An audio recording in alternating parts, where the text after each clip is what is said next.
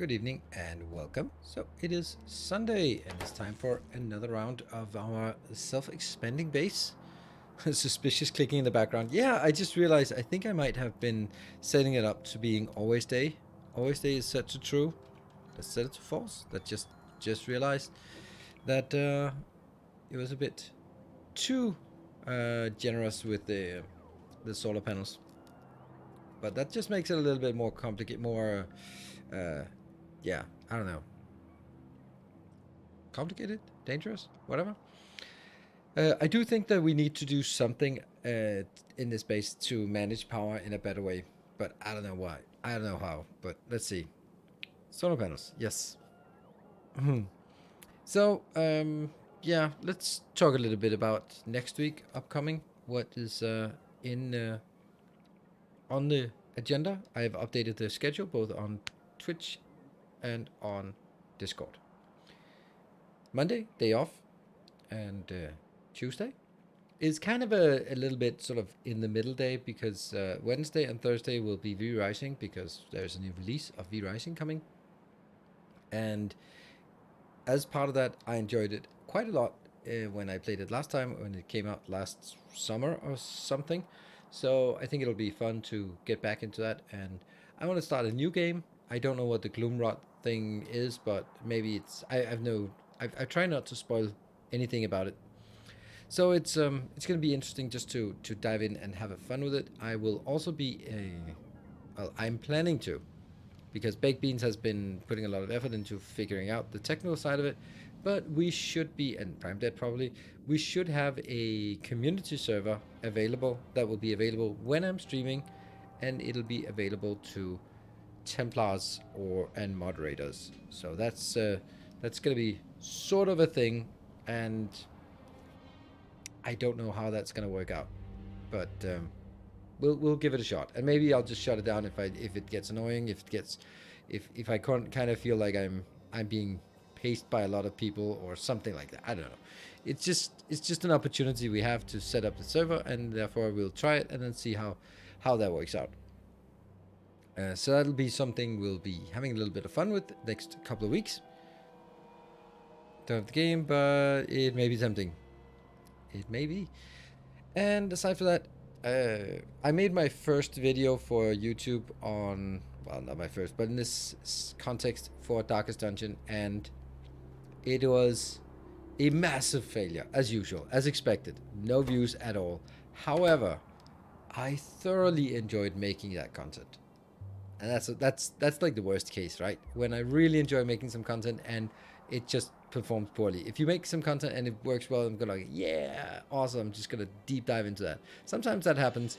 I mean, hopefully most of the time, but you know, it like for example, uh, like Cosmoteer, for example. I wasn't playing it on Twitch or anything. I was just playing it only on YouTube, and that means I was just playing it basically for myself and then recording episodes for it. That was super fun. New subscriber Hey, it fills you Dev with Niffer, thank you for determination. the tier 1 for 6 months in advance. Thank you so much. Jesus Fistus, thank you for the 11 months. Our illustrious champion returns. Welcome home. We'll take a peek tomorrow then. Oh, cool. And I'm thinking that it might be like, while there's nothing else for me to put on my YouTube channel, even though it's going to be bad and all that stuff, then if I could make a good short video for each of the 5 act bosses and each of the 4 sort of area bosses, then that's 9 videos, and that would be fun to make, and I think it would be valuable, so that you basically can have like, hey, these are all like crisp videos of boss fights, and maybe hopefully the idea is that sometimes if you make these videos, they will be picked up by the algorithm after a while, because suddenly it becomes like, oh, you search for it and this is a good video, maybe so find something else, and you go like, oh, this guy has short, clear, crisp videos and guides. I've had some kind of outsized success on these kind of tutorials. Most of them are not going to do much, and that's the way it is. It's basically a little bit of a lottery ticket. But for example, I did something for Elden Ring, which was exactly the same philosophy for me, was basically how I'm just gonna make it because I enjoy making it. It's not because it's actually gonna perform very well, but I'm just enjoying making it. And then if I look at it now, sort by views, then every Secret of Rare Lucaria Academy, 200,000 views.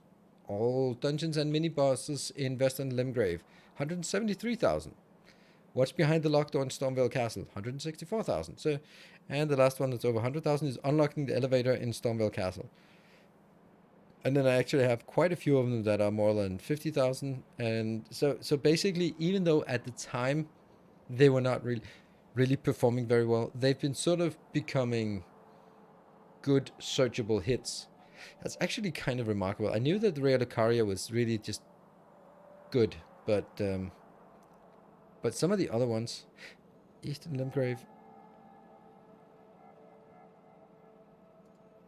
Now I just get curious about it. Of course, it's completely flat now, but ultimately it did what it's supposed to. Also, another one is Valheim, for example.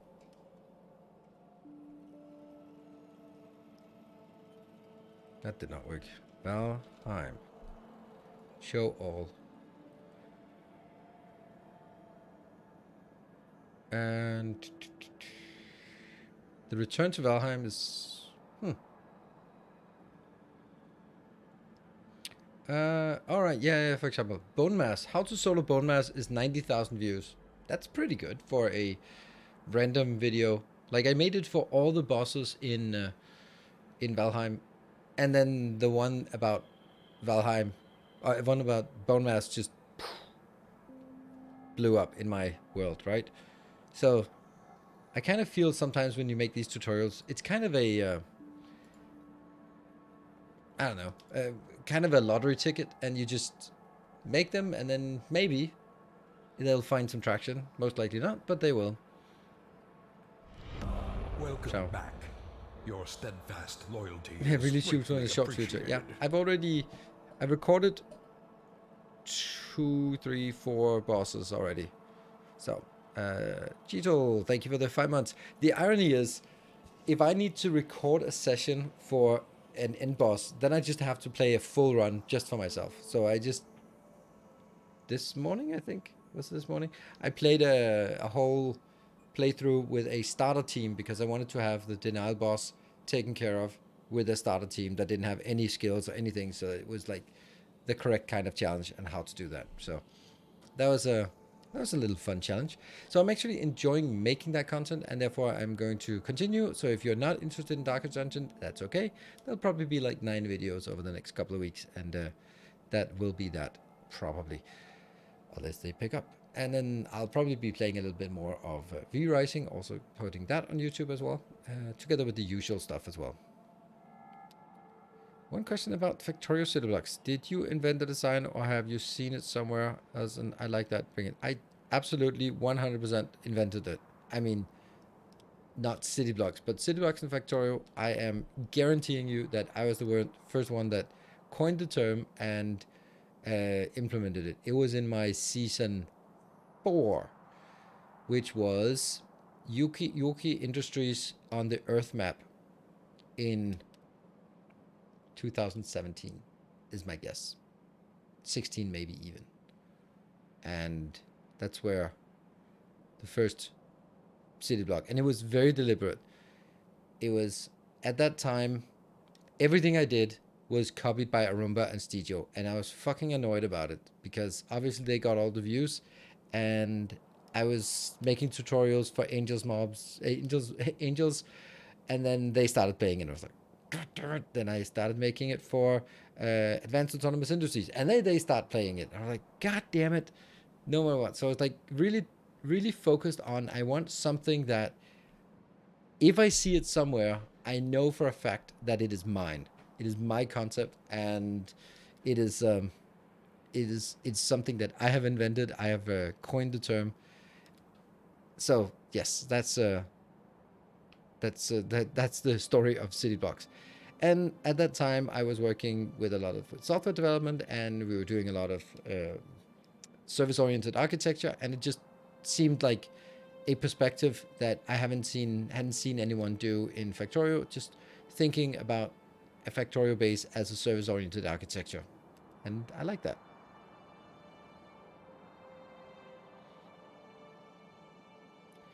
Usually they're chunk aligned. No. No.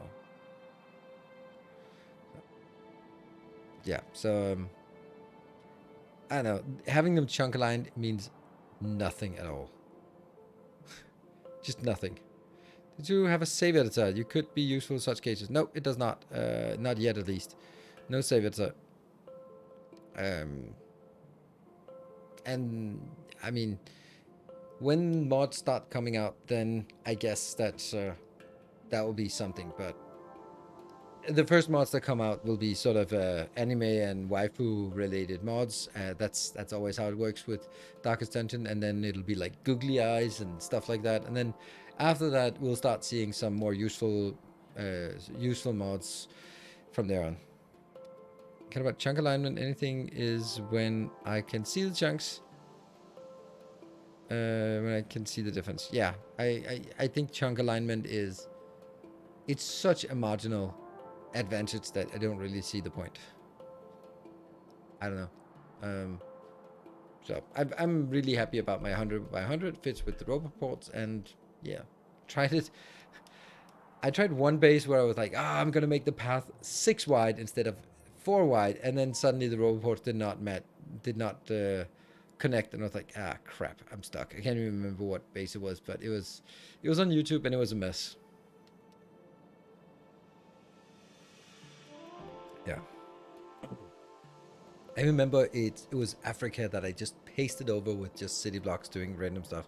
It was not as refined as it is today, but it was quite clear that I need a block that does something, and then one block will do one thing. And I remembered it was ironic that I called it city block when the map was an Earth map, because it was like, this city block is the size of a country in Africa. So yeah, but anyway, it's all good. It was fun. Yeah.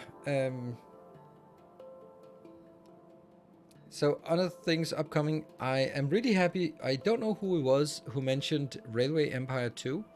Railway Empire 2 coming on the 25th. I am really happy about it, because this week has been Darkest Dungeon. Next week is V Rising. The week after that will be Railway Empire. The week after that will be Riftbreaker DLC. Have you ever been contacted by VOOP for opinion, help developing, whatever? I've been contacted by VOOP, but not for any of those things. So, and I think it's also, I think they had, I don't know. Like, I don't know them at all. I've talked a little bit with Clonan, but that's like 3 years ago, 4 years ago. So no, and they don't show up for sort of, I don't know, TwitchCon, for example. And I think they have a little bit of a mixed relation with my take on the game, because some of the stuff they wrote in the Bilka is the one who I've talked the most with.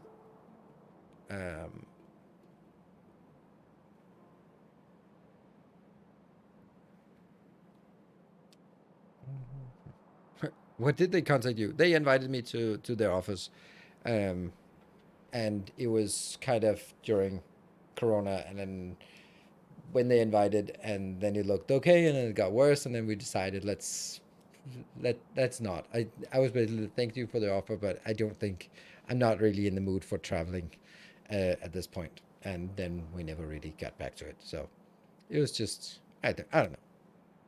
But many years ago, it was in a different time, in a different age. We're living in a post-Corona age, hopefully. Hopefully, only time will tell. But that was in the transition from the old days to the new days. Yeah. So, well, anyway, what I think is that they will have they probably have a little bit of a strained relationship, because on the one hand, hey, it's awesome to have some loyal content creator who makes tons of content over many years and draws in a lot of people and keep the game alive, because without content creators there would be no content, and there would be sort of, that's what we do, is we continuously do advertising for the game. But on the other hand, I cannot imagine that they think that the intention of playing the game is downloading my blueprints and stamping them down. I can't imagine that being sort of, yeah, this guy gets it. That's how we want it. I think that their intention, and this is also what they've indicated in their Friday Factorio facts when they did that, was was the was more of a, we'd like people to build their own blueprints and then use them again, not sort of download from the interweb and then just apply them indiscriminately in their own base. So I think that's a little bit of a challenge. Also, I luckily Coverx has not been active on Reddit or Twitter for a long time, but I'm not a fan of that presence on either Reddit or Twitter, and because of that, I don't know. I'm not really super enthused about it. So, you know, are you coming to TwitchCon in Paris? No, I don't. I was thinking about it, but then I don't want to go to Paris. It's just that simple. I just don't want to go to Paris. When it was Amsterdam, I was like, yeah, sure, I can do that. Berlin, sure, awesome. Paris, nah, nope. Even though I could meet Miss Timony maybe if I was lucky, but I don't want to go to Paris. I just don't. I've been there. Charles de Gaulle Airport. Ugh. It's I don't enjoy it, especially Paris in July. It is just, no, Paris is not shit, but it's just, it's the Our illustrious peak champion tourist season. returns. Welcome home. Peak tourist season in one of the most touristy places in the world. I am not gonna go there. It just, there's nothing that would be. I mean, I'd love to sort of go there and yeah. Yes, sir. Thank you for the 50 months. That's 5 metric years. Appreciate it. Many a moon have passed since I first darkened your doorstep. Really? You did? Person like, let's get all our streamers cooked in the conference room. I don't know. Well, I mean, the only advantage would be that it would be like outside of the city in some big convention center, so you wouldn't sort of, you didn't have to go to the downtown Paris. But then again, like, oh, we're in Paris, so let's go. I don't want to go. So anyway, I'm, on the other hand, I'm also just a little bit allergic to too many streamers in the same place. Streamers can be extremely exhausting, like really, really exhausting. I am not good with self-promoting, just general assholes. I am the main character vibe from everyone. I just don't. It's like in the, I don't know. That's also another thing. Like, you go there and they'll go like, oh, well, you're now stuck in Paris because there's every road out of Paris is blocked by trucks or tractors or something. I don't know. So it's not really.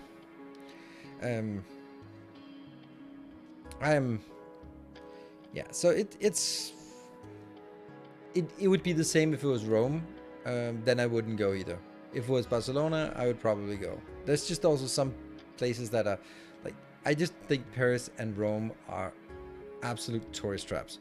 London is so spread out that if it's going to be in a conference center, then I know it's going to be, you don't really have to sort of deal with the whole Londonness. Barcelona in July, well, I've been there many a time. It's just that Barcelona for me is easier to navigate. It's I know the city, so I can find my way around. I know how it works. And Barcelona is bad. Yeah, it's not as bad. It's definitely not as bad, but it is still bad. It is definitely still a tourist hotspot. But you know, Amsterdam is as well. But it's still, it's completely subjective. I know that I can't rationally describe why I feel this way, but I can try, but it'll be super subjective. It's also like the cities that I've been to. I've been to Paris twice, and it was just like an extended weekend tourist thing, and I just everything was. I think I actually know why. It. I think it's the language. I don't want to go a place where I can't casually navigate and just get around just with English. And that was my feeling in Paris.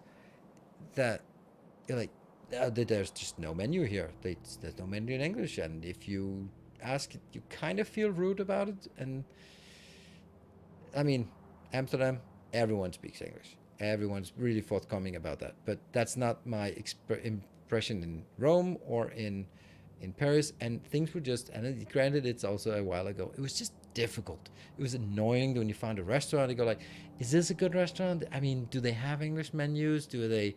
And then you find someone that had English menu, and half the tourists there are Danes. Like, so I don't know. It just yeah. Just have to speak French very, very poorly, and suddenly all French can speak English to you. Nice. Well, I think I would have to practice a lot to get up to very, very poorly. Or I'd need to hire a guide to guide me around. But I think it's actually mainly the language of just like navigating the public transport, and it's just difficult. And buying a ticket to the subway is like it's those kind of things where I'm like, just it's not worth it. It's not worth it. I don't bother. Um, so yeah. Um, and for restaurants, pick the one without pictures of the menu. Yeah. And then you end up eating snails and frog legs or something. I don't know. That's I know it's an easy way to know if a restaurant is a tourist trap is if they have pictures of the food. But if they don't have pictures of the food and you don't speak the language, you're screwed. So the subway in Paris is great, though. I'm sure this. The subway in Moscow is great as well, but I don't want to go to Moscow either. Moscow metro is absolutely phenomenal. It is. It is really, really efficient and beautiful, but it's still not on my top 100 places in the world to go to. In every country, yep. Yeah, pictures of because all those pictures they're always like so faded, so it looks like pale greenish because all the it's desaturated colors. Like I don't want to eat that.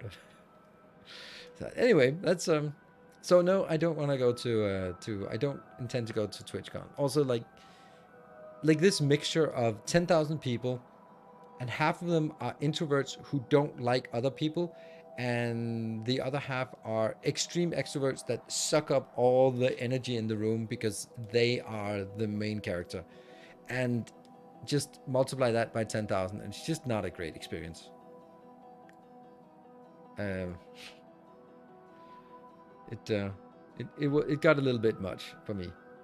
I also I I also kind of feel like someone's dad at these places because everyone's like 20 something, and you know I'm not, so I do feel.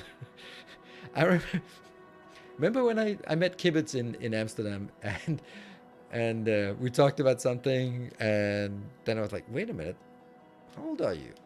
So, and he was like, how old are you? I was like, yeah, I'm 43. I was 43 back then. And he was like, oh, are you kidding me? Like, yeah, I'm old. That's so it does kind of it does kind of feel a little bit weird sometimes when hanging out with people who are so young. Yeah.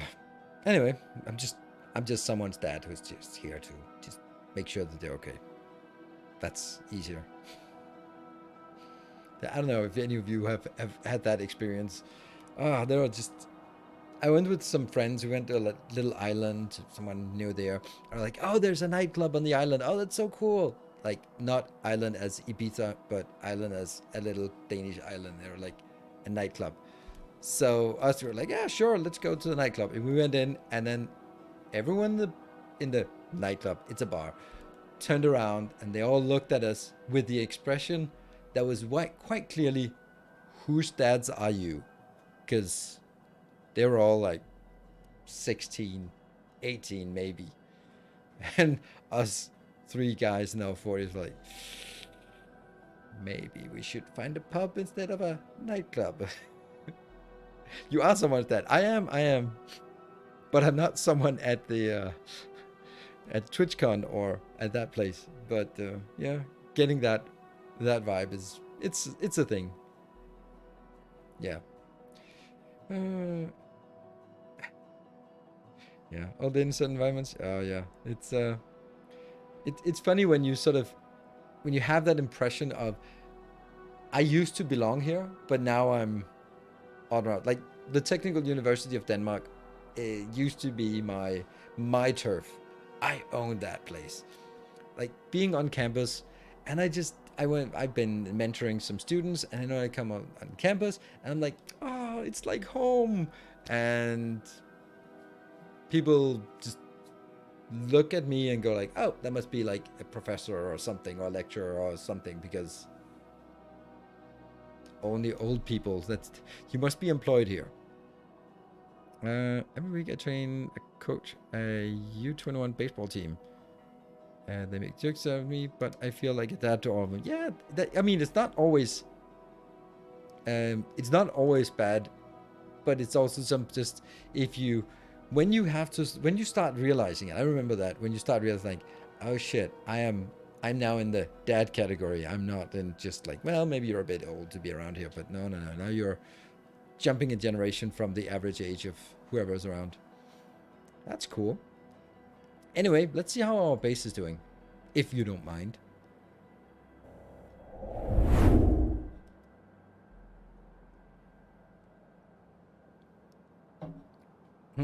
After doing some ops dev classes on my old university, it feels weird and great at the same time. Nice. I mean, I've also threatened my daughter, which is, it's not very nice, but I have, and when you have a teenage daughter, you need a good threat to keep them in line. That's parenting 101, and you can threaten with a lot of things, but I have found the ultimate threat that has scared her senseless, and she has promised to behave thanks to this threat. Her phone, no.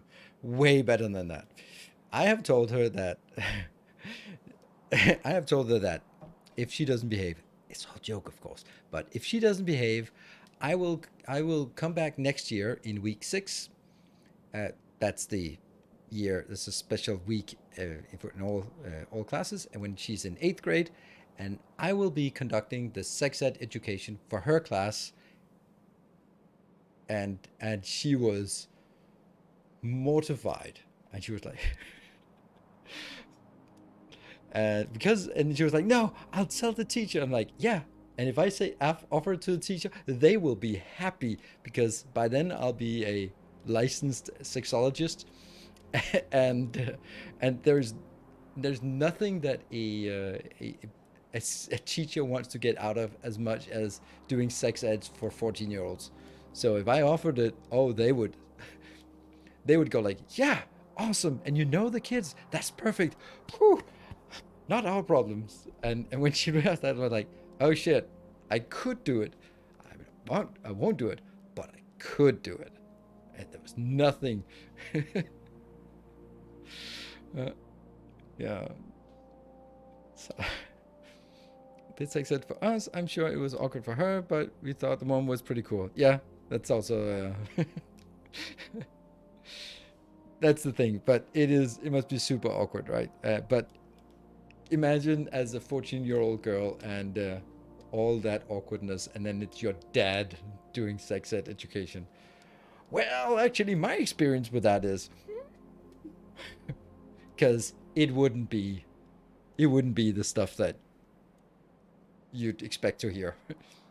It would be a little more explicit, and a little more joy focused, and a little less frightening the kids as much as possible. That was one thing that was just back in my days. sex ed was easy. It was, yeah, I thought it was, I felt there was 3 steps to it. There was, it's basically like, I don't remember the 2 steps was that don't trust, condoms, they break. And if you have sex, you'll get HIV and you will die. Like, that's it. That's pretty much it. Always have sex, safe sex. But if you do, it doesn't work because condoms don't work. And if you have sex, you will get AIDS and you will die. Okay, well, I'm just going to sit here and wait until the internet comes around and that will teach me all I need to know.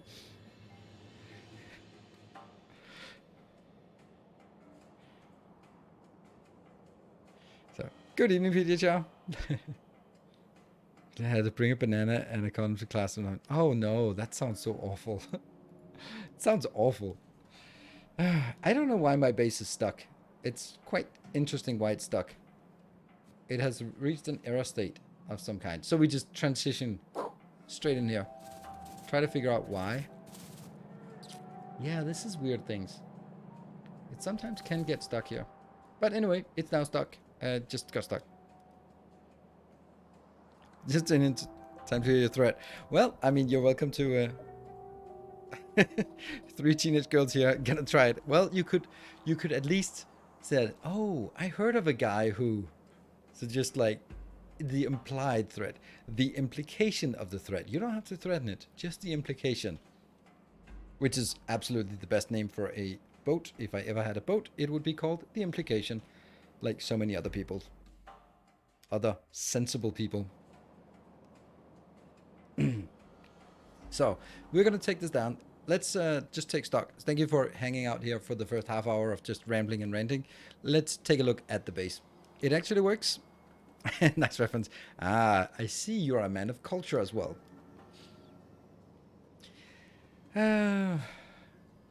It works up to the point where it needs to make the steel, which doesn't exist, and then it'll need to get to something else, which also doesn't really exist. So that's going to be a little bit of a challenge. But I do not understand why this happened. Right? I do not understand how this. I don't get that one. Sorry. Yeah, it's Always Sunny in Philadelphia. Season 6, episode 3, or is it season 3, episode 6? Probably season 3, episode 6.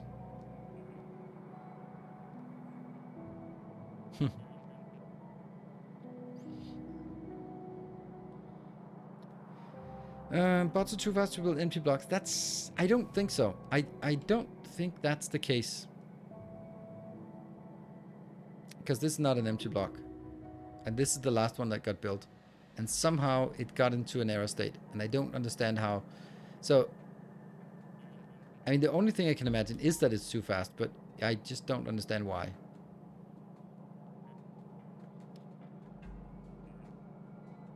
Could it be power?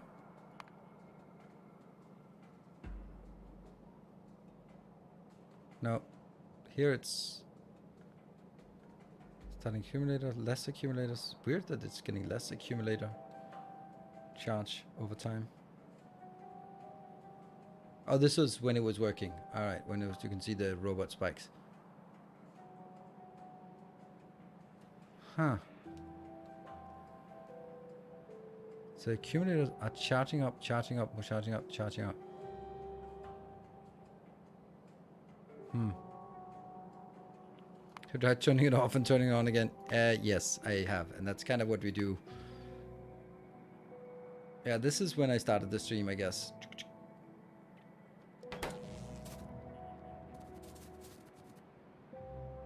But then if there's enough resources, that's not it. The problem with turning it off and turning it on again is that the error state sort of comes randomly. And at that point, I'm going like, how do I reverse time in, that's called save loading. Okay, so the way that it works is on this here, it goes through. And then by the time it goes, it could be, because it's actually the first one. It's a very short one, so it goes out. What? No, it goes, yeah. It goes here, goes through, go around. And if at that point it's already built, then it won't go through.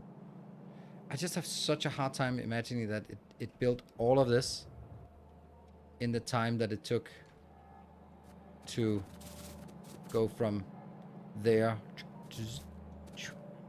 It doesn't make sense, right?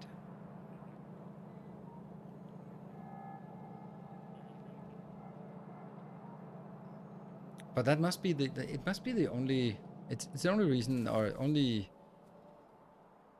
logical explanation. Psh. All right, well, we're gonna be tearing it up, and what we're gonna do is work on the steel, work on the sulfur, work on the plastic, and then the red circuits, because then we can get blue signs working.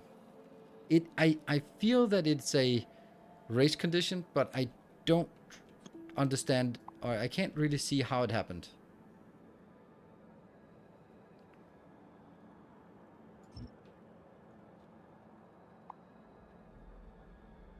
And that's the challenge here.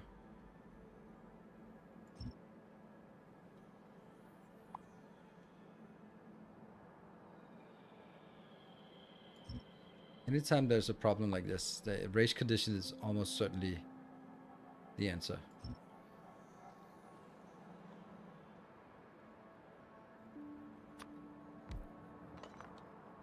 Oh, it didn't scan fast enough.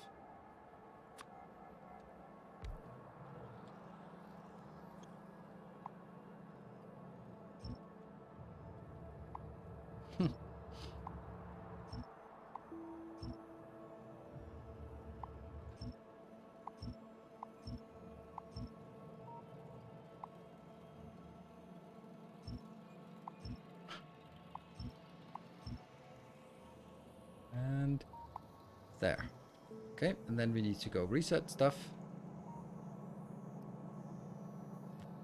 Yummy. That's good. That's taken out all of these.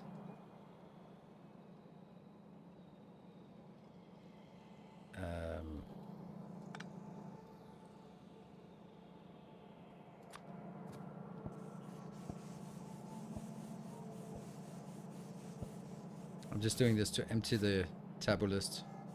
And since they can find their own space, then it's just an easy way to empty it.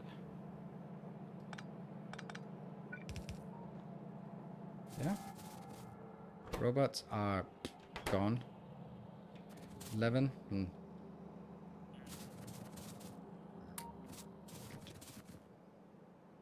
let's get...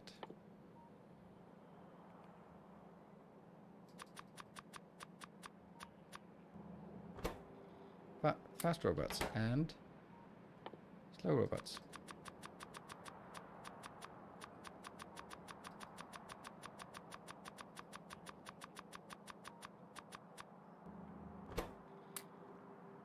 There you go. That's the 300. Because of superbots and very few entities in the empty blueprint. Yeah, but it wasn't... The thing is, it was not the empty blueprint. Right, if it was the empty blueprint, then maybe I would sort of accept that. Woo! Simple Code Rider, thank you so much for the 5 gift subs. Just like that, just getting it started.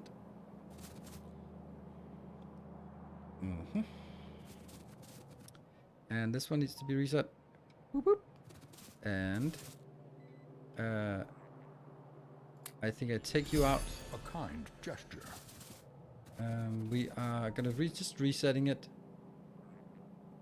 Ooh, hey, Nicken, thank you for the 300 bits. And Silver Caesar, thank you for 200 bits. And some Mentcat with the 5 gift subs. And PJGR with 300 bits. Wow. Well, it does trigger a little bit faster on a Factorio day than on a normal day. Huh. What do you know? Oops, that's... There. So what I'm going to do now is I am going to build an empty blueprint. I think we'll build... Which one should we do first? Steel? Yeah, let's do steel smelting. A kind There we go. gesture. That's steel smelting. And Belf, thank you for the 26 months. It's fun to watch too. Our illustrious champion returns. Oh, Welcome that's home. a bad blueprint.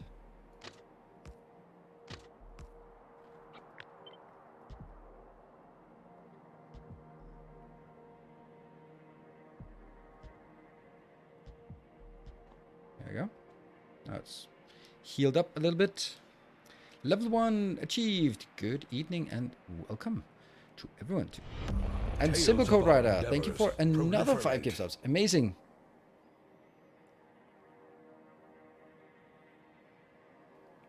Maybe use blueprint book in chest as condition instead of robot move condition for this belt. It's going to be kind of the same, but then it would be another local variable that I'd have to make into a global variable, and I kind of want to avoid that. I'd like to have as few global variables as possible. So one of them being, being robot availability is a global variable. So that's why I'm using that as a condition instead of using, because the condition for the blueprint book to be in a box is that the inserter to put it in there is when the robots are busy. So it's basically dependent on the same. It's a derived variable, and then I have to make that into. Don't forget to hype the hype train. Yes, but it's way better when you guys do it. Thank you, Triplex, for the 1,000 bits. I also kind of have to play the game. It's a mixture. It's better when you guys take care of the hype train and I take care of the base. Much better that way. Let's see. So this one. Tales And of Belf, our thank you endeavors for the proliferate. 5 gift subs. Almost level 2. Just 97%. Oof. I still have nightmares about that time when we got to a level 4 where it was like 4 and 93% or something like that, or 97%, and it did not roll over. That was, oh man, I still have nightmares about it.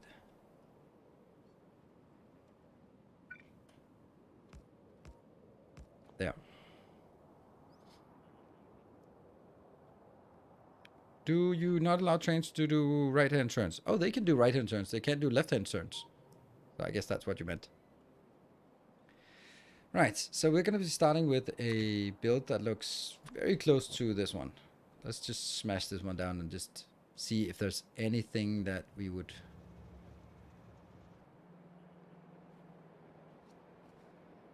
Is it going to do... yeah. right over here. Oh, look at that. It's counting down the train.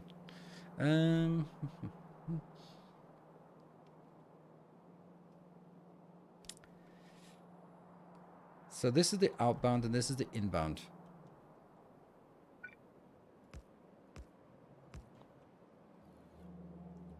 The inbound is going to be exactly the same. So let's take this. Our modest fellowship expands. Praise the sub. Thank you, Belf. I guess I have to do it myself. Yeah, that's a little bit concerning when you have to do it yourself. Then it's always better to do it with other people. You only do it with yourself if there's no one else around. Returns. Welcome home. And Paranoid Snow, thank you for the 9 months of Prime. Welcome. That came out wrong. Nope, it came out exactly the way I wanted it. So yes. Outbound station is definitely not correct. Because we are not going to have multiple stations of steel. Steel is so slow that I'm just going to have a single output station here. I can allow it to have 2 stops. Yes.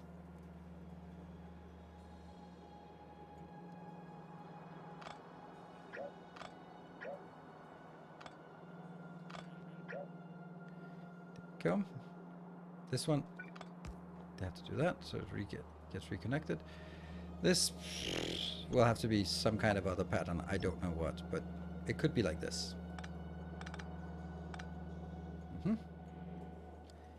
And then I need some kind of smelting in the middle.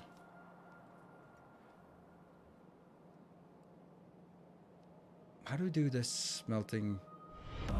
Our illustrious Orion champion returns. Orion is game. Welcome home. Or is it Orion is gamer? Or is it Orion is gamer?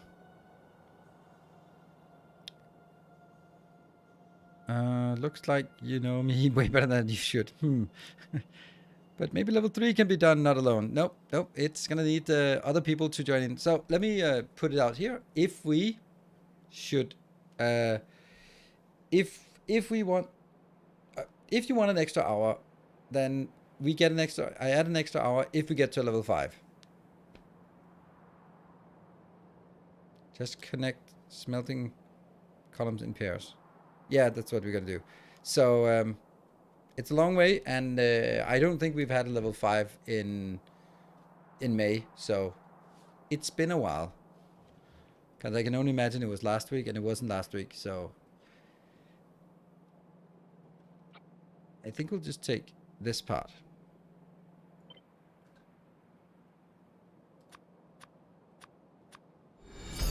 A magnanimous dispensation. Okay, magnanimous dispensation. Wow. Thank you, Big Bob Gardner. Not even a subscriber, but dropping Tales of our endeavors fat proliferate. 10,000 bits. Woo! Thank you so much for 10,000 bits. Wow. Level 3 hype. Absolutely. That was absolutely amazing. Thank you so much for that. And then, not to be outdone, Neem drops 5 tier 3 subs. 5 tier 3 subs. That's 25 subs. That is absolutely amazing. Thank you so much, both of you, Big Bob, and also that just easily gets you to the leaderboard, top of the leaderboard for the rest of the month. Well, at least for the month now. There. I need to take these out because that's just going to be really confusing for me.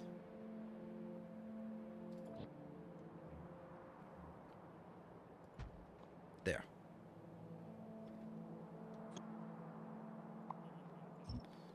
And we just got into a level 4 hype train. So now there's 4 minutes, and then we can see if we can get all the way to the end of this. That would be insanely impressive.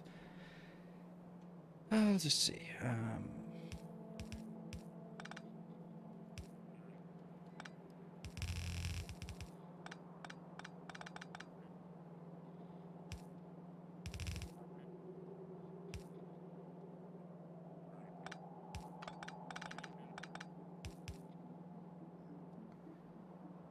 Yeah, I think that's it, right? Mr. Pava, thank you for the 14 months. Cool Prime subs? Yes, Prime subs counts just as much as any normal subs. Everything counts. Bits, subs. Well, not everything, but, you know, bits and subs.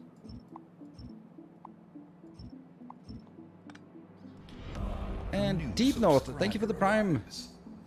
Brand new Prime joining the channel. Or channel the endeavors here. Oops. That will now go backwards. And go over here. And go up. And then this will go that way. I like that. I think I'll take all the other stuff out. And then we'll try to build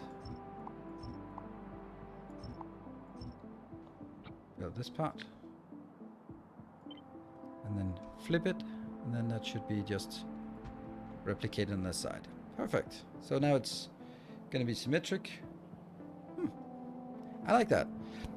2.5 minutes and a long way to go if we want to get there.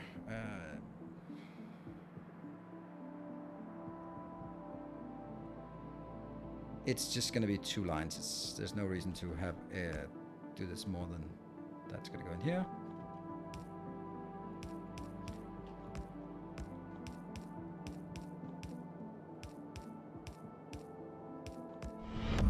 More That's a big one. Cement Cat, thank you for the 10 gift subs. Amazing. And F. Bagerson, thank you for another 10 gift subs. All right, with less than 2 minutes to go, we are halfway there. That is amazing. Thank you. More shall gather. My time's up got eaten. Oh, Big Bob Gardner, then you just F5, and then you'll get the notification again if you F5, and then it will add it to the hype chain. It doesn't add it to the hype chain unless you announce it to a chat. It's not even half built. It's not even half a belt. You're right. It's not even half a belt. But I just don't like. I want it like this because it's even. Returns. It's even all the way down here, and I like that. It looks better. Whoa! It does not. How is this in the middle? How is that not in the middle? What went wrong here? How? What? What happened? Big Borgana, thank you for the 27 months. All right, 1 minute left, and there's 50. We're 52%. So this looks like a nope. It looks like a safe one. Thank you, Bartek, for. Whew, you know, Bartek, you should have dropped 20, right? So it would be stuck there at 93% just to really get me going. But that was the kind thing to do. 4 on this side and 4 on this side. Oh, because this is not in the middle. I'll review on 5. Oh, please don't. Please don't. But, you know, but you are not known for your trolling minds or your trolling behavior.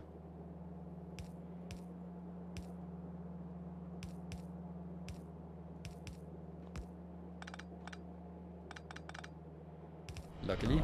Welcome back. Your steadfast loyalty so is ugly. Appreciated. No, I can't do that. And Mestrogon, thank you for the 4 months. I can't do that. Our illustrious champion returns. Welcome. About to beat the record. Keep up the support. That's weird. It hasn't really recognized where we are. And oh, maybe the record reset.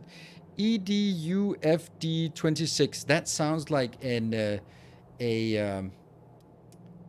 EU regulation. Maybe you are an EU regulation. Thank you for the 9 months. Yeah, this is better. It's slightly off here, but something has to be off. It still bothers me. Like, why can it not be 1, 2, 3, 4, 5, 6? 1, 2, 3, 4, 5, 6, 7. Yeah, so it can't be. It'll have to be 1 to the side. This is not in the middle, but these 2 are in the middle. Like, this is the middle. That makes sense, which is what we see. Without knowing how to play, this looks awful. Does this still look awful?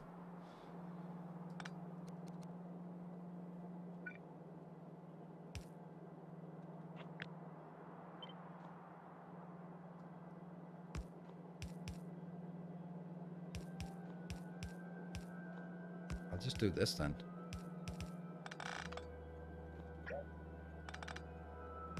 Yeah. That looks a lot less awful. And it still works. In one of your books, I've read the password to a spaceship. It's like 42 was wrong. What? 42 was wrong. The answer is 43.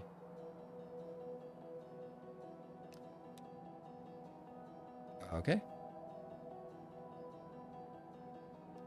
But my husband is telling me is a balancer. Ah. Oh, you didn't like that little beautiful thing here? I mean, it's basically a flower. It's a beautiful construction. It's this thing. This is beautiful. This is a balancer, and it's a tribute to Cthulhu with all its many arms. Move all the furnaces, then it's even worse because then the furnaces are out of are tuned. Yeah, are bad. They be bad, okay? They're bad.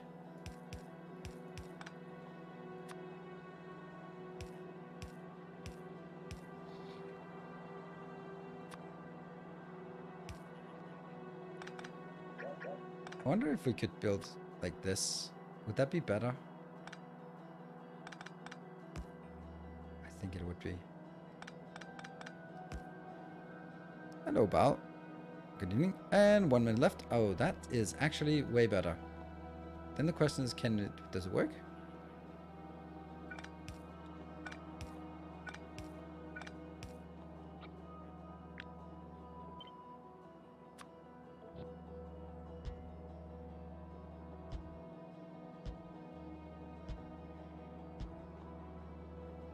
Seems good.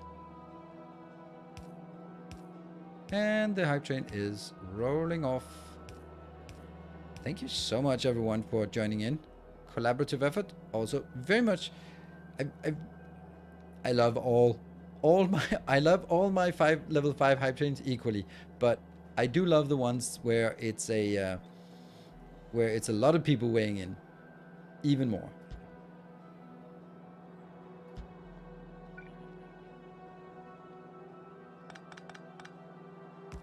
Huh.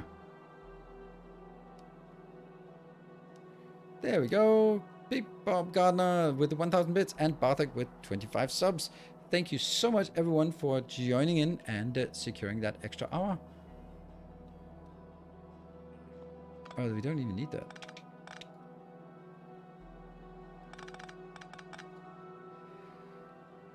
Let's get this part here.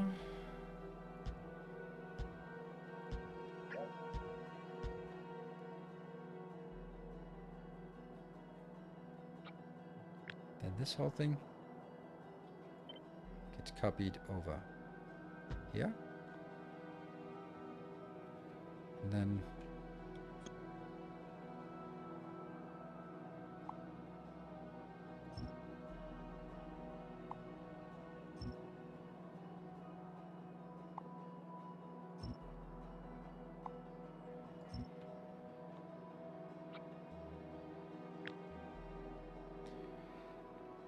oh no, it's not gonna work because this is not reaching the middle. So I do have to put it everywhere.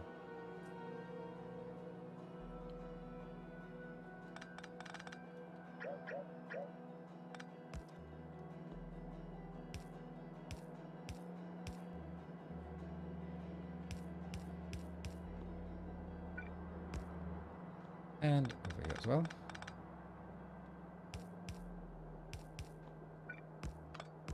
Oh, we also need lights.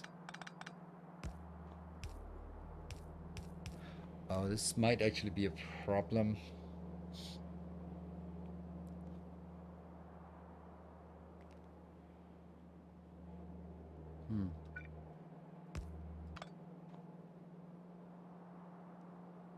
I'm just thinking about how when we have to build all this stuff, then this will be a little bit more dangerous or difficult to build because it's a lot of red circuits going into it. And I was like, how am I even going to get red circuits? But the idea is that we're going to have to be in a position where we have some kind of initial stockpile. There. Now I think it works. Cool. Didn't you do them off-center on the belts in the other furnace design? Off-center. Yeah, I did this. And I like it, but I think I like this better. Right, this is better.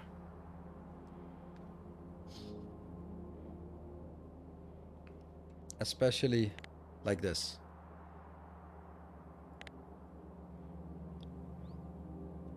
Now we just need some lights.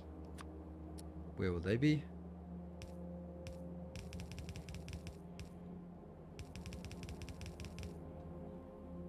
That's probably enough lights, right? Just to signal it.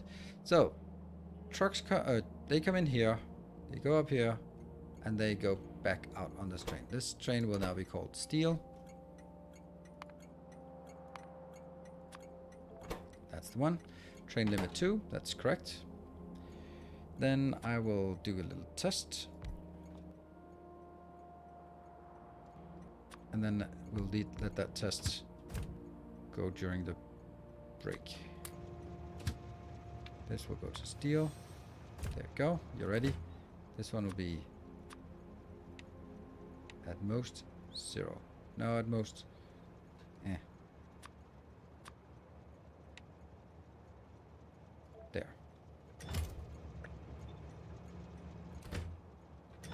then that will be deleted as we go along. And down here, I'll be building some trains here and some trains here.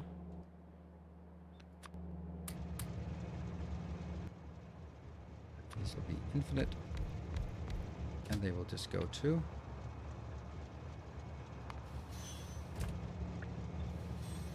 Good. We'll take the one that's furthest away.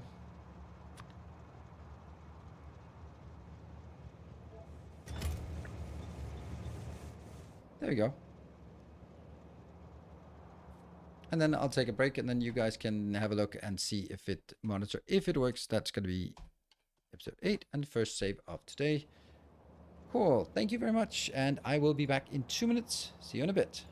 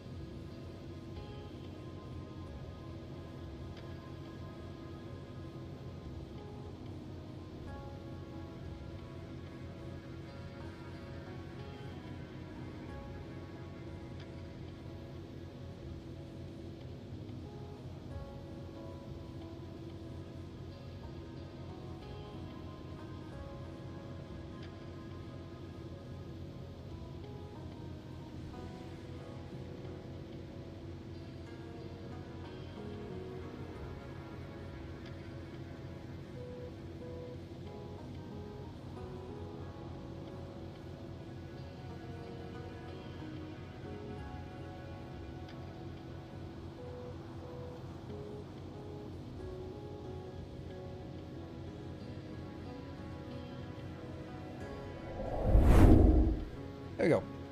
Welcome back. So, any mistakes? Many mistakes.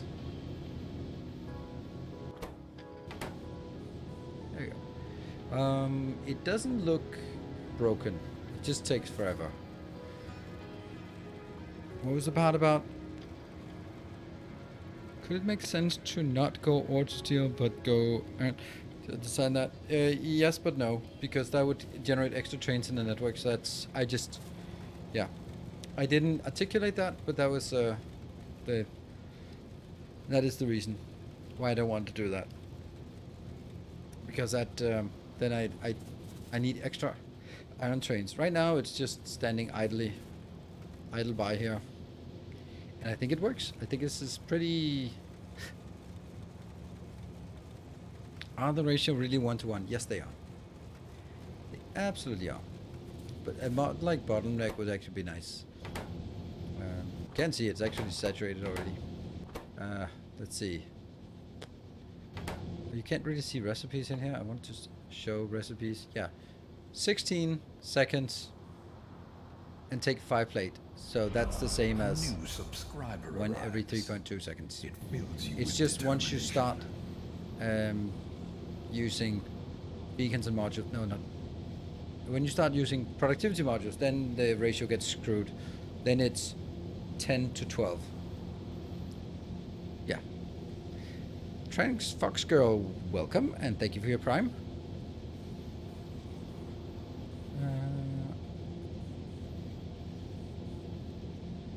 You could just feed smelter to smelter 2. Not sure if you want all that half full.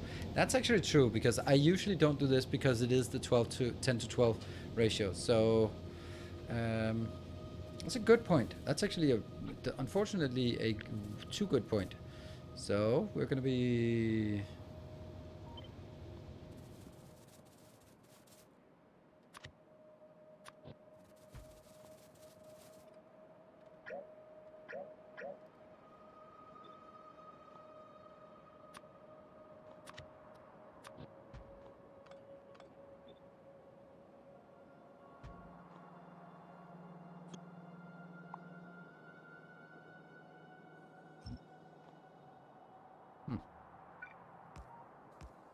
so instead of ruining this one, then I just test this instead and see if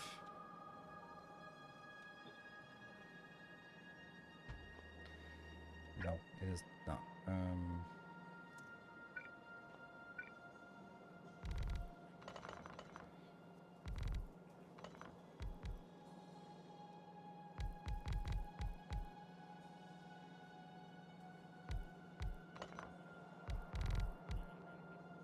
I guess it would be something like this, right? It would have to be raw coming in here, and that's raw coming in here, and then the final product out there. And then multiply this by 4, I think. That can be shared, sure. And then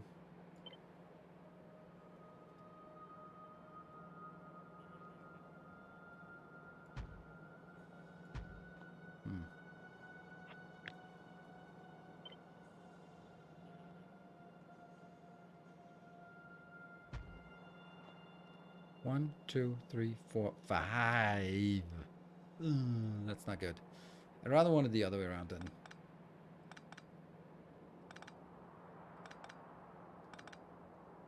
It's much easier because I have a higher quantity inbound, so it's more important that these are correct, because this is not even going to be one belt. So if it's not even one belt, then it doesn't matter if it merges 5 belts or 4 belts, because it's still not even going to be one belt. How would stop station work here? Yeah, well, not really, but that's... It would exactly not work.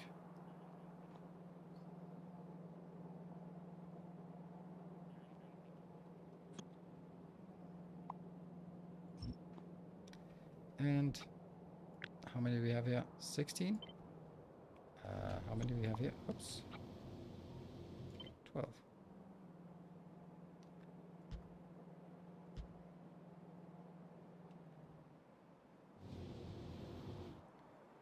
The whole thing went up.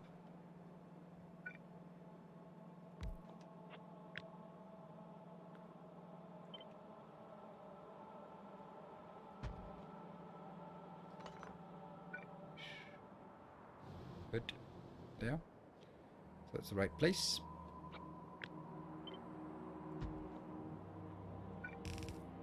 That's then the inbound, and that will come in. Yeah.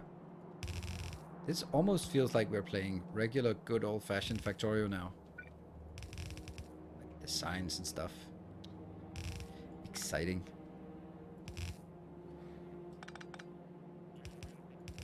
That one. That one. I don't know how to merge 3 lines. Well, I do know how to merge 3 lines. It's called a 3-2-1 splitter. Balance up. There we go. That looked neat, I think. So, what is this one going to be like? This is going to be...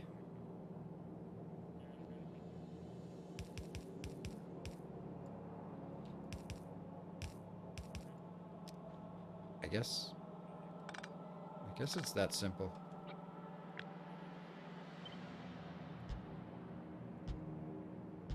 But what about...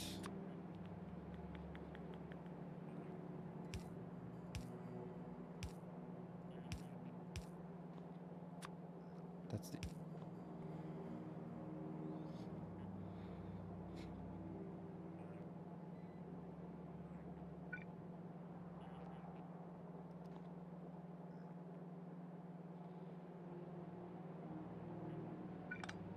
Then that would technically be over here. Ugh.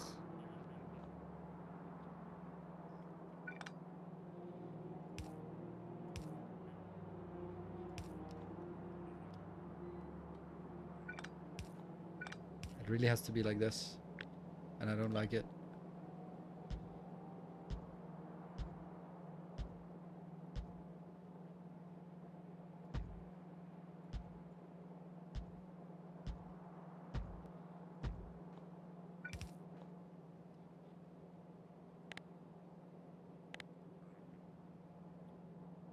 It's nice and gritty.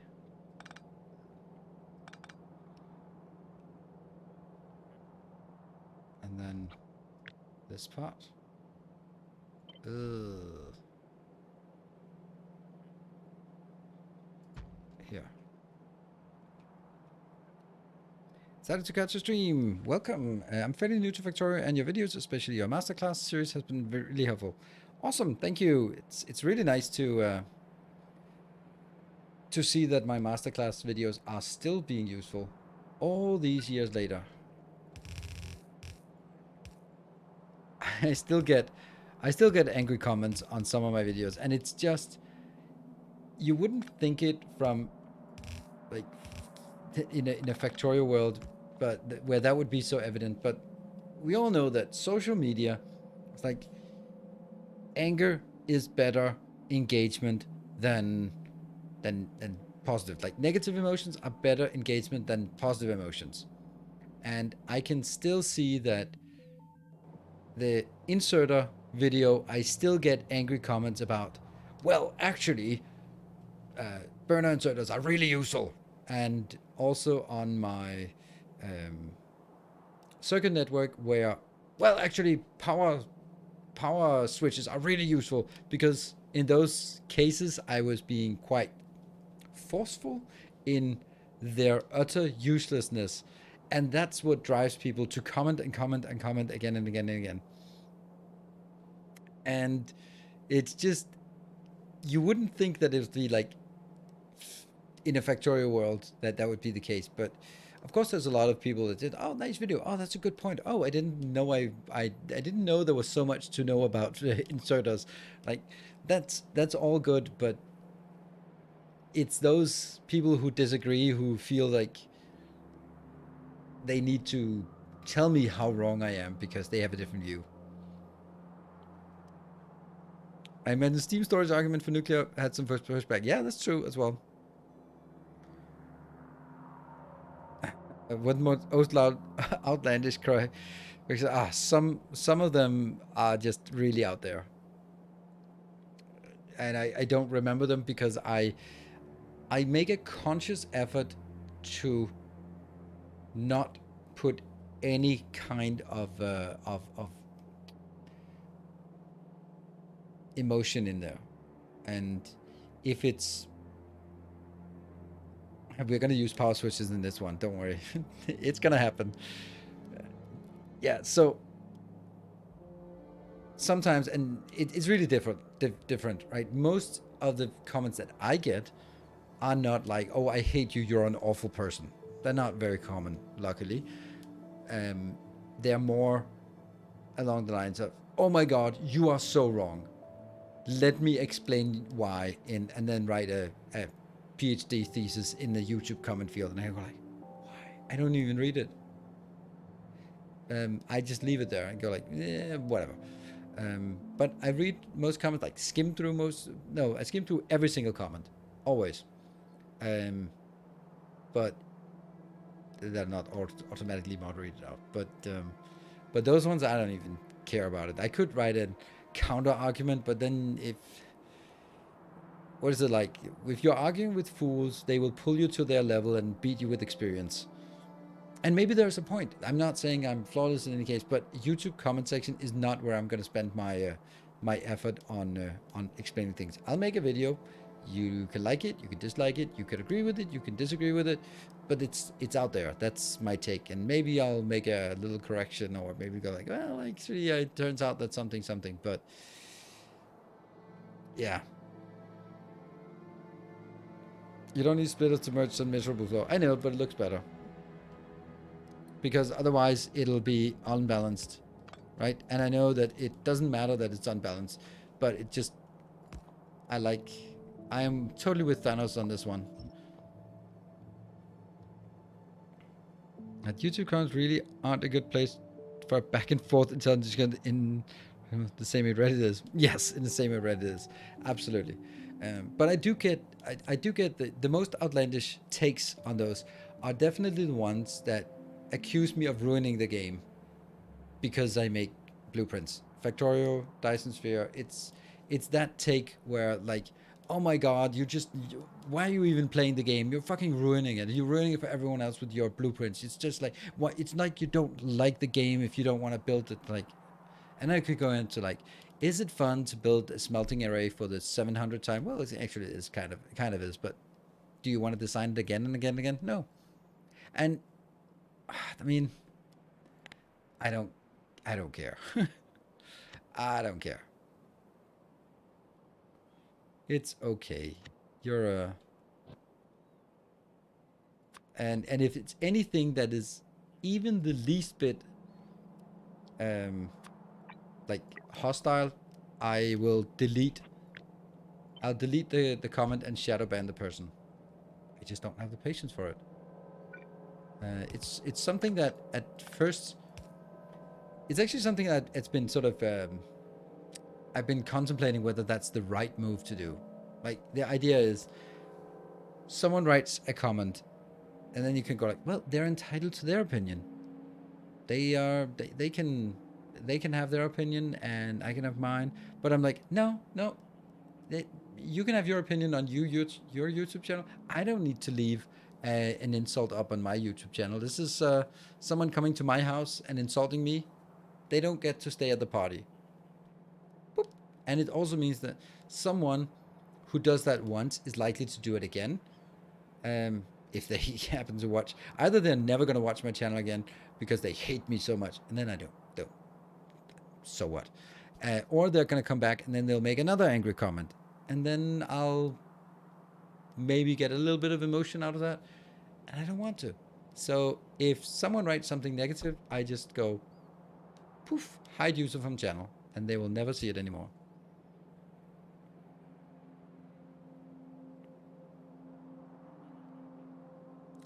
I'm only hitting 1,000 hours soon, so I'd never doubt, it's quite yet. Oh, I don't like that. I mean, I know you're saying it as a compliment, but we all know people, I'm assuming here, we all know people who have been doing the same thing poorly for many years. Like, let's say software. If anyone working in software, I mean, I just have a guess. Maybe a few of you are working with software development. Don't you just love that old dude in the corner who has been doing this for 25 years? So you don't come telling him about Scrum or Agile or DevOps. Like, it doesn't work. Just leave me alone and I'll fix it. I go, just because you've been doing things for a long time doesn't mean that you're an expert. Not that guy. Yeah. We'll meet him tomorrow. All right, cool. Well, I'll take myself an example, not development-wise, but I've been wearing contact lenses since I was 15, every day, and it's one-day contact lenses, so use them, throw them out. That's many thousands of contact lenses, and it was only like half a year ago that I realized I could optimize my routine of putting on contact lenses in the morning, because you don't think about optimizing. You just do the stuff that you've been doing every day, all day. Sounds expensive. That's why we have the level 5 hype trains, is for me to be able to see, literally. Otherwise I would not be able to see. That's why we have hype trains, to pay for my contact lenses. Yep. Did you start with glasses? I've never had glasses. Never. I don't even have a backup pair of glasses. And everyone goes, oh, but, yeah, it's been 25. No, it's been it's, whew, shit. I don't even know how many years it's been. It's been 29 years. Holy shit. Yeah, and I've managed it for 29 years. Ever thought about laser surgeons? Thought about it and declined it. I'm not gonna have some Padawan with a lightsaber poke it into my eye and hope the force is with them. No thanks. I'll do it my way, and then that'll be fine. And if something comes up, then I'll deal with it. But right now, yeah, it's fine. This is ugly, ugly as sin. There. Still balancer. It's the weirdest balancer. But it works, right? The guy who did was a Jedi Master, I tell you. Well, I know my luck, so I'm not going to be gambling on with my eyesight. I kind of feel that my life would be a little bit miserable if I couldn't see anything. So, just this works fine. I don't want to take any. I don't need to take any risks in that regard. Cool. I like. It's happy. Everything's happy. Let's try it again. Fire it up like this.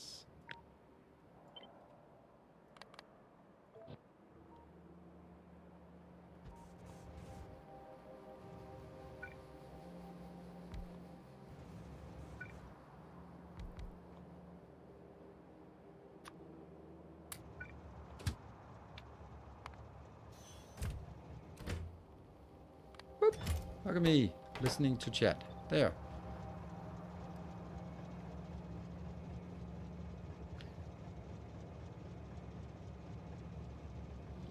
Disconnect. Yeah, that's true. This is actually much better. In this case, we don't need a balancer. This looks better, and it's not awful. As awful.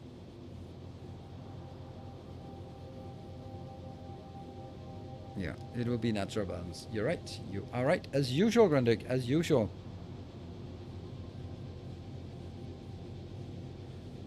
You know what? You know, everyone knows it. You still balance it, both inputs and outputs. I mean, this is better. I had to have a muscle shortening that controlled my eye position to reduce prism of 21. I have no idea what that means. Reduced prism of 21. I have no idea, but hopefully it was successful. At least you can still type, so that's good.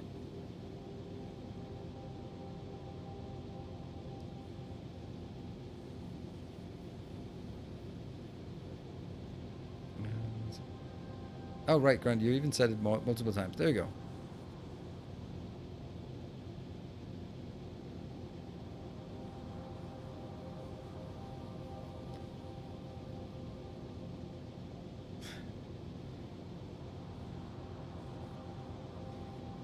Is it right that your electricity is low? It's not right, but it is low. That's true. And it shouldn't be when we're testing. That's the easy fix. 20 gigawatt of power. Why don't they just do that in Texas? That would be so much easier instead of having brownouts all the time. Just switch it to gigawatts as the output. Psh, there we go. Thank you. It was feeling a little bit sluggish.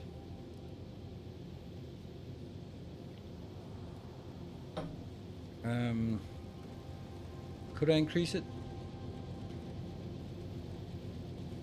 It would not look good. I could do it here and one here, so I could do. But there's just something about having the same size.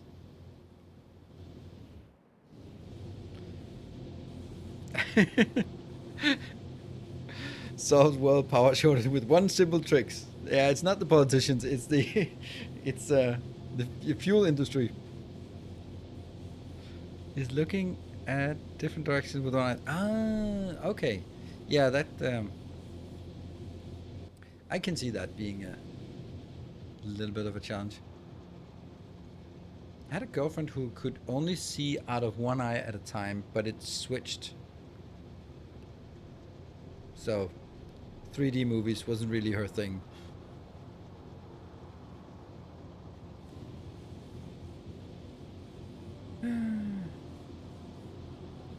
I mean, you get used to it. The brain compensates for it, but But it was like having a dominant eye and then it would switch, but yeah. I think it actually was the same thing, that they were not synchronized, so sort of compensation wise, that's why I thought.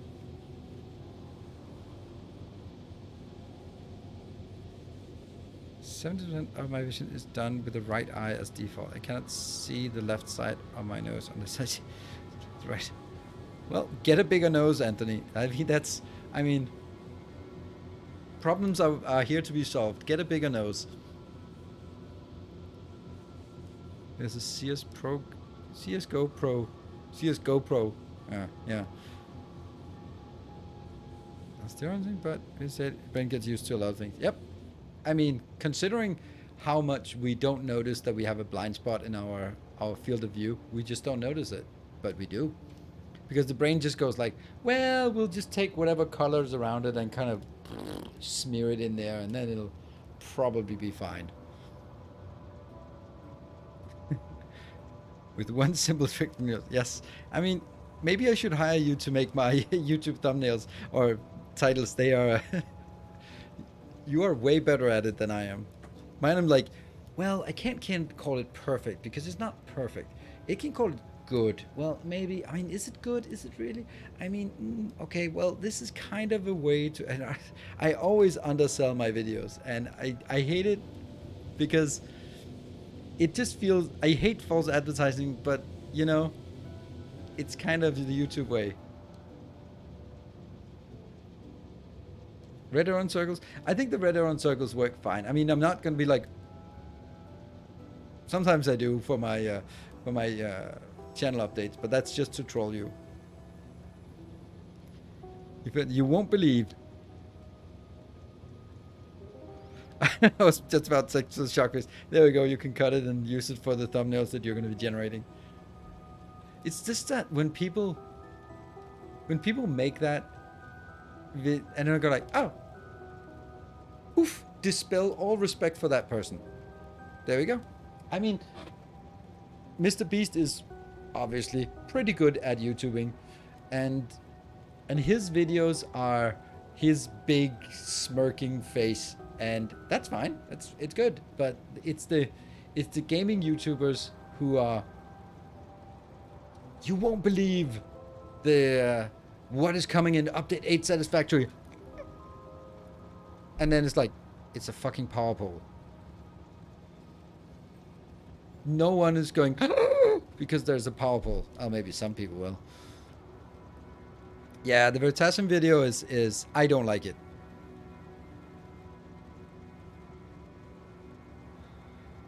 Where are you? Yeah, it's thumbnails. This Beast, he was like, was risk high enough that I can see risk in my life? Yeah, I don't think remember that, but I saw the video about him just basically going like, I'm gonna go all in on, and I can respect it, and but I cannot respect that he uses the argument, oh, I have to pay the bills. Are you fucking kidding me? He makes, I don't know, I'm gonna guess $5 million a month. That's my guess. You don't get to say, oh, I have to pay my bills. I have so much staff. Fuck off. You're just being greedy now. If you but you can go to, if you use the argument, I want to have the biggest reach. And if I want to have the biggest reach, that's how I can get it. And yes, it sucks, but young people and the people, if I can get it to on the algorithm, then it can get it to more people, and then more people will learn about science, and that's a good thing. I love that line of argument. Don't go into the, and I have to pay the bills. No. Good evening, Skippy. That is just, you guys have no idea how much money streamers make. The fact that you can look at this dude, I can pay my bills, and I have 350 viewers on a good day. Think about the people sitting around with 10,000 viewers every day. Right? Yeah, and then sponsorships don't scale linearly either. They are... Whew.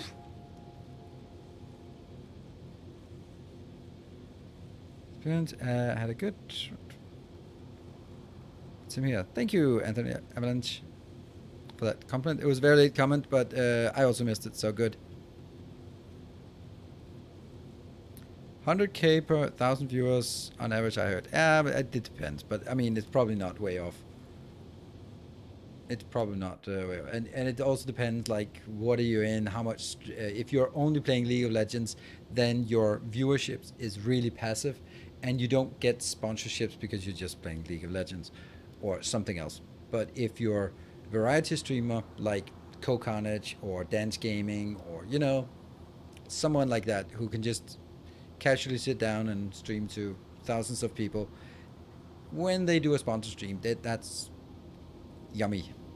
I could add more rows. I know, but I don't want to add more rows of columns and stuff. I like this. This is good enough. I'm happy. You happy? I'm happy. We have to now rebuild it into the final form.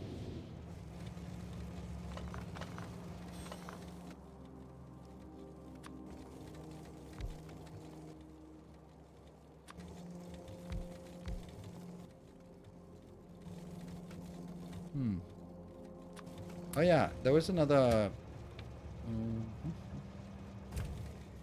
idea here. This is going to be a requester. Do we have that? Oh no, not yet. This one will be the one requesting steel. There. Because then I can set up the schedule for this. This one will go to steel, full inventory, and then it'll go to drop off steel, I can't get there, and empty. Sweet. But I also want to take out this part, and I think that's important. I think that's the critical stuff that we were that I was missing before. Not entities, but only trains. Okay, that doesn't work.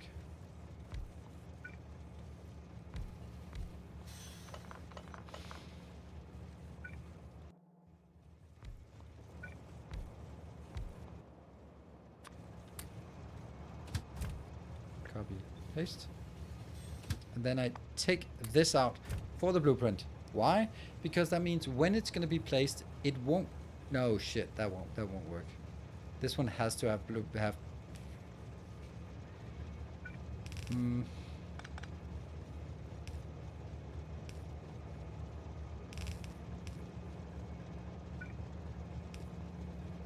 don't like this.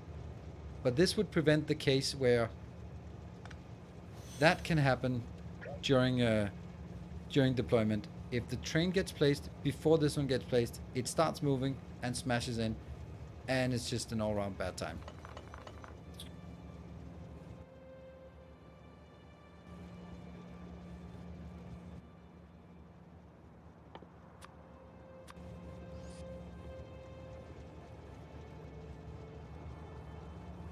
Yeah, just click out. Yes, but then I'd still need to have another way of fueling it like this.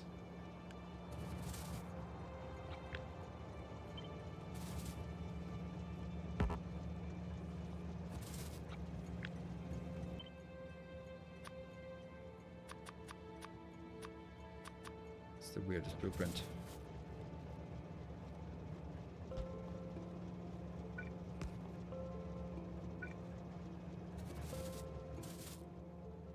Why does it have to be here? Ooh, why? Why is this misplaced? Oh, because the train station is misplaced. Ah, of course. Missing inserter on the chest. What? Put the second train on the ore station. No, that is very much forbidden. On a chest to the train. Why do I want... I don't want a chest to the train, for sure.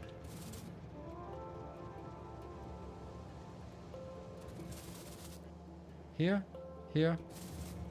Oh, here. Ah, right, that one. Yes, thank you. So that must have been... Yeah, look at just... There we go. Alright, I thought it was one of these with fuel. Okay. Would these setup work with LTN? Yes. But, well, no, you'd have to redo it for LTN.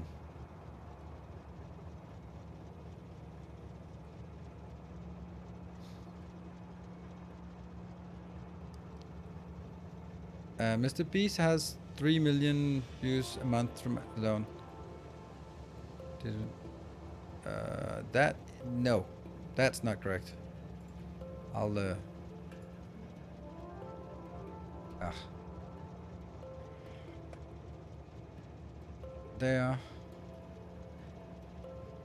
Oh, go away. I'm just gonna find it.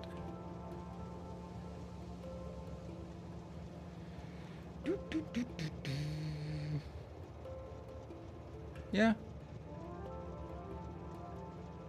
Actually, true. It's not that much on. It's only $3 million from Your steadfast from YouTube. loyalty is greatly appreciated. About.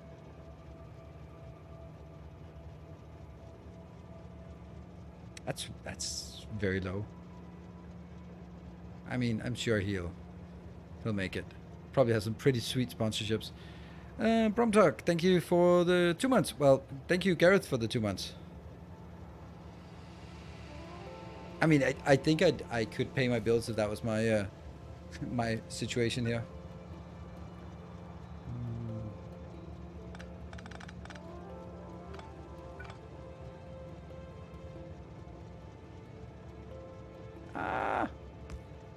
That it actually works, but it does surprise me a little bit, and that just shows that, like, I guess it's also like for me, it's like YouTube is not really a big part of my income. It's nice and all, but it's not really. I see YouTube as my marketing platform. There we go. I think this is kind of how we want to do it, and then we'll build another train over here.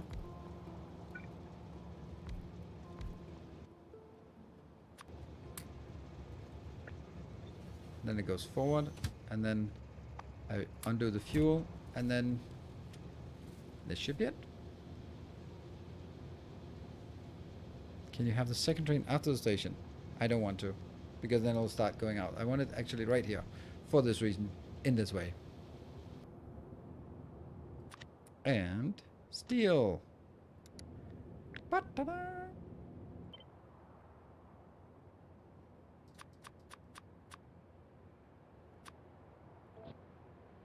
There you go. Steel smelting. Let's take a save game. Good. Probably don't need a second train. No, I don't need a second train. But the point of the second train is also mainly to... Yeah, what is it?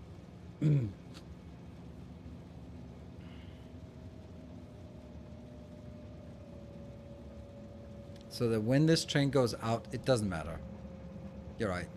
I don't even need this train.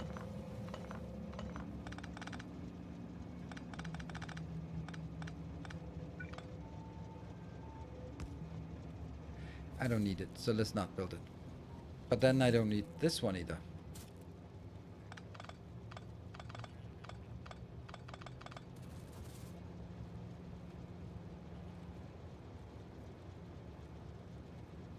One, two, three.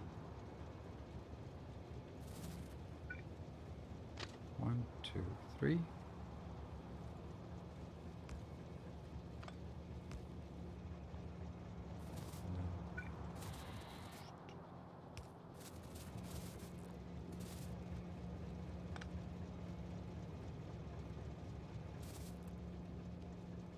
Yep, that's better. Good evening, Mighty Rays. Mighty Ray. We had seen the 111 train? Yeah.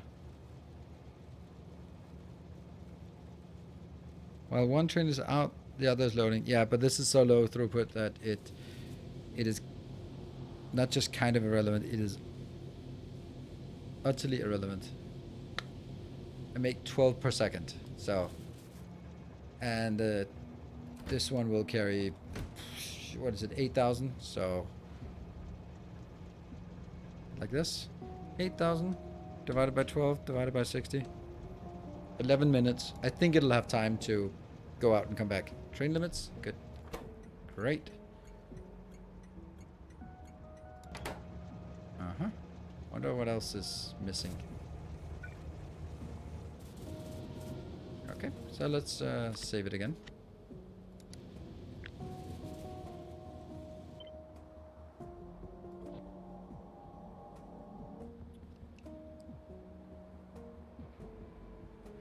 It just likes his symmetry. I do like my symmetry. It is important. It is the closest thing I get to doing art is doing. See, can I do this as well? I think I can. So we need to fix our iron smelter here. Take the fuel out and take the fuel out, but then the fuel has to come in.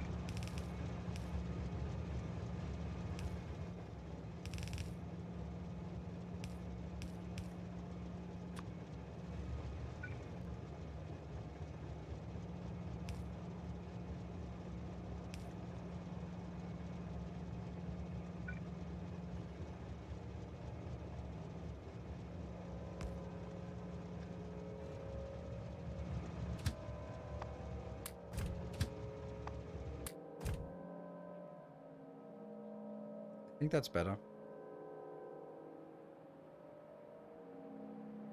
What's being used as fuel? Rocket fuel. Because that's easy to make. Burner inserters for fuel? No. Oh, that's a kind of a sexy idea, but no, it doesn't work. Then I just add another edge case of awfulness. But it's a fun idea. I appreciate the idea. And also the courage of daring to suggest burner inserters in this channel. I applaud your courage, and you almost got me.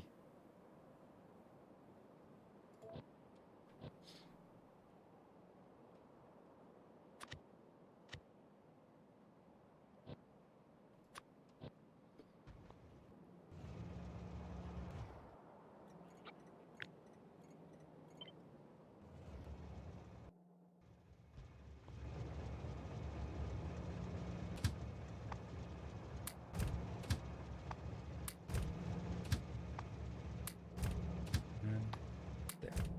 So they won't be moving until this train comes in here. And burner inserters and sushi belt, yes. And power switches. I would like to have power switches, honestly. Yeah, I'm thinking about power switches in an erotic way.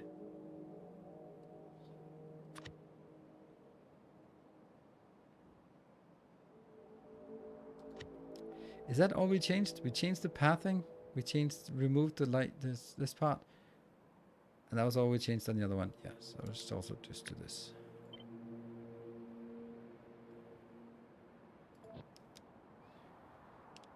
Logistics bot to the train and use that to force the train movement. What? Yeah, that would be a mod of sorts. Okay, so we think we have the copper. None of these have fuel. Oh, this one has fuel. Why do you...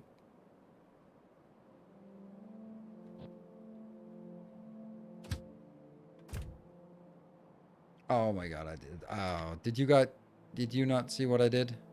You saved it wrong. Yep. Just checking if you're paying attention. You are. I am not. That's the iron train. That's the copper. There.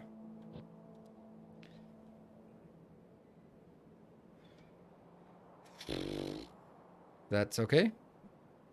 Even nuclear fuel does not make them faster. No. I think they are good. And that means we now have... Oh, okay. The only thing we're missing is this one should actually be here and here. Just because. That's kind of the context. Happy? So now it's actually sulfur and sulfuric acid, or it's plastic. Plastic is going to be one of the difficult ones because we have to sort of... Either we're going to bring water inbound.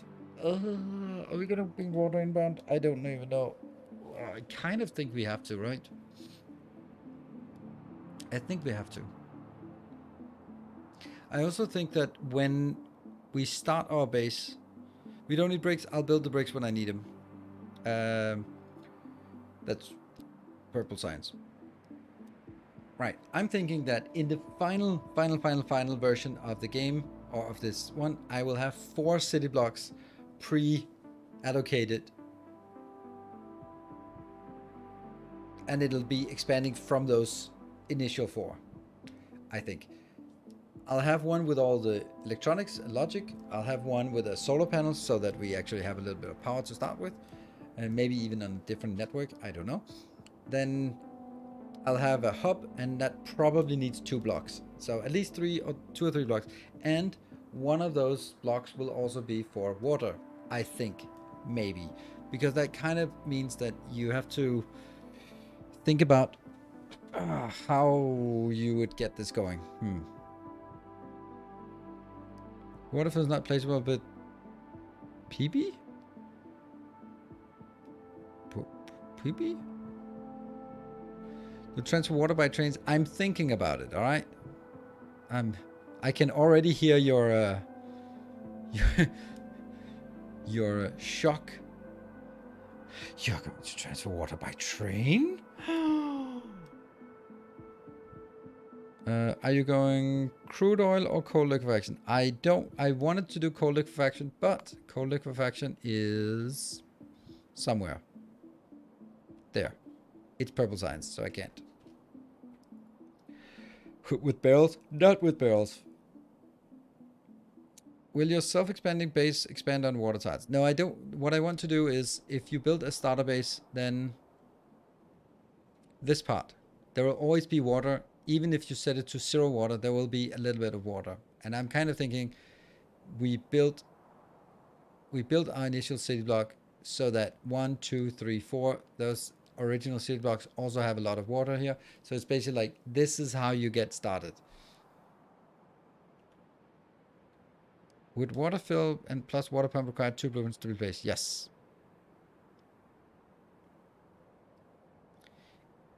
It's impossible to balance the oil products without cold liquefaction. What? No.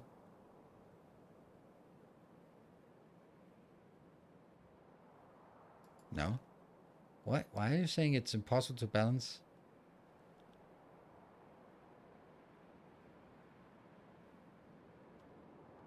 You can easily, most bases don't never touch cold liquefactions. You just convert it. That's literally, there's a guy who made a blueprint for it. Like that. That thing. That's a beautiful thing, by the way. That is probably my best blueprint. This one. It is so ridiculously good.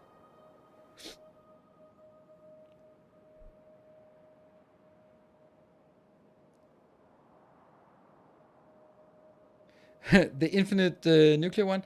No, not really. I mean, that's more of a gimmick. And the missing underground pipe. Woo, man. No, this one is the best. Because it is so good that it really belongs in every base all the time, without doubt. But an infinite nuclear power plant, that's a gimmick. When do you need that? But this one is this. I couldn't imagine not just stamping down these blueprints and then go like, done. Except we're going to be doing it different here because we are never going to get modules, so we have to redo this. This design is sort of scraped off here. You will stuck with too much petroleum and eventually not enough light oil for rocket fuel and heavy oil. And that's not correct. That's not correct. It's just not correct because it's self-balancing. Like, this is literally what this does. This teeny tiny little thing. It just makes sure that you always have something here. And you basically, the priority is, first you prioritize heavy oil into enough lubricant. Once you have enough lubricant, then any excess gets converted into light oil. Then you have enough light oil for whatever you need. And if you have your stockpile of light oil filled, then you convert the rest into petroleum. And yes, there can be some cases, weird cases, where you end up with a balance that gets skewed at some point. And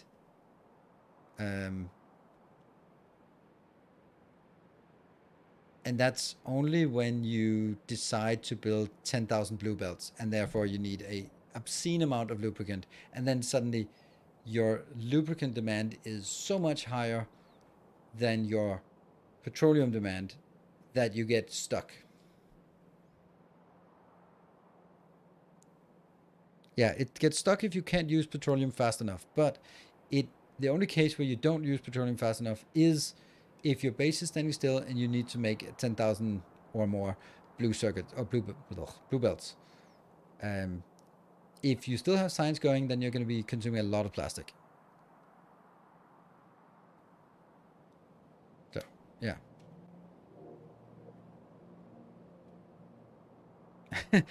It's the only reason I don't hate blue science with a passion. Oh, that's a big compliment.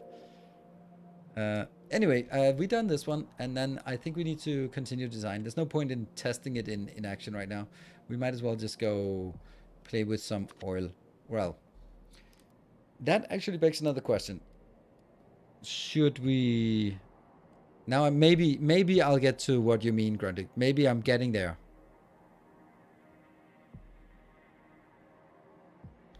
If you're just building science, you will not be using petroleum fast enough.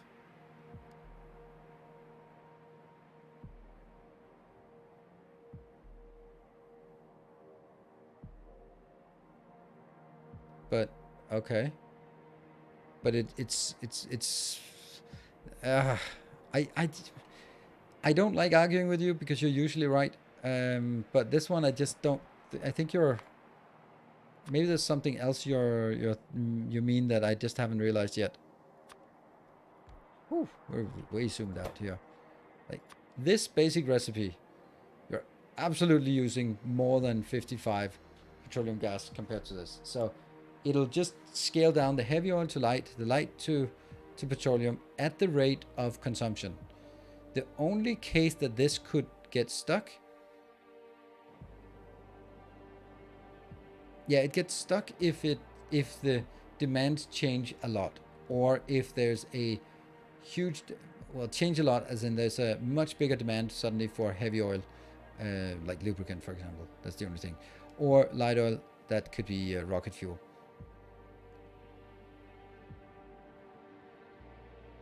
Yeah, possibly gets stuck if you launch your rockets. Exactly. That's also what I'm thinking. Like, but eventually it'll get stuck. Where do you get that from? Like,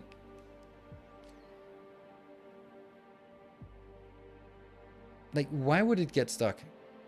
It's not consuming petroleum gas fast enough. Okay. I mean,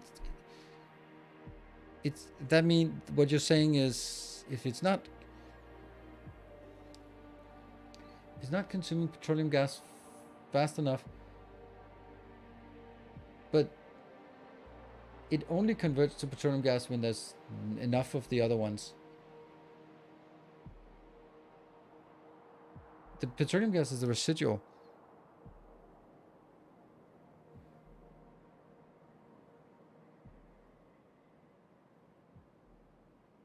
There's eventually too much petroleum.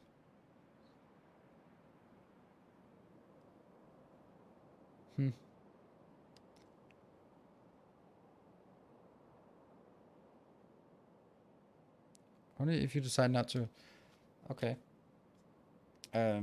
But that being said, we're also going to eventually to be using plastic for building the base. So anything that requires red circuits would have an increased demand of plastic, such as, smelting. These smelters, they use a little bit of plastic. That's 5 plastic for each one, 5 red circuits for each one. So that's 10 plastic for each one.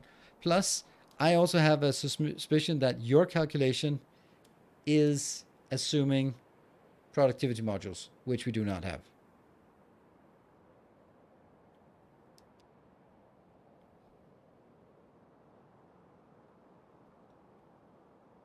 Yeah, but I think I understand what you mean. I just don't think that it's realistically a problem. But I'll keep it in mind as a potential edge case failure condition later on. Right, we're gonna start in a much simpler world. So my just my fear that came up now is, what the hell are we gonna do if I want to make plastic and I want to make sulfur, but I can't do that until I have oil? So I need oil somewhere. I need to make an oil build. Ooh. It has to be advanced oil, yes. So this would kind of mean that... Oh. No, it's not actually a problem. I just need to add one more here, which is kind of going to be a little bit of a problem, but we'll get to that eventually. We need to add one more so that when I build plastic, plastic will request petroleum, and sulfur will request petroleum. Batteries will request sulfuric acid. Sulfuric acid? I don't know. Probably. Hold on. What are we needing sulfuric acid for? Batteries and blue circuits. Blue circuits, very low quantity. Here it's meh quantities. And that's it, right? Yeah. Nuclear, which we're not going to do. So I think that I will be... When we get... The way it works. So it goes up here, builds the blue science bar, or blue science block. Then that makes a pull request for some steel that we have done now, some iron that we have, then for some sulfur, and some red circuits. The red circuits will do a pull request for green, it'll do a pull request for copper, and it'll do a pull request for plastic. The plastic and the sulfur will do a pull request for petroleum. There. That's what we want. And then we need to make a petroleum oil facility. So should we start with oil, plastic, sulfur, red? Yes. Oil first. We'll do oil first. So I'm gonna actually make an oil process thing, which means I have to move things a little bit up. Oof. Oh dear. We need a new blueprint.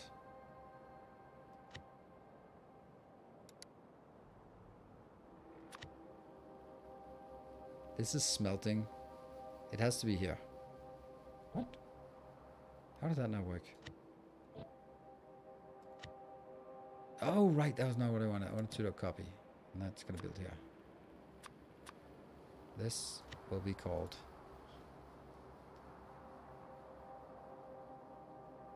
oil processing.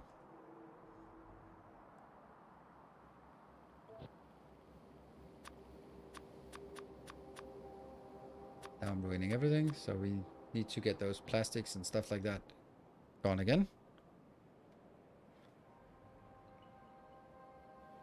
Crude output, crude oil and water, yes.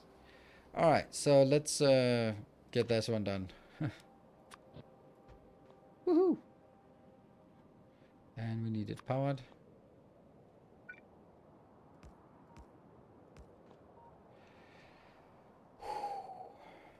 The good news is the ratios should be easier.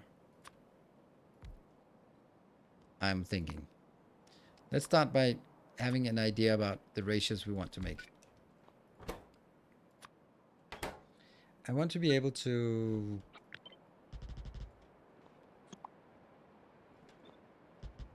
$10. Let's start by 10.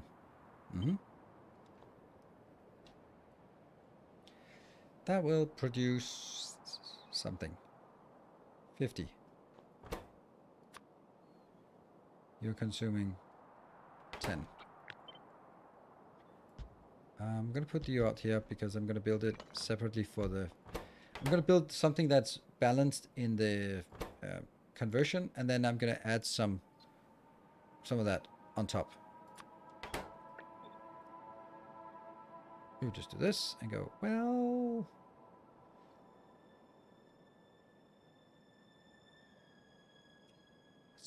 It's annoying.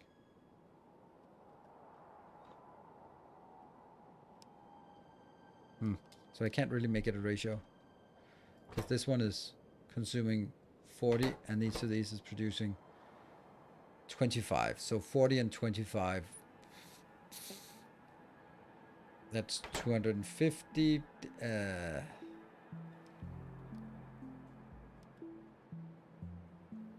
and 50. It should be meeting at 20. What? What am I not getting? 8?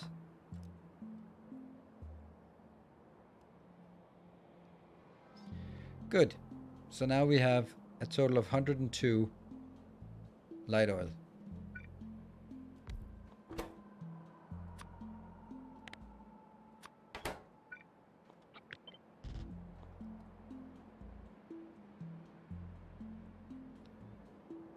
I have an excess of that.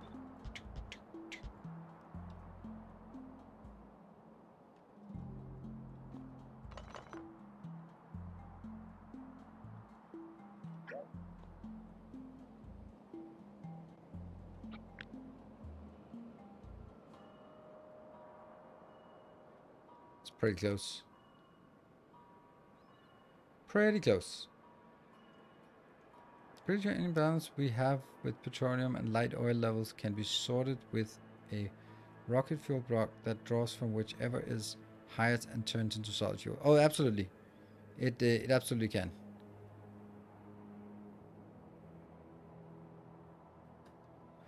We'll start with infinite oil output block. So I like this ratio. If we look at it, then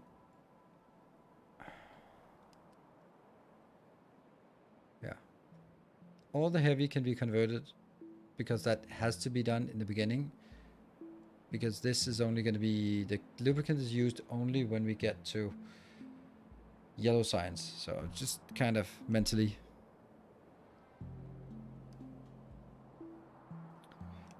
Would be a good idea to make light oil. Ooh, I don't know. I don't know.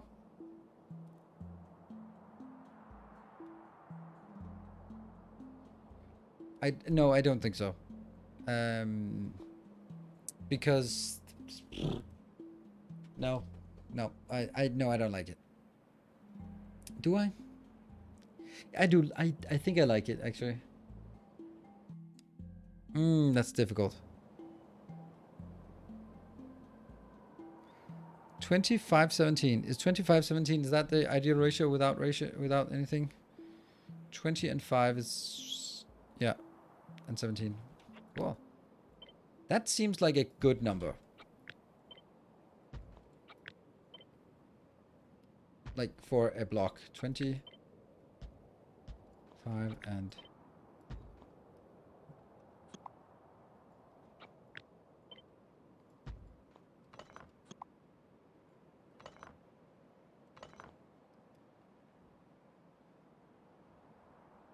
that's it.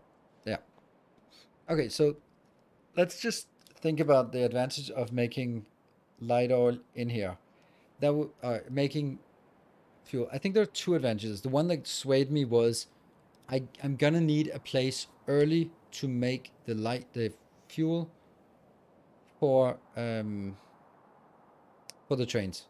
So if I already make it now, then I can make it so that it's ready to support the rocket production, but I can use, I'll make it for dedicated for the rocket production plus something extra for trains, and then it'll just build up to fill up the little supply trains, and then from there on it'll go out somewhere else.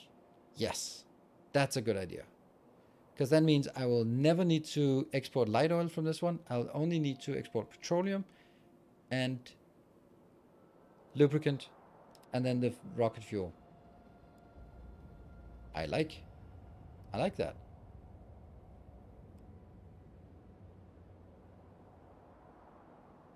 And then two inbounds, water and heavy oil or crude oil. I like it. That's a good idea. And this seems to be the right size. So if I'm going to take a little break now, and if anyone wants to do a little math assignment while I'm taking a break, then that would be the question of, I would like to know how much rocket fuel and therefore also light oil I would need in order to launch rockets to provide 6 space signs per second. I'll do the math when I come home, but if someone wants to help out on that, then that would be awesome. Cool. Be back in 2 minutes.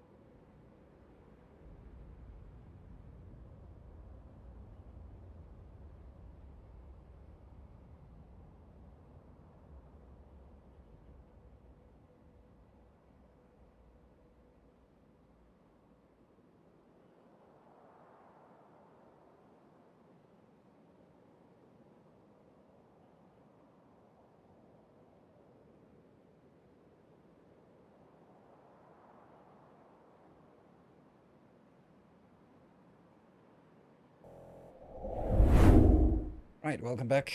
Thank you for joining. Ah, man, I am cruel giving you math assignment during my break. No one's come up with anything yet. Haha. 6 rocket science per second without modules is 378 rocket fuels per minute, I think. Well, you had me until the I think. We'll do some math together then. So, yeah, the worst part is the fact that there are no modules. Oh, think, damn you.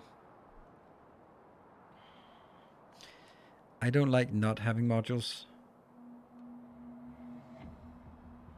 I can't rationalize not having modules, can I?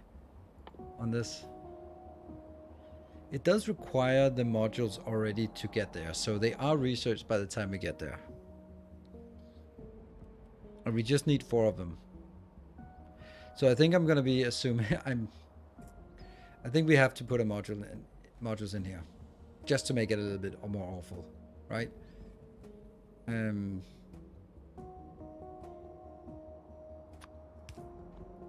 Let's try to do some collective math here. That is 1 rocket. That is 715 rocket fuel with the modules. And then I also need something for the actual satellite.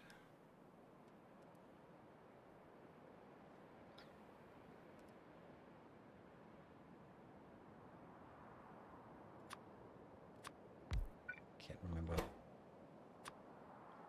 Just want to check that of guessing, then just yes, it was 50.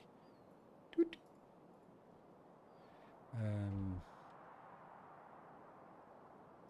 6.5. There we go.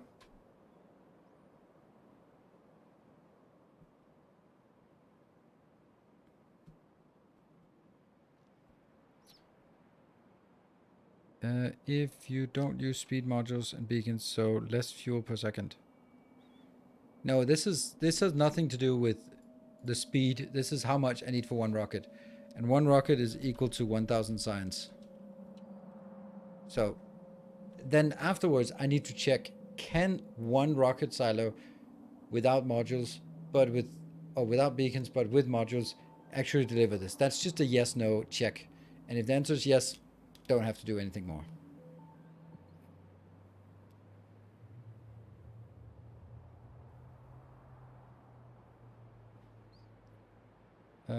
But didn't you want 6 science per second? Yes. So this can probably deliver more than 6 per second. It can launch if you, yeah. You will have to build prod 1 and for RCU and purple science anyway. Yes. True. That's good. That's a good point. So maybe that's actually kind of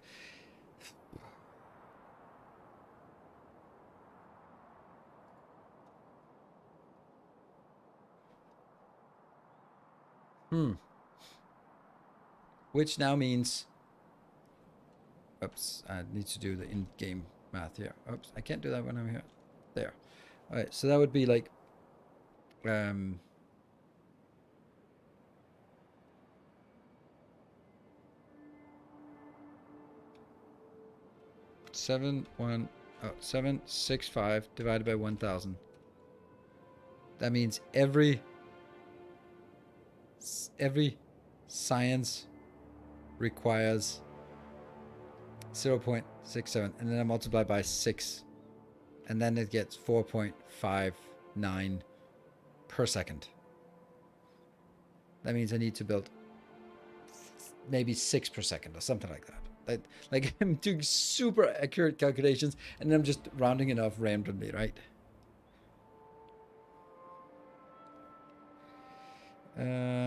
Only to be filled in once the module city blocks are built. Yeah, but that's not actually a good idea, because that means you have a lot of idle requests, and that means you will, whenever 1 module gets built, it will, a robot will fly out, and then I'm no longer in that state where I have a strict, they're either all going out because they're building, and once they're idle again, the build is done, and we can start a new cycle. And then it'll be like, there could always be one more request for one more delivery because, oh, I just built a module, put it out. So that's something I want to avoid, that part.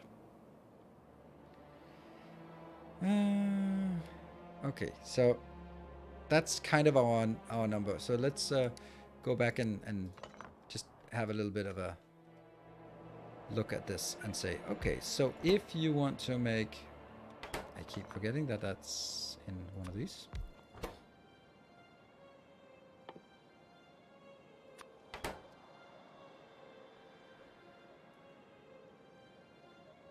That's not a lot.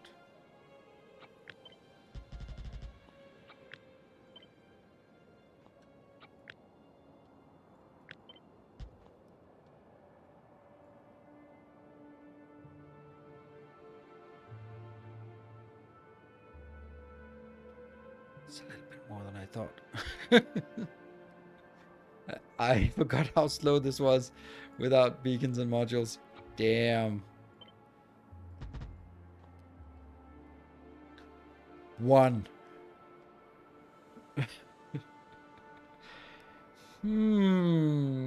I don't think that's such a good idea.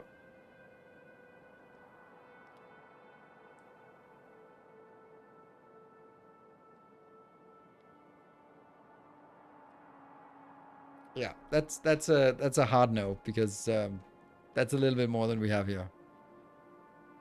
40 to 1 is a good ratio. Did I say 6? So I need, yeah. Okay, well, I'm going to take some of that idea and say there's going to be something that will make the fuel for the trains going out. That's important. Yeah?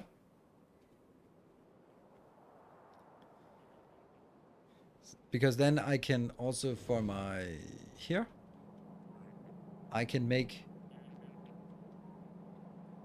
actually make that being like the first module we build, because we're going to need it for, it will actually be instead of this one. Yeah. So this will be replaced with oil at some point. That's good. Minor reach falls. Yep, you're right. Well,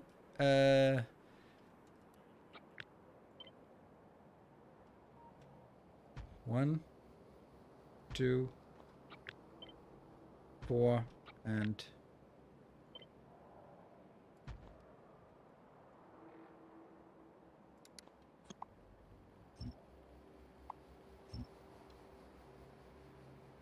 1.5.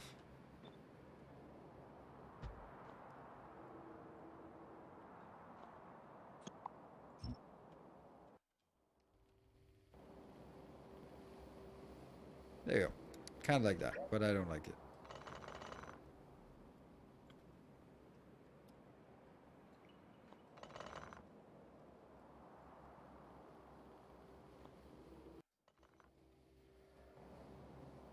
There you go. That is exactly what we need just for that. And that's 184 machines. I think this can easily be placed in here, because if you look at this, that's 192, and this is, oh yeah, 64 of these. Ah, crap. Our illustrious champion returns. Hey, Askenvar. Good Welcome evening. home. And then my idea is also that I would want to do like 2 of these. They work in the same pace, but I want to do both of them, and then, I don't know, something, but not right now.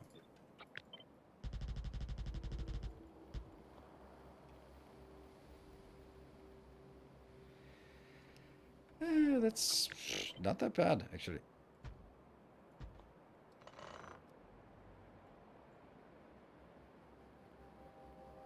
That's freaking close.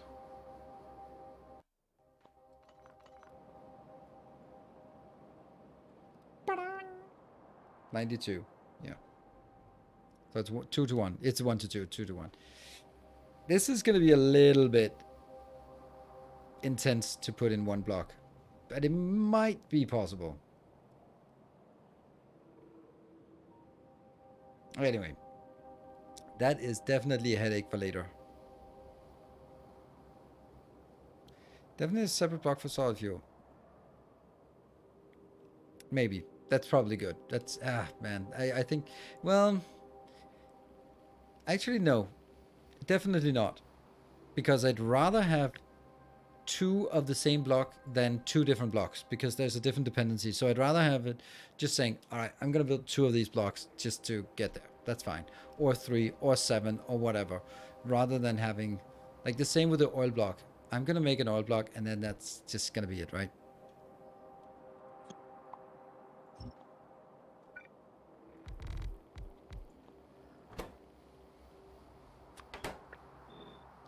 There. This will be probably be just up to fuel. So I think this is what we want to do. How much? This would make 10 lubricant per second, 20 lubricant per second. What is it used for? It's just used for robot frames, right? That's the only thing we need it for.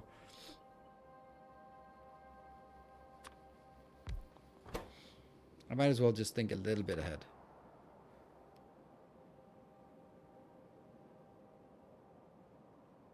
Oh, it's off. There you go.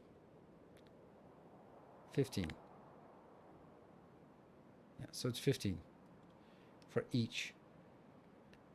And then this is one frame. So if I need, if I need 6 yellow cyands per minute, then I need 6 flying robot frames per minute. That means I need 6 electric engines per minute. That means I need 6 times 60, that's 90 lubricant per second. That's a lot. It's a lot more than this.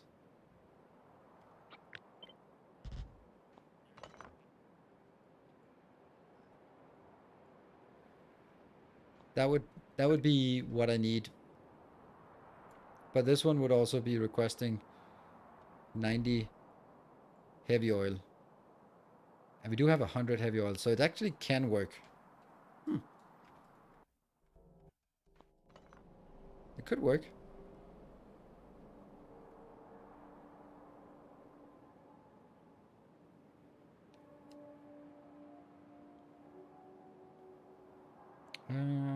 Steel, slower output, more blocks than making it from plates. Yes. Because I don't want, every time there's a more blocks, then there's also more design work, and it's more logic in here. So I'd rather avoid it if at all possible. That's also why I'm going to make a sulfur block, and then inside the battery block, I'll be taking sulfur in, water in, and then making it into sulfuric acid, I think. Okay, this is an interesting design challenge. So we need to build this into this, into this, into this, and so on. First things first. I'm gonna need to get some power in here.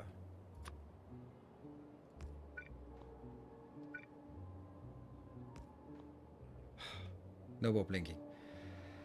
The only inputs should then be down here. I'd like to have the inputs at this location. So let's get some input station. That's a good input station here. Except for all the stuff.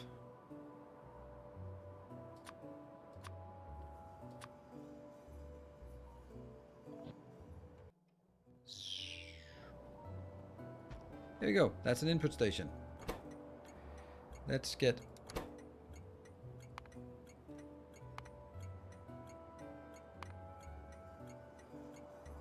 This will be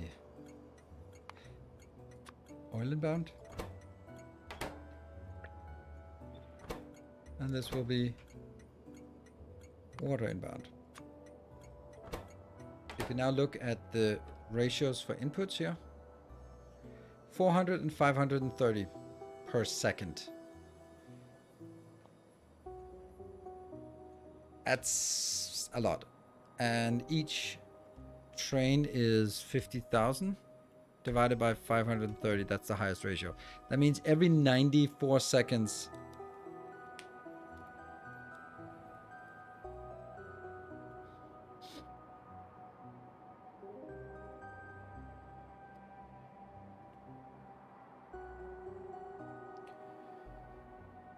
that's a lot of trains.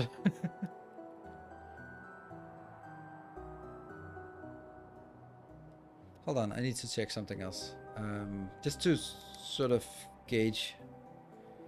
All of this is how much water. This is requiring 500 light oil. This one, without converting, is producing half. So basically, I would want 2 of these blocks to support just this one. Okay.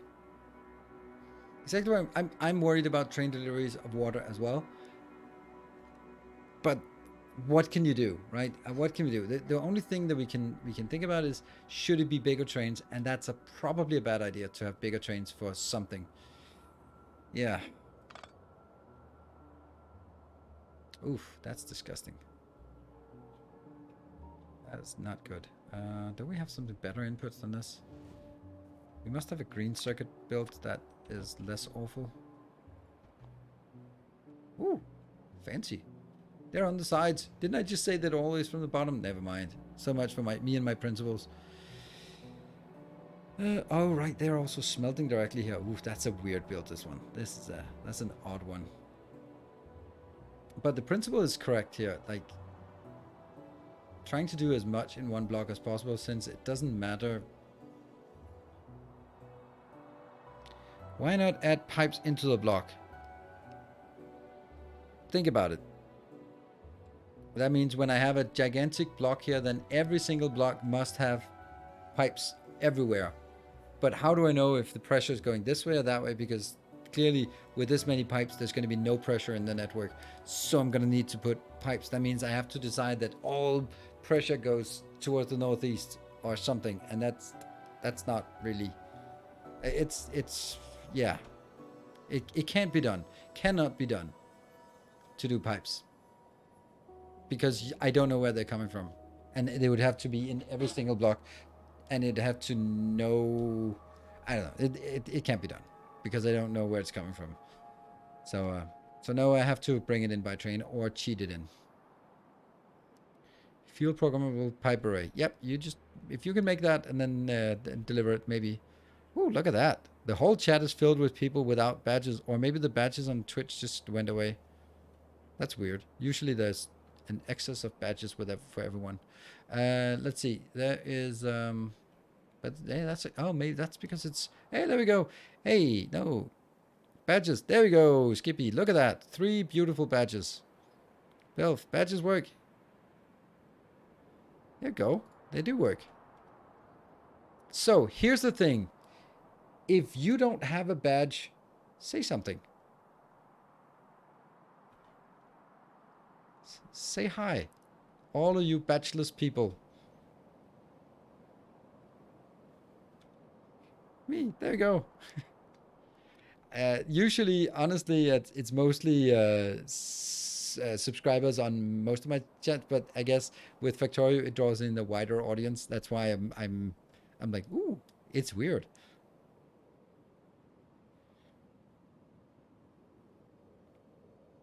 Patcha. Mushroom. Oh yeah, that's the good old days of the internet. Back before internet memes were a thing. I can only remember. Where's it from? It's for me. It feels current with Trogdor and gerbil in a microwave. Core memory unlocked.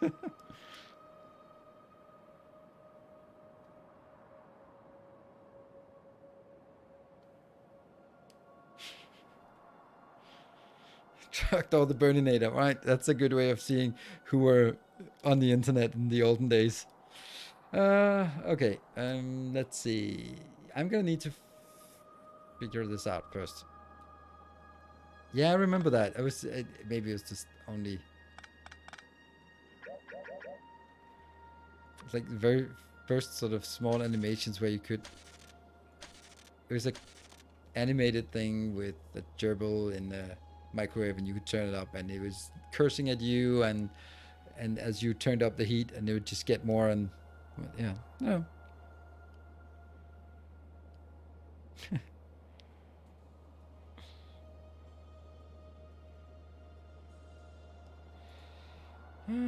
Those were the days.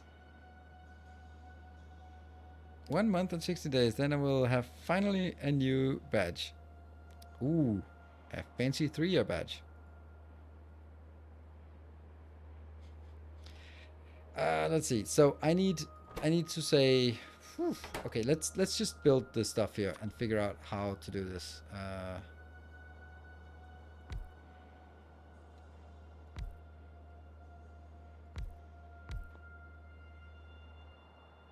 2 pumps are not going to be faster than 1.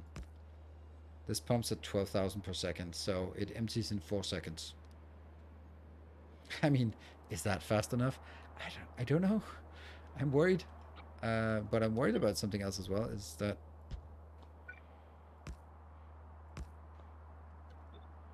there.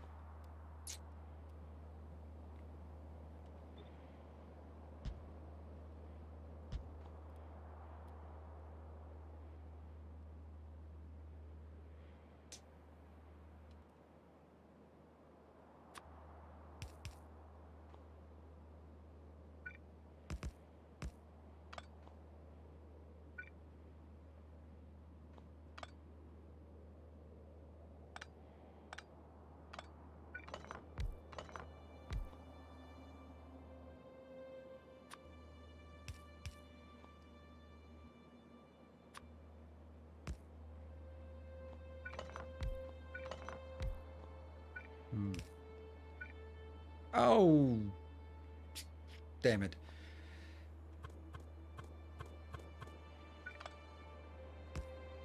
I think I built them out here.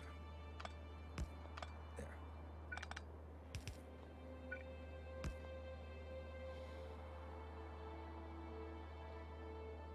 Yeah. I don't think this matters.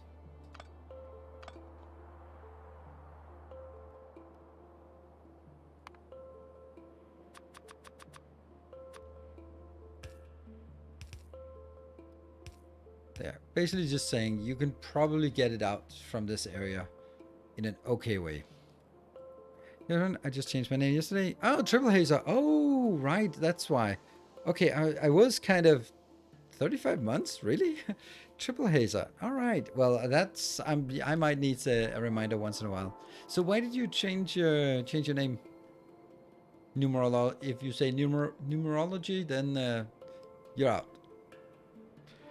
Maybe consider doing like half or a quarter of the size, but make more builds.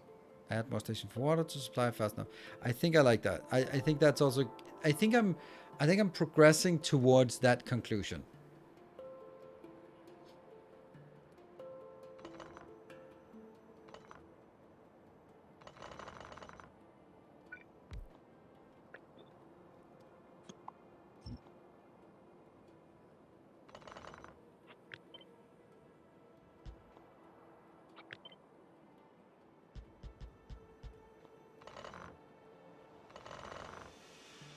Also, it doesn't matter if there are more city blocks, as long as they work. It won't be an exact ratio. That doesn't matter. As long as I have overcapacity, which is what I have here. I have way overcapacity, obviously, because I need this. Cool. So what is it actually we want to do here?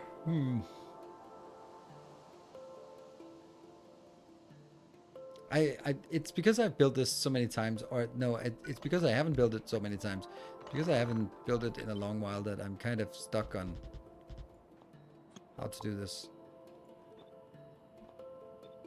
There. 827? 827?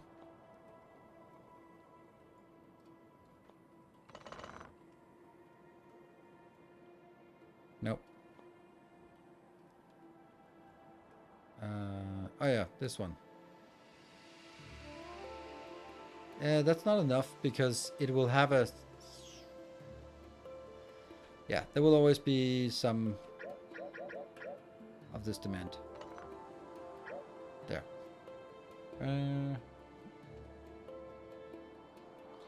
Right, so let's figure out... This can be done in a good old-fashioned way. Huh. That's interesting. Don't think I want that here.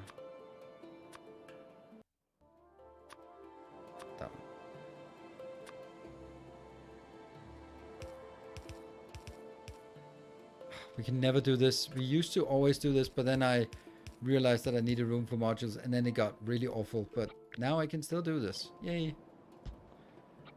We can build like this pattern here. And since we have plenty of space, then I can bring it out to one side, and then I think I want to be really strict about controlling the flow.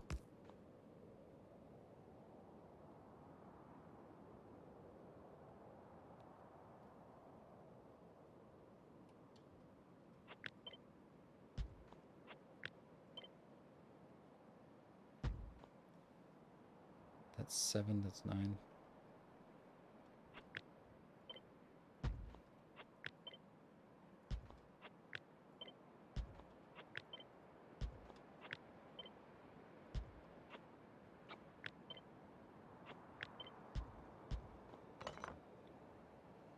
Okay.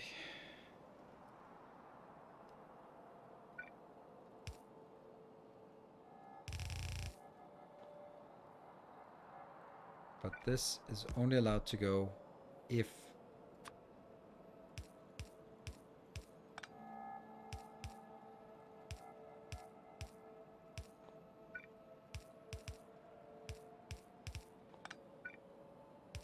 nope, no cutoff here.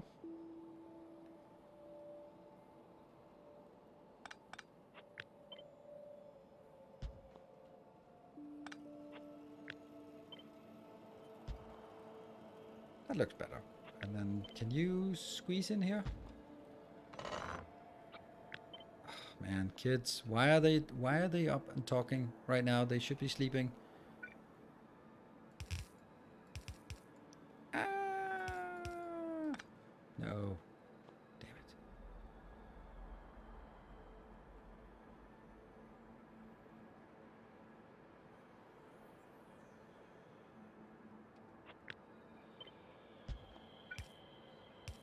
They are starting to have a really bad tendency of just waking up in the evening, just roaming.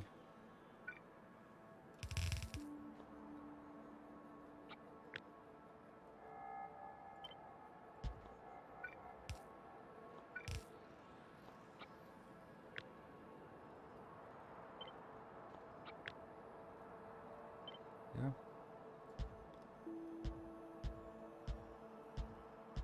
How many? 8. One more.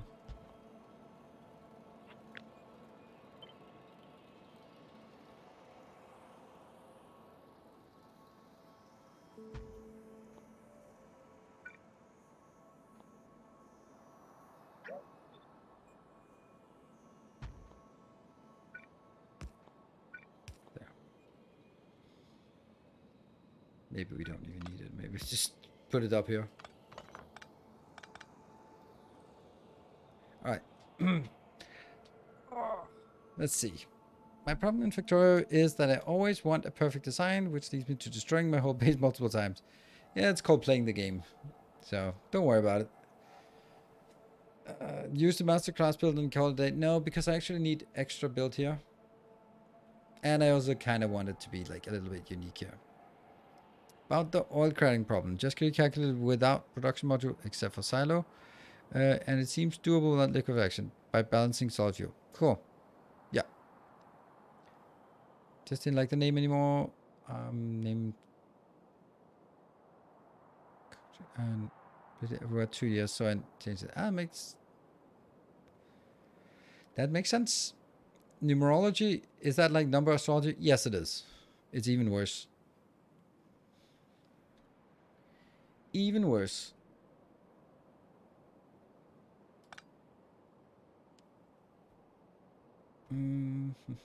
This will never be exported. This will, well, it will actually be exported. But these are, let me just, this is being controlled by the fact that there is a full train station of lubricant. Then this one fires up. Yes. This should also have a condition like that. This will only fire up once that's done.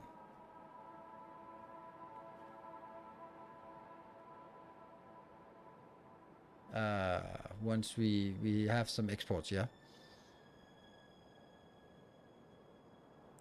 A politician here added an S to her name because of numerology. Ugh, man.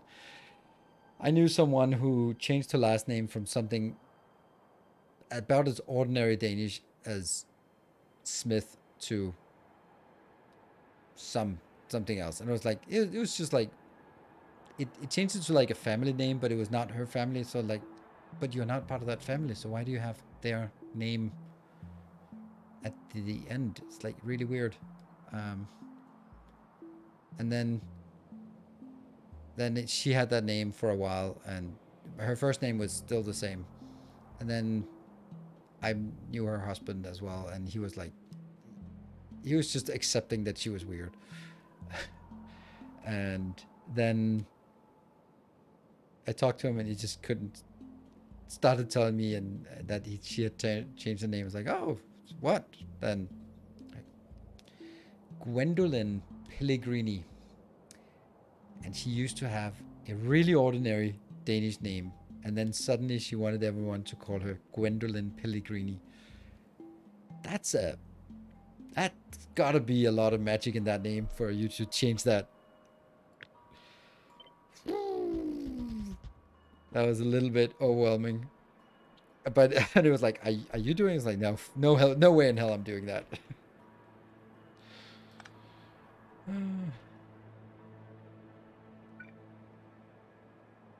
This should just push out here. Yes.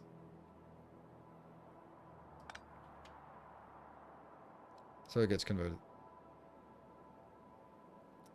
Is that correct?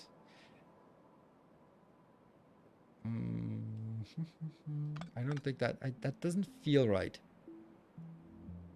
It feels like I'm making assumptions then.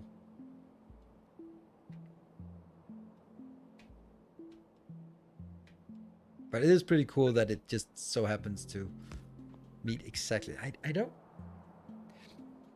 Worst case.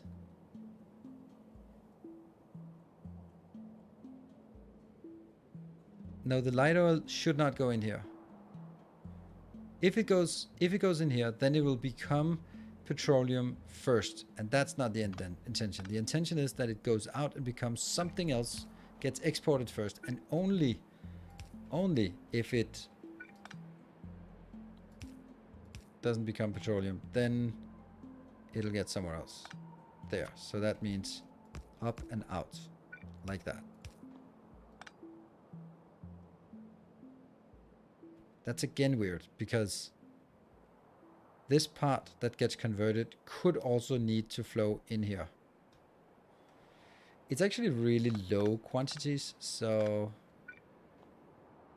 maybe the answer is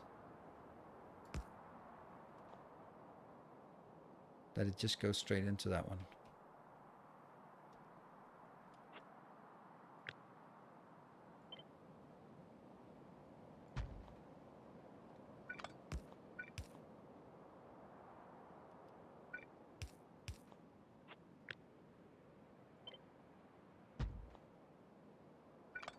Ta-da! That actually works better. Now it's the same spacing all the way through. And that means what gets converted gets pushed in here. And then it gets out into a train station. And when the train station is full, then it gets pushed back in here to be converted. And that then comes out. That has to merge with...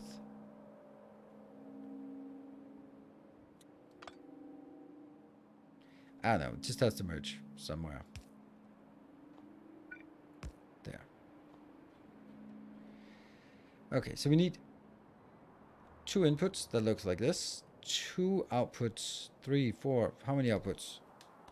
Solid, rocket fuel, lubricant, those are low quantities, light oil, and petroleum. Those are the output ones, yeah?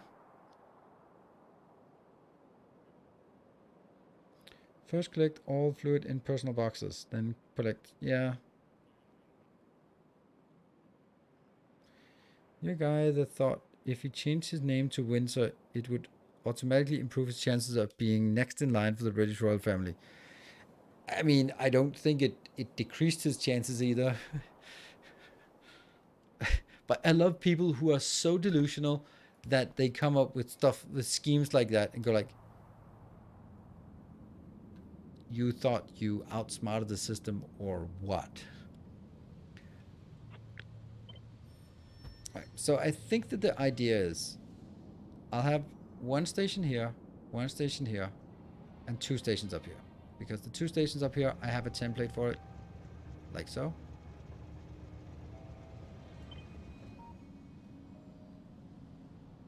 And these will be the higher throughput stations.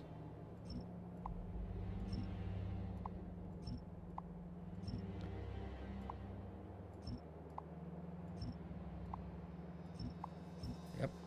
And then, are you going to be requesting a train in here when you're making it yourself? No.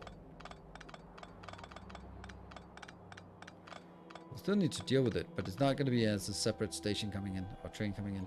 So this, I'm just going to remove it now. This will be something else. This will be petroleum, train limit 2, and light oil there.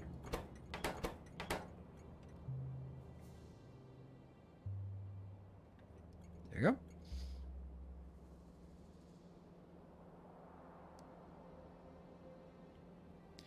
It's funny that you can change your name so easy in some countries. Yeah, it's one of those conditions where either way you look at the problem, it's problematic. Like on the one hand, like why the hell should the government dictate what you're allowed to be called? That's like what that's is that really the government job that someone has a list of things that you're allowed to call your kids? Like how do they then how do they update it? How is that and is it who makes the decision of what is okay and what is not okay? On the other hand, you have no rules and then go like, well, little Bobby Drop Table, for example, is probably not a great name. And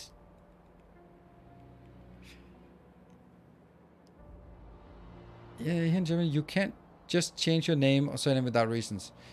Yeah, that's like, but that's also a German thing, right? That's the German bureaucracy.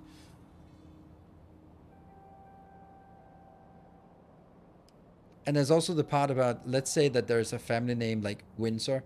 Can everyone call themselves that? Like, can you also buy a name and they go like, this is my name, and I like that no one else calls that you can't be named Nilaus because it's my name. Thinking that's not true because it's not. I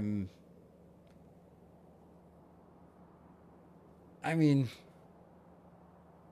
copyright a name. Yeah, you can copyright a name. You can probably do that in the US because you're using it, but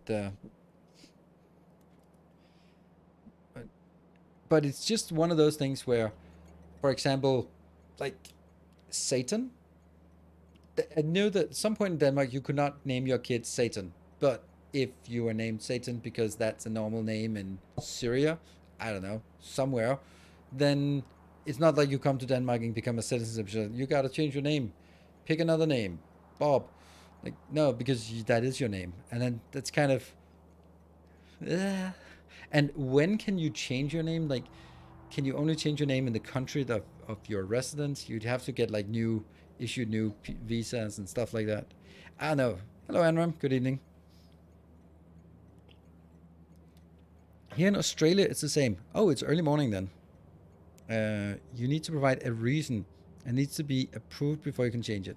Yeah, that's also kind of how it was in Denmark, but then it was kind of changed, and then it was something, and then no one has any idea because it's been changed so many times.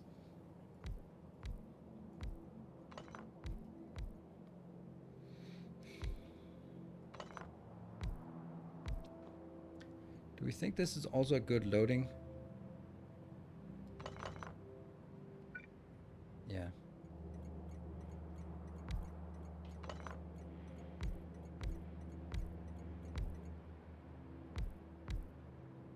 I think we'll keep this idea as for loading and unloading for now, until we see why not. You saw a name ISIS. Yes, and that was a perfectly fine name until someone else decided to use it for something else. It's just funny how it's one of those cases where you can very easily see the arguments both sides. Like, yeah, that's probably something that you shouldn't be able to call your kids because, hey, the government has to issue your driver's license and your identification papers, and they are then allowed to say you can't have special characters in it. Maybe that you feel that is infringing on your rights. So be it. They don't want to deal with with weird characters. 645. Woo. It also costs like 200. Yeah, but I think that's fine because it shouldn't be something you just do out of nowhere. It should have some cost to it so that it's like, oh, do I want to do it? Yes. Not just like, it's fun. Let me change my name. I'll change it back next week. And there is also a cost to the government for actually issuing and do that stuff, right? Should be absolutely confabulated. It's Monday morning. Oh, I'm sorry for you. It's Monday already. Now the quantities here are much more modest. 200, 200, 250. Yeah. Okay, so no problem here. So we're also going to take this part here.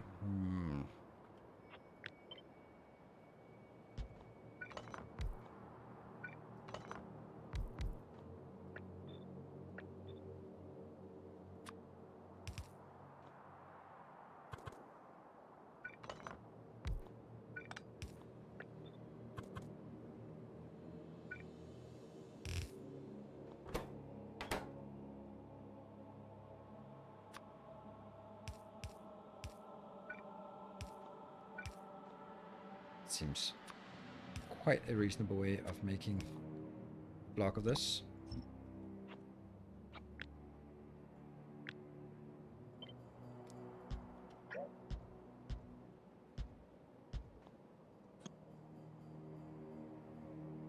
Zero, 0.25. Good. And then, of course, I forgot the output. Just somewhere. Ah.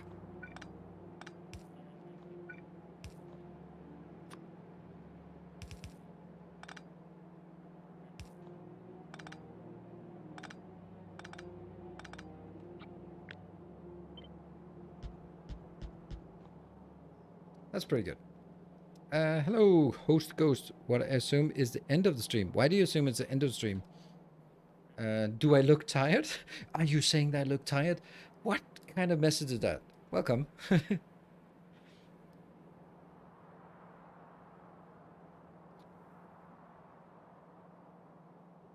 No, I'm usually ending at midnight.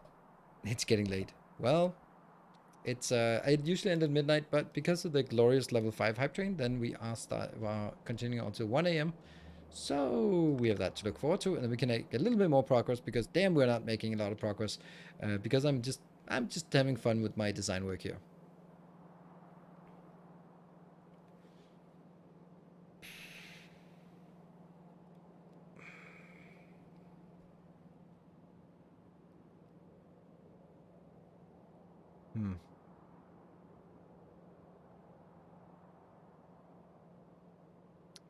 I'm kind of thinking we could do it in another way.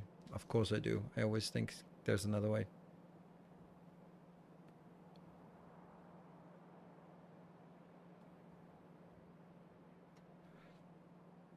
Let me try that. This is fine. And then that will be up and that will be down. Oops.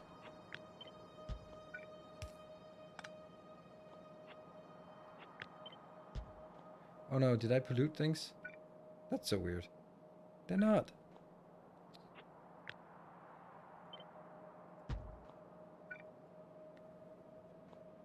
But you don't have any fluids in there.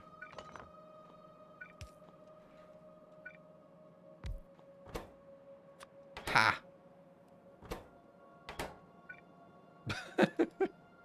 Oh, right. It is actually true because some idiot wanted to delete all of it. There you go. There you go. That was correct. Anyway. So what's the point of this? I don't know.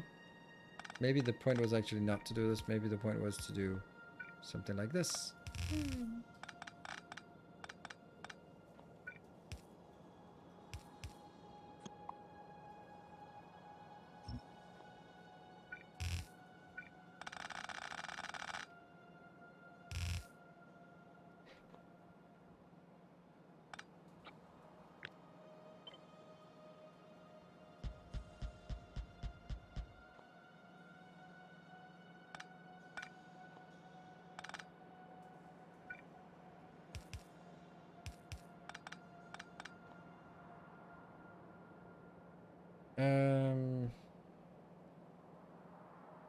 If I got one in, it would conflict with this one. I think that's a bad idea. Well done. You just messed up everything. Well, it kind of had to be tested.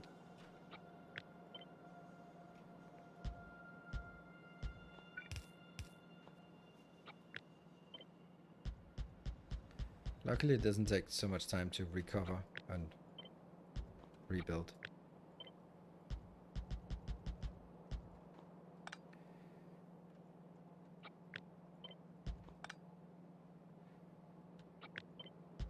There.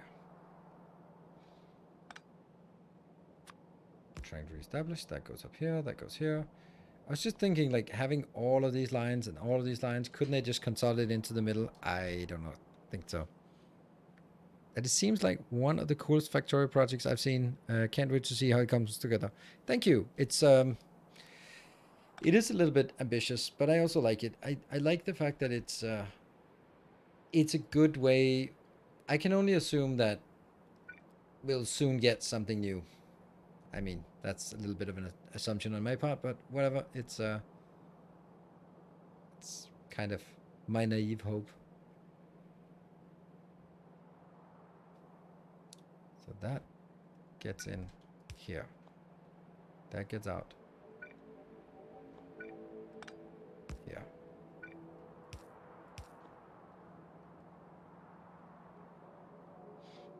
And the heavy oil just stays in here. And yeah, so wrapping up the Factorio before the expansion hits, whatever it is, whenever it is. Water, we need to get that from here somehow. I also don't think this is where I'm actually going to place it, so let me just bait a little bit further down. What did I say? Top was oil. There we go. And the bottom is water.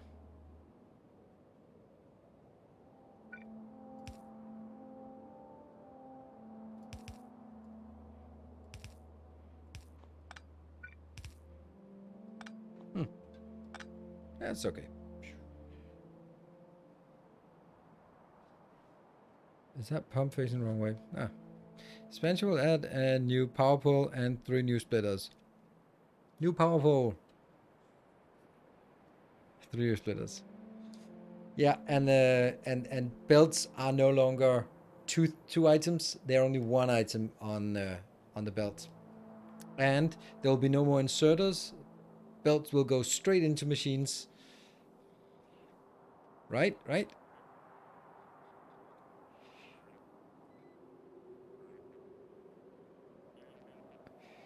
I'm really wondering what expansion will do that mods can't do already. See, that I think is the reason why they haven't talked about it.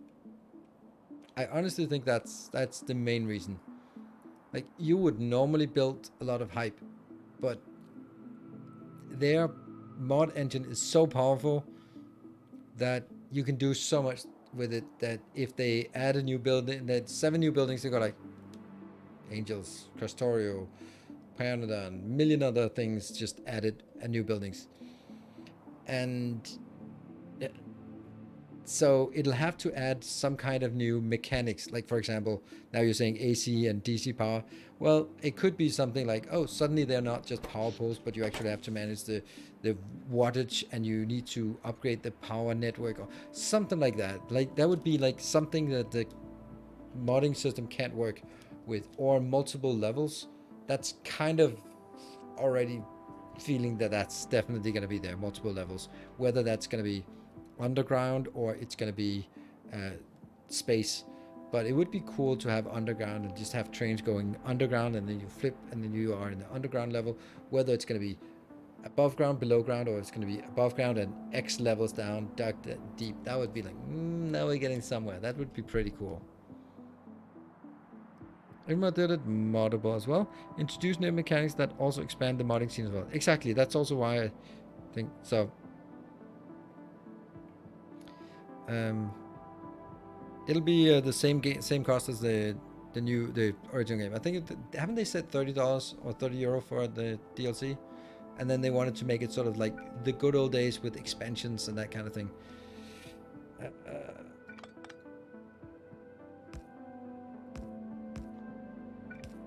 Like where you really felt that you got something from an expansion. Okay, so this is going to be linked up to the content of these boxes. Cool. So let's get in here.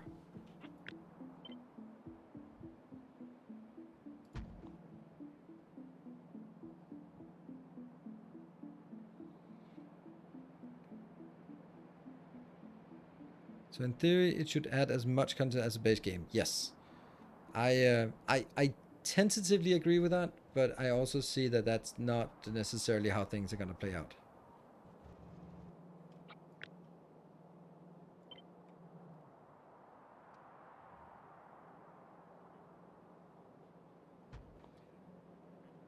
I wonder how it is. Like, they are basically living off residuals right now.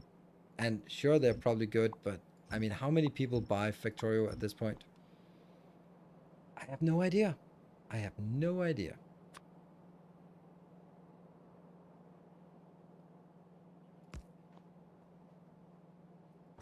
This will then be lubricant.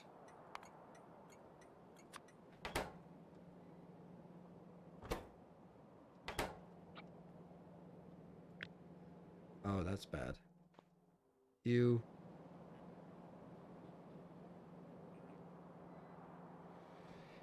How am I finding which mod am I? The core mod is the one that enables the whole thing is recursive blueprint, which adds this building, which basically means when you put a blueprint here, it'll deploy when it has some inputs like X and Y coordinates, and if it's a blueprint book, a certain number of what blueprint in the book it'll be deploying. And when you have that, then you can have your entire base in a book. Oh, base in a book? Oh, that seems familiar. Then you can deploy it. You can make all the clever things to deploy it. I bought 2 copies reading, one for myself and one for my brother after using my wife's copy offline. Oh, cool. Don't have high expectations. Already got disappointed way too often with DLCs. I agree. I think that generally DLCs are overpriced. You can see that. Let's take, I don't know, Souls game. We take Dark Souls 3. It's probably not a good.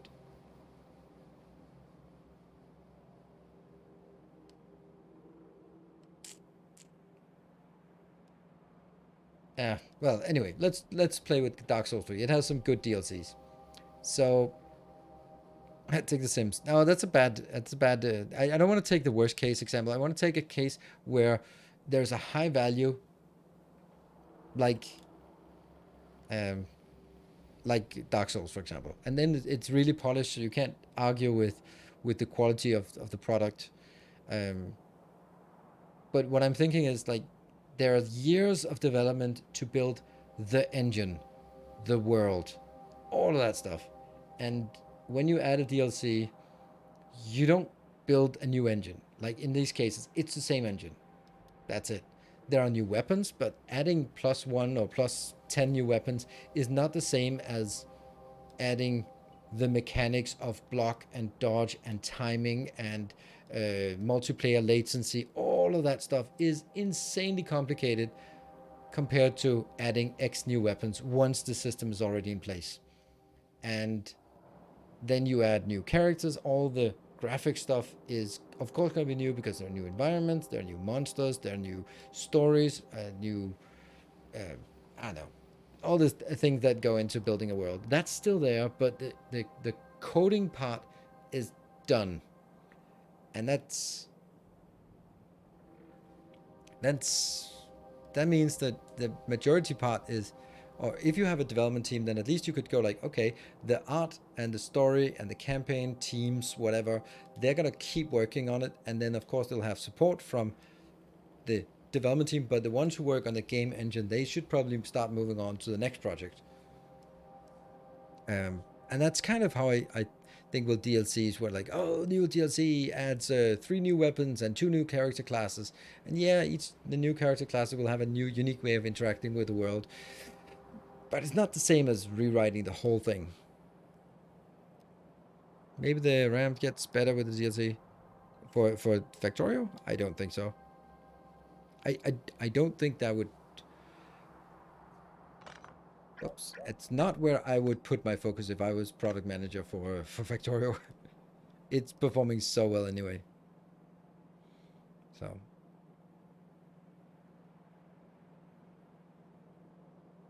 I do like how much the DLC for Stellaris adds. Yeah, I don't know Stellaris, but I do like DLCs generally, and I don't mind paying it because it's like, it's also a way for, I've enjoyed this game and now they add some more to it. Yay! Thank you. But it's also just, since everything launches in early access, then you kind of get used to major updates just being something to be delivered. And then let's say Oxygen Not Included is not even in early access, but they still develop it even though it's many years old. And they just deliver it as, there we go. While, let's say Valheim, for example, I don't really feel about Valheim that it's an early access. Like, Mistlands could be a paid DLC and I would not complain about it.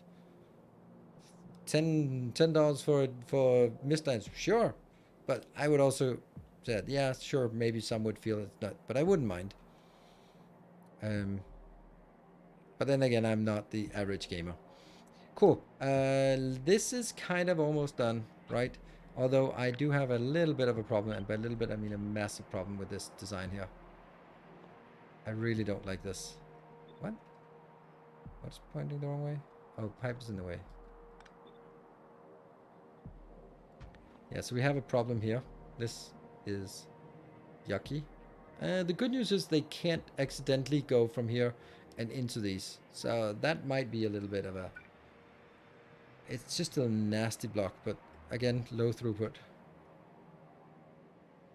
I could drag it a little bit down, but this one has the advantage that it can actually store block. Let's see. Yeah.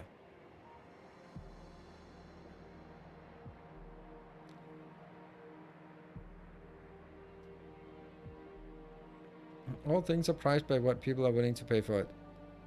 No, they're not. But that's like the idealized capitalist view.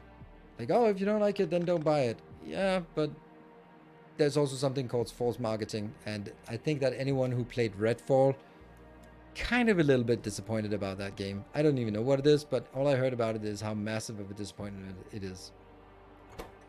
This has to be, what is it, lubricant, and this is now...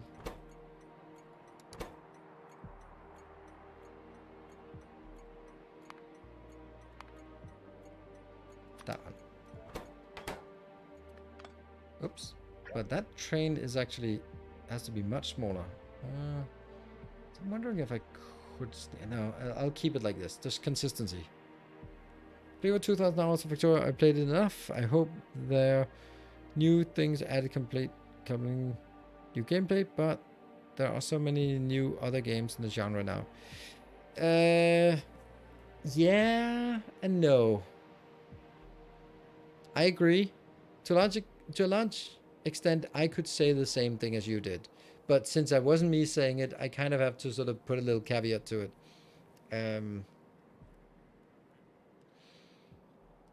The other games in the genre are not good enough. It's in a genre that appeals to indie developers.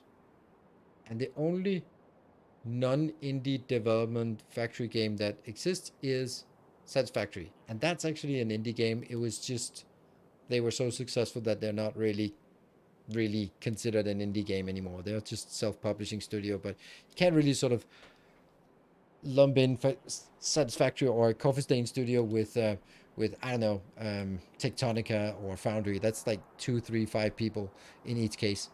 It's not the same thing, right? While Coffee Stain is, I don't know, 30 to 50 people. I have no idea. Looks like a lot of people, which is not a problem. And especially employed in Sweden, that means, whew, they must have sold more than those 9 copies. So I wish that some other more established gaming houses or someone with more money, more budget would jump into this genre, because Satisfactory has been absolutely amazing for the genre. So much so that people think of Satisfactory as the factory game, right? Yeah. So anyway, take a short break and then we'll figure this one out afterwards. Cool. Be back in 2 minutes.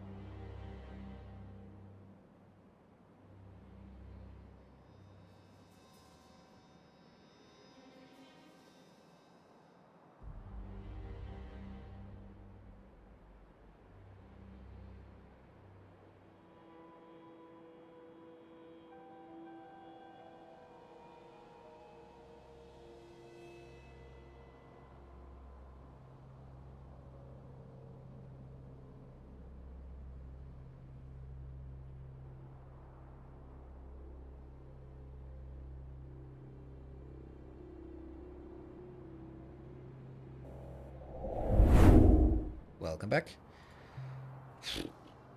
I just noticed something on YouTube. They have a promotion thing. And that actually means that you can... It's so ironic, right? That I can pay Google to promote my videos. And then I make money off the ads. But it doesn't make sense. But I like that that's an option. Subscriber, come steal yourself. Host goes, thank you for the tier 1. Welcome. I really like that idea. You often always pay more than you get. Oh, you absolutely pay more than you gain. But the thing is, like, there's a new game coming out. I want to establish my channel as the premiere for this game. And then I make the best videos on the internet. But it doesn't matter because people come to my channel for factory games, not for, I don't know, fighting games or something. So how the hell would I get my video in front of the right people?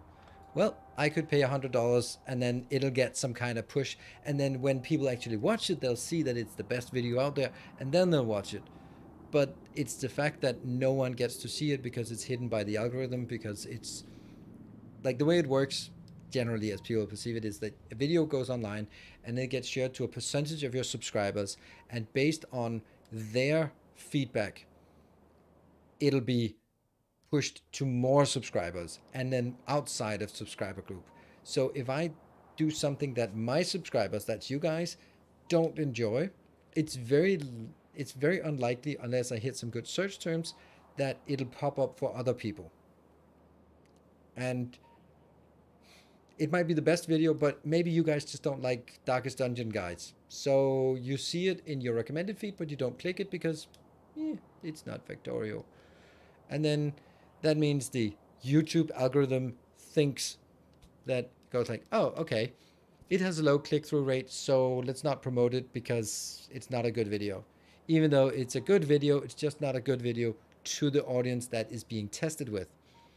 And that promotion could work very well for just getting out there and just showing, oh, there's actually a video here. It has nothing to do with what I'm subscribing. Yep, subscribing does nothing pretty much. But the thing is, when YouTube has to, I upload a new video, and then YouTube algorithm has to figure out, is this a good video? Is this like the new viral video, or is it just meh? How does it do that? It shows it to some, it'll test it out, and then gauge the response. And if it's good response, it'll spread it out more. And as long as it keeps getting good click-through rates, then it'll keep spreading, and that's how things go viral. If it doesn't, there's also why thumbnails and titles are everything. But if it doesn't get the good feedback in the beginning, that doesn't spread out. And how is it going to choose who gets to be the test group? That's the subscriber comes in. Or maybe not necessarily subscribers, but have you watched my channel recently? Time's way to work. All right. Thank you, PJR, for joining. Just in a video on YouTube today about paid bots that will watch your vids start to end and repeating with different IPs that will promote your video to the top 2. No, it won't.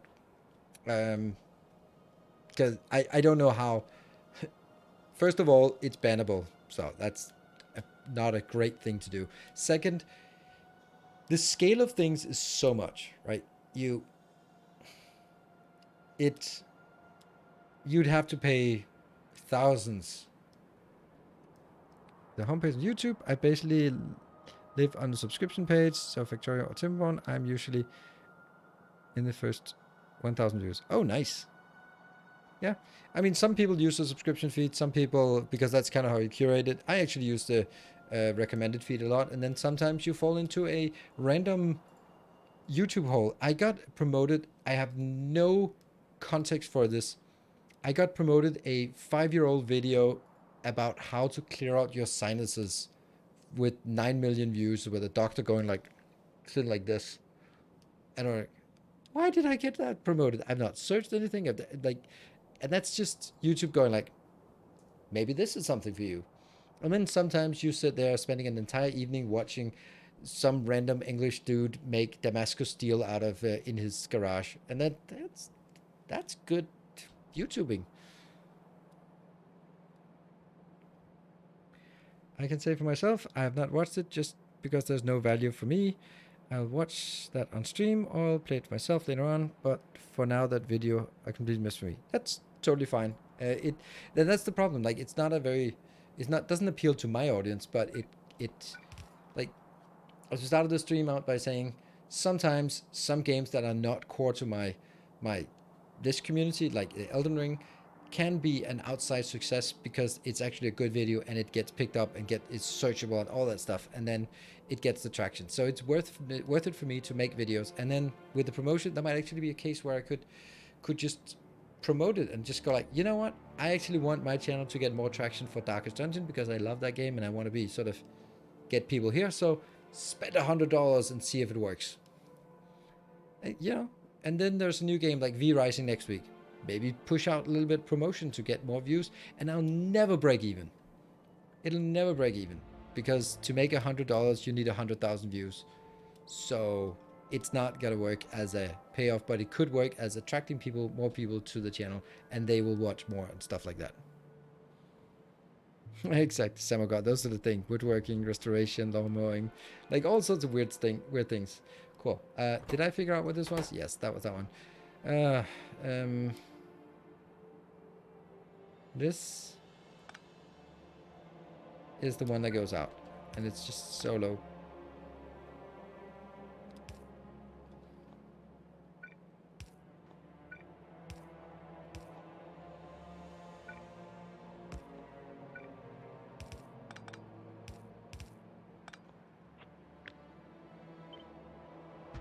There. So now what I'm doing is I'm first prioritizing the light oil to go out and in here to make the fuel. Once it has made the fuel, and this train is different from the other ones. This is actually a more ordinary train.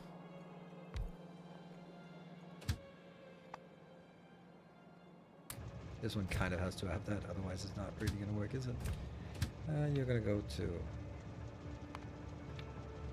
full, and then go to that one onto empty. Good.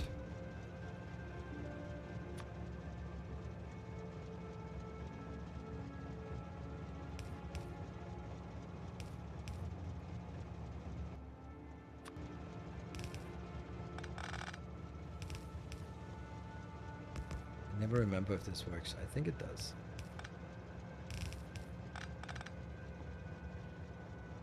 Empty or inactivity? Empty. No, right, that's 2.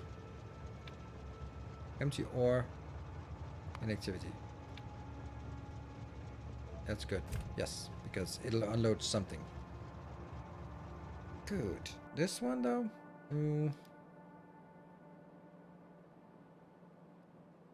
Do I have to set some kind of priority between... No. Between the petroleum coming directly and the petroleum being processed. No, it doesn't matter. If it's there, it's there. So this can go out here.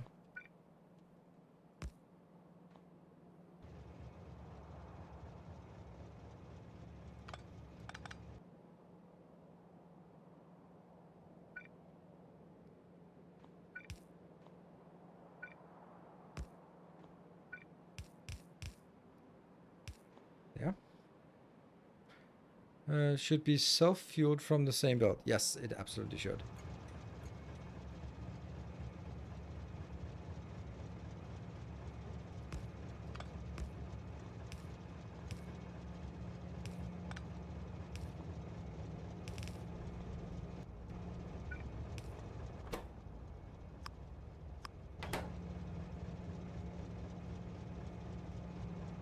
Yeah. I spend on advertising. I spend on my business. It never earns back what I spend immediately, but it does increase brand recognition. Yes, and that's exactly the point as well, is that it's probably not gonna get you immediately. Like here's a good case from my perspective. Like, let's use a specific case. From my side, it's really, since YouTube is not my primary income, it's less about the quantity of viewers and more about the quality of viewers, because there are a certain number in the community who are supporting with an outsized amount. There are a lot of people who are super generous, but there are a few who are extremely generous. And if just a few of the people who are super generous are interested in a particular game, then here on Twitch, it's much more worth it, even though there are fewer viewers, to stream that game than it is to stream whatever mainstream would get me the most viewers, which is super amazing because it allows me to play games that I enjoy, and then there are some other people that enjoy it, and then we can have a good time and we can enjoy it, even though and then I don't have to worry so much that it's not really very popular. And that's a really nice, privileged position to be in. And that's kind of a big part of how things work here. 8KMH, welcome. Like, and that's also like with it's both with hype trains, but it's also with with patronage. Then there are some things that are just very valuable to some people, and that's very good that it is like that. And it's I think it's pretty cool that I have it that way. And then I also, it just gives me a lot more flexibility. Oh, that's not good. Obviously, that's how it would work. So.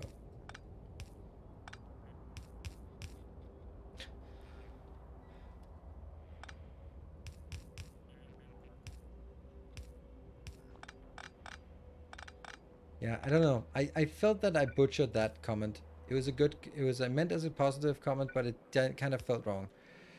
I'm gonna have to restructure what I meant about that because it didn't come across correctly. I found you through searching YouTube for Factorio playthroughs. I might be a minority though. I don't think so.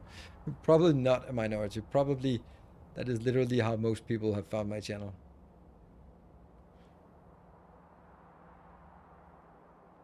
It's either that or Dyson Sphere.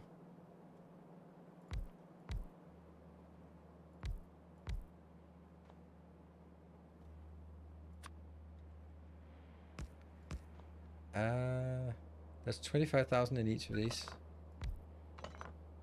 So this is enough for one train, and that's it.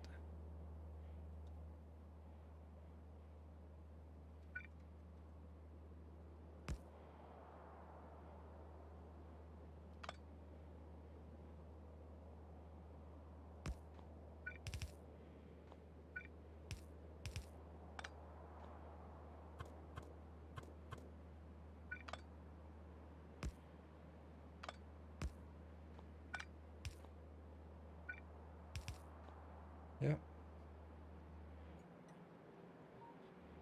That goes in here, and this one. Actually, maybe I just pull it through and then.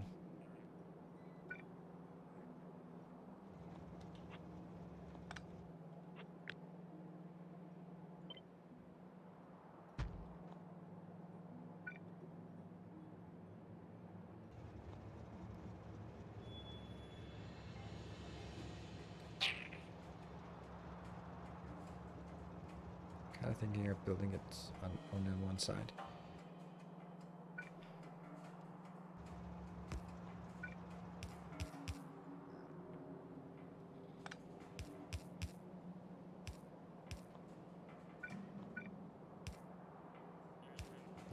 So anyway, I'm still, my mind is, I'm trying to do this, but my mind is still on that comment that I didn't particularly like from earlier that I said about sort of the size. But I made a video that I think was really good about sort of the different modes in a content creation. Sometimes you have to be in a mode where you're working on expansion, getting new people to discover your channel. In order to do that, you make tutorials, you make, oh my god, you won't believe something that performs well in the click-through rates. But they're not the ones that make people become patrons. No one watches my black hole thing and goes like, for the first time, and goes like, dude, let me become a Templar of the Path. No, you want to become a Templar of the Path because you sort of like the general things that are there and find the stuff that I make useful and like hanging out on the stream, and that's like more of the core of the community. So the stuff that is directed at getting more people in through the door, and the stuff that's generated to get people from just, oh, I watched one or two of your videos. I watched the main boss video and I watched the jumpstart and then whatever. And then to become more regulars, that's a different kind of content. And that's something like, longer playthroughs or more detailed things or useful guides. So when you find yourself coming back to my channel for the 10th time to just look at that video again, or just look at that, grab that blueprint, or figure out what was the ratio again, then that's the kind of place where you go like, ah, damn, maybe I should support, because it's kind of useful and I like this. Or when you find out that 7 of the last 10 games you've bought and enjoyed are the same that I've bought and enjoyed, then you're like, you know what, this is a cool place to hang out and just that kind of thing. And that's the kind of stuff that gets people to upgrade from being viewers to becoming sort of supporters. And that's a different kind of content. And when doing that, it's also it's a different mindset. So if you look at my previous example from like a League of Legends streamer, they just sit there, they just play the game, and people come in, watch them play the game, leave again. There's no back and forth, no anything. Oh, that didn't work.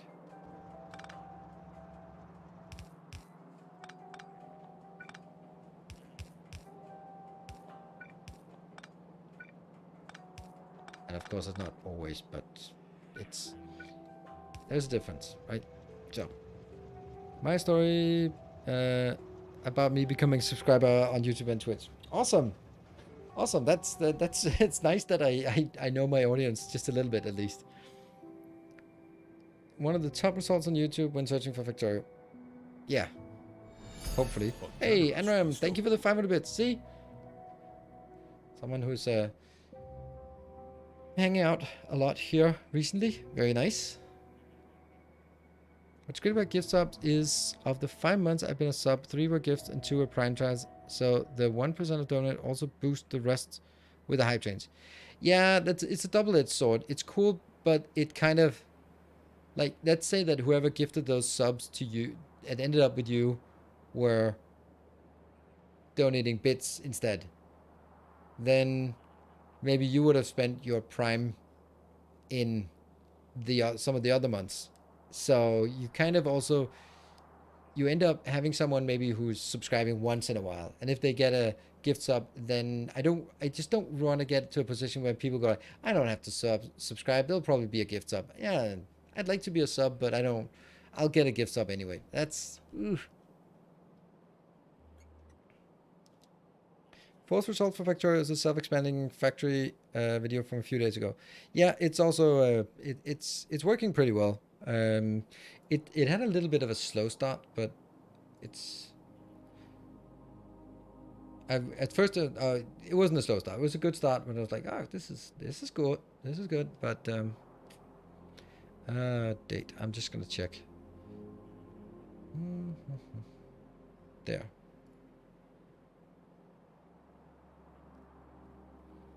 Yeah, 9,000 views per day, and that looks pretty steady at this point. That's very good for me. So more of that. Let's get back and build more cool stuff. Is it done? It's done to the point where I want to see if the flow works. It's not going to be done because we miss all the power. We need all the we do need to make the conditions, which means we do need to make the power. So we can't test it until we have the power. Has to get over 9,000 clearly. It was actually slightly less. I was rounding up to 9,000, so it's not at 9,000. So if you haven't watched it, go watch it again.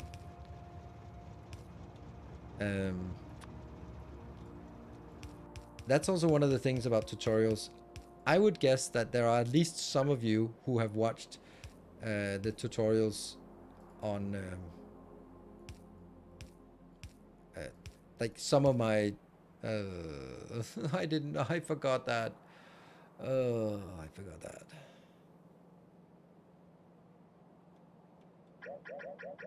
that. Some of my masterclass more than once.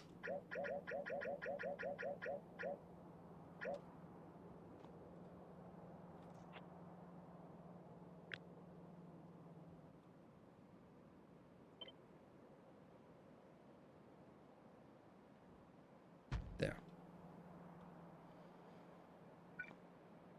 Which means that tutorials also have an additional value in the sense that they can generate views multiple times.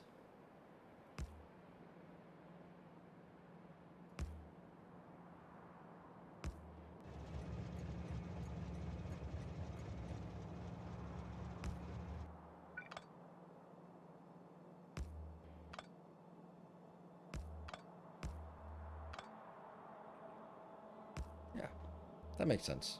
One off here, one off here. Nice spread out. Whew. Now, shouldn't that also be the same up here?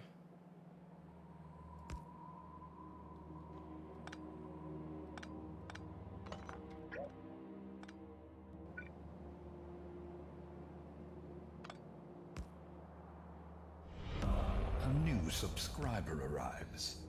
It fills you with determination. A new subscriber, Acid Rainy, thank you for the prime. Even recently watched it again, a few again. That looks so bad that there's no synchronization here. Don't think there can be. Yeah, masterclass, yeah. And that's pretty cool when you have a video that it has extra longevity, extra sort of sustainment. And that's also kind of the thing that when you sit through it and then go like, oh, okay, maybe that's where upgrading, I guess. That's still fitting, that's still fitting. Okay. All right, so now I need to make the conditions. This part I'm gonna get, I think I'll do the red inside because I think I need the green for wearing this. Damn.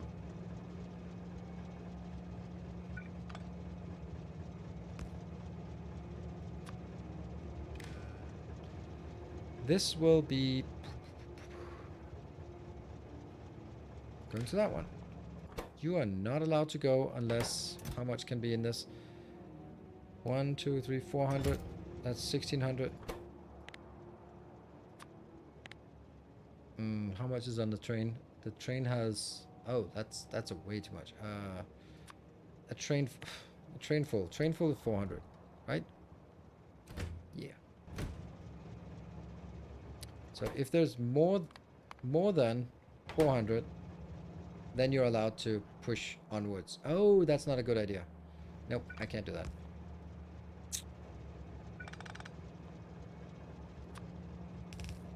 Reason why is that if I'm not allowed to push onwards, I'm gonna get stuck. I think. Yeah.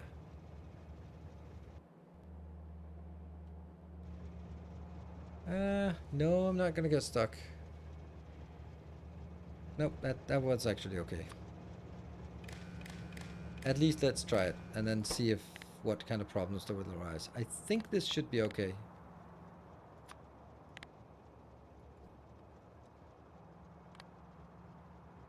There, greater than equal to. Good.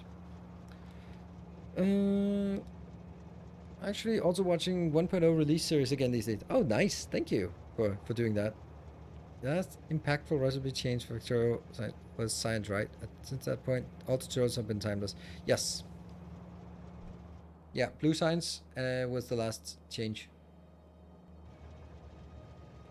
Yeah, I think that was all of it. But blue science was the one that changed the most. I can't even remember what it was before. All right, so that's the condition that says you're allowed to push up here. Push on to the task's end.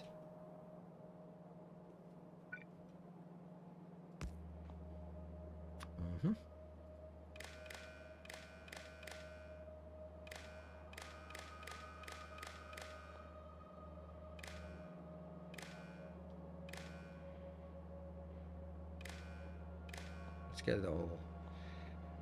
That will now be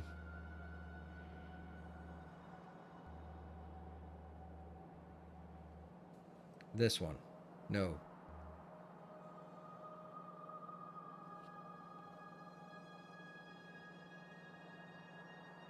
That one.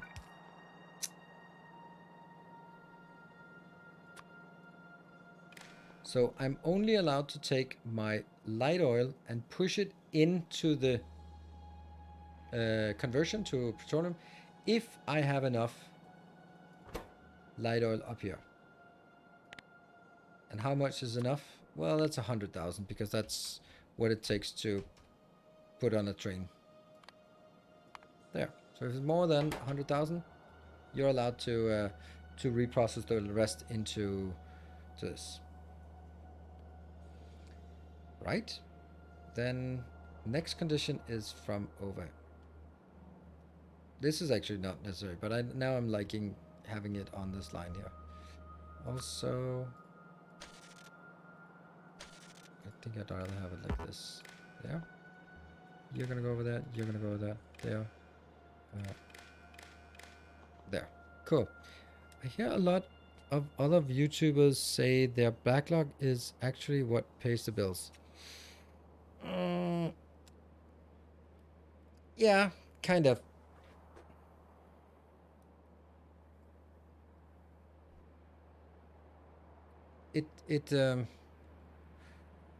I think it very much depends on what you do. If you do, let's say, if you do news broadcast or react to drama, then no one wants to watch 2-year-old drama. So that's, or 2-year-old news. So that's kind of no. But if you make, I don't know. Oops, that one got. If you make tutorials for a game that hasn't changed for 3-4 years, then it's probably okay. Let me just, since this is kind of the topic for tonight, then let me look at. Oh, I hate looking at analytics these days because it's so bad. Just squinting so I don't see much.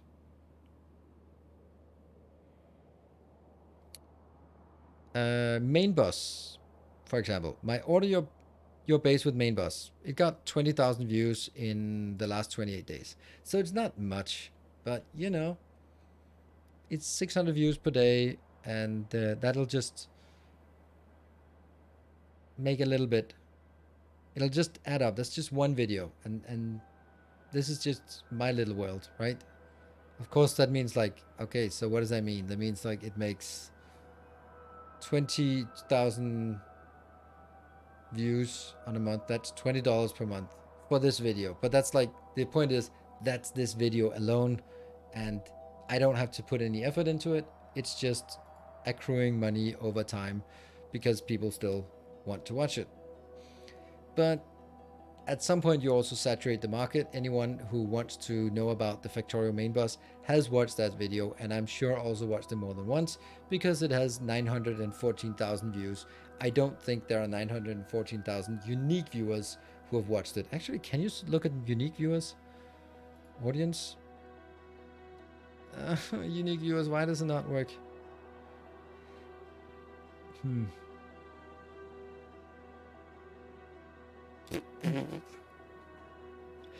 Okay, here is a provocative topic. Are you ready for a hot take? Women don't like building main buses. That's it. 915,000 people have watched how to order your base with a main bus. Guess what percentage are female? Come on, give me a guess.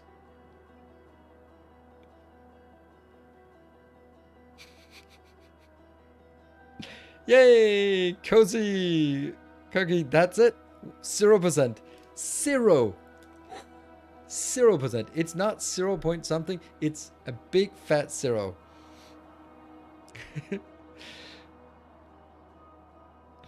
I don't think Catherine Sky have watched it. So, yep. I mean, technically it can just mean that it's less than 0.5 and therefore rounded down, but it's just, yeah. So Miss Timony didn't watch it. No, we'll address that next time. Next time you see Miss Timony, then you be sure to ask, why did you not watch that video? We have proof. But be nice.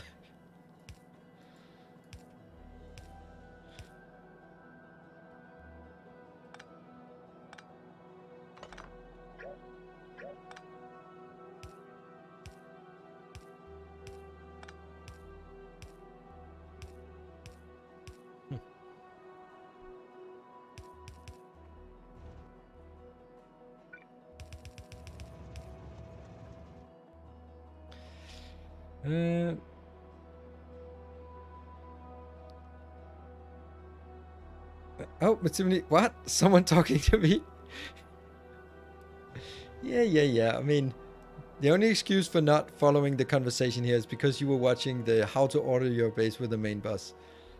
That's the only excuse we'll accept. This one should just go, but that is here. There. And this one will only push on to the task's end when I have more than 50,000 lubricant, because that's a train load. Hello, Mr. Dominique. Good to see you. We're just using you as a case in point.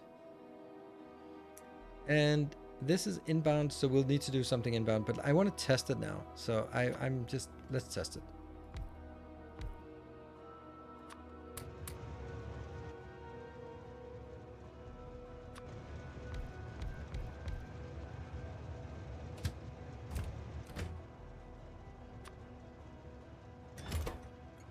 Water.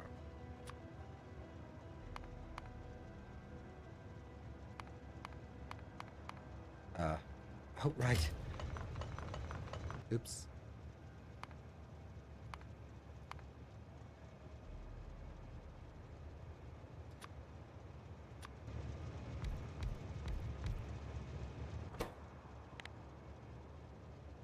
Crude oil.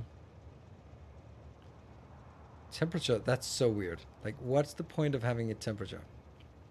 At least 100%. Good. And then let's also get some trains up here. They'll just be normal trains. Our illustrious champion returns. Welcome home. Welcome home, Calgar. Thank you for the 22 months. I'm building a castle from the 14th century. Oh, what game are we playing it in? We building castles in?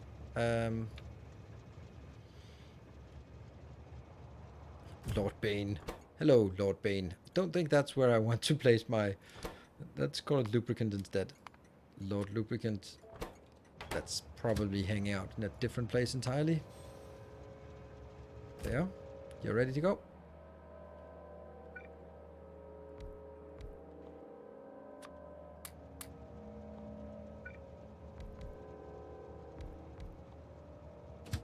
This will... Petroleum. This will go to light oil. Right, so everything is now done.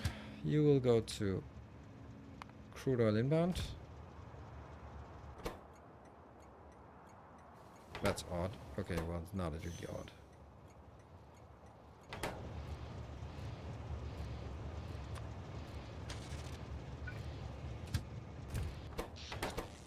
That's still one of those things that haven't been just done yet, so...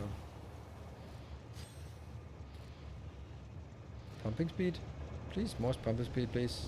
Okay. Alright, all of these are working. Yes. Let's see. This is still offline. Yep. So, all of the lubricant, all the heavy oil that we produce will be only flowing this way. And going up here. There's a little bit of push.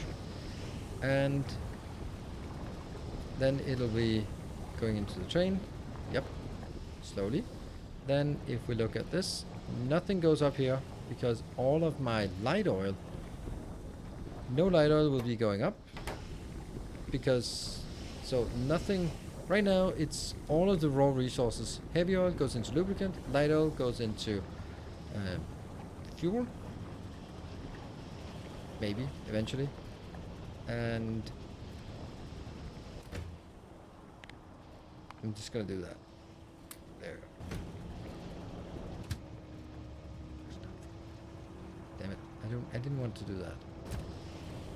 I didn't want to do that. Can I just manualize you? Are we not getting anything out? Oh, that's gonna take so long time. I wanted to ask, what is the idea behind limiting trains on a station with logic? Won't the station always be 1 or 2 at most? They're very small stations.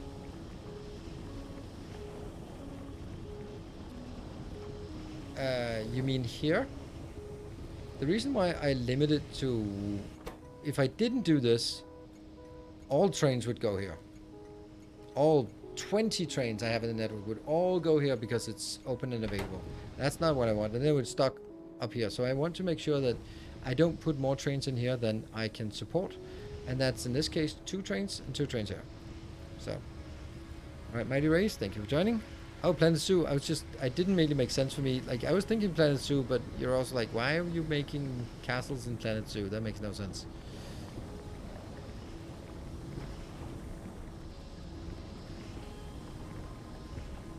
No water for cracking, I think. You're right. It doesn't go up there. You're right. You're right. You're right.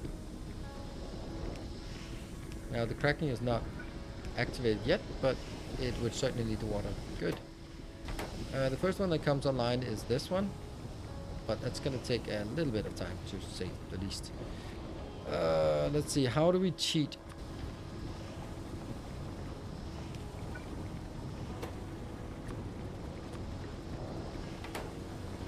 Here comes the push. 2,000.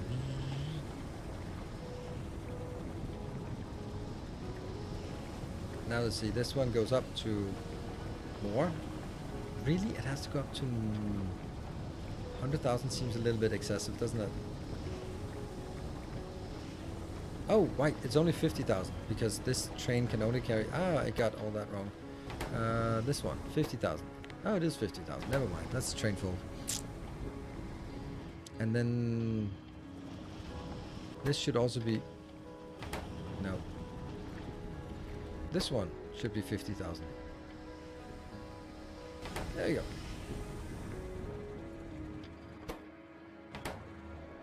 Well, still 50,000 lubricant. Oh, it's activated. It's activated now. Alright, of course it's still... It'll never go past this one because it'll still try to fill up here until these are full. And they'll be full soon enough. I want to simulate how it's full. You can build what you dream to build in Planet Zoo. Can you build a factory? That's what I dream of building. Oh, I had a nightmare the other day. I opened my fridge and there were 2 Red Bull. And I took one and it was lukewarm, even though it was in the fridge. So I took the other one and it was also lukewarm. That's it. That was the nightmare.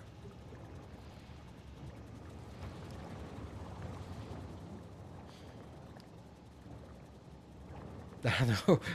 That's horrible. I know. So you go ahead and analyze all you want on that. See where that leaves you. Alright, so the train is full.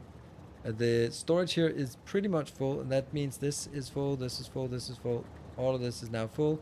This one I'll take out, and then these will start sort of just soon filling up internally only. But why has it slowed down? That's what I thought. That's exactly what I thought. That it would... If I block this one from going, this cannot consume the light oil fast enough. So this one has to just be allowed to go up anyway. Which just means that it'll compete here. Some of it will go in, make some fuel, some of it will go somewhere else. So that's...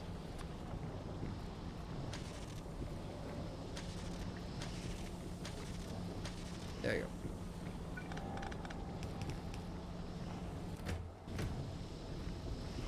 One of my friends built an old factory to get into a zoo, but money comes from visitors, not from machines. Seems like an unrealistic game. It's a pretty cool game. I don't know what YouTuber it was, that someone I've been following for a long time, and then he started playing Planet Zoo, and then his channel absolutely blew up. Huh. Was it Party Elite? I think it was Party Elite. It was just insane. Like, then suddenly we're like, okay, I can only play this game. Party Elite? Let me just check.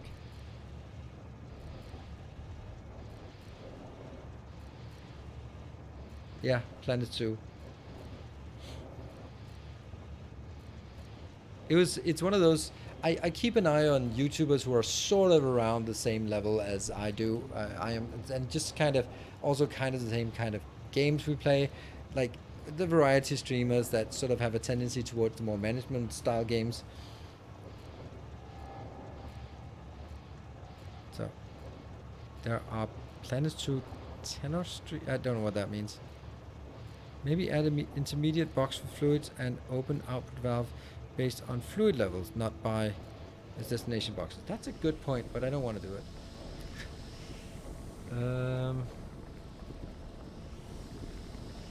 This is stuff here is going to be... Yeah. How are we going to know if we need to build a new of these blocks? Huh. That's another little question, right? How do we know if we need to make a new block? Because what if we're low on lubricant? Is that gonna be... no. Lubricant will never generate a new block. I guess it'll only be petroleum that can generate a new block. Yeah. Technically that should be both, but it will be... there will only be one of them that's the bottleneck. And it should be the petroleum. We have two schools, builders and moneymakers. Oh. Oh, okay. Oh, right, okay. So builder to make cool, aesthetic, good-looking things, and moneymakers are the ones to build efficient zoos that make money. I guess those are kind of the ways to play it.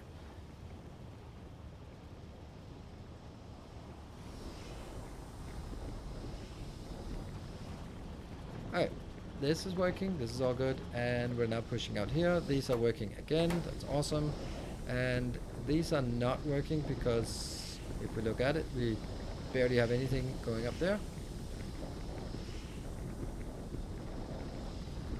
But these two are huffing and puffing now. Good. So now let's simulate the next part. The next part being when we reach 50,000 up here. So let's cheat our way to that.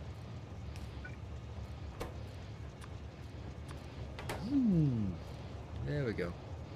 Actually, I think it would be much more valuable to put it here. That'll go super quick.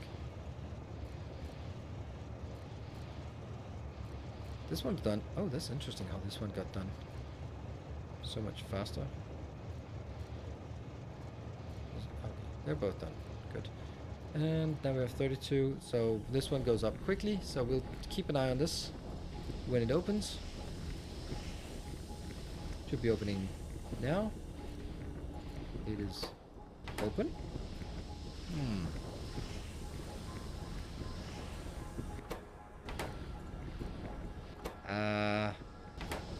Damn. Hi, I'm new here. Just want to say hi and want to ask buffer chest. What are their point? If you like the color green, then they're really nice. I don't know. I don't know if welcome first and hi back at you, and then I don't know if you're coming in here and just being clever with a troll comment, or you actually have a genuine question, because I have a strained relationship to buffer chests. Well, this is fun, except it's not though. Huh. That's problematic, right? It's not working. What about burn-on turtles? I have a lot of things that I have a strained relationship with now that we think about it.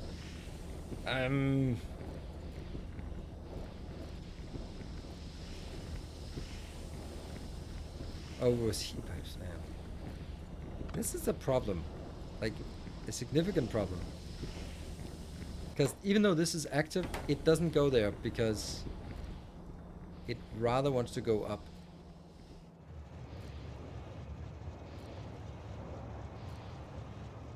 And then only when this one is all full will it get the next one. Yeah, because fluid. Exactly, because fluid.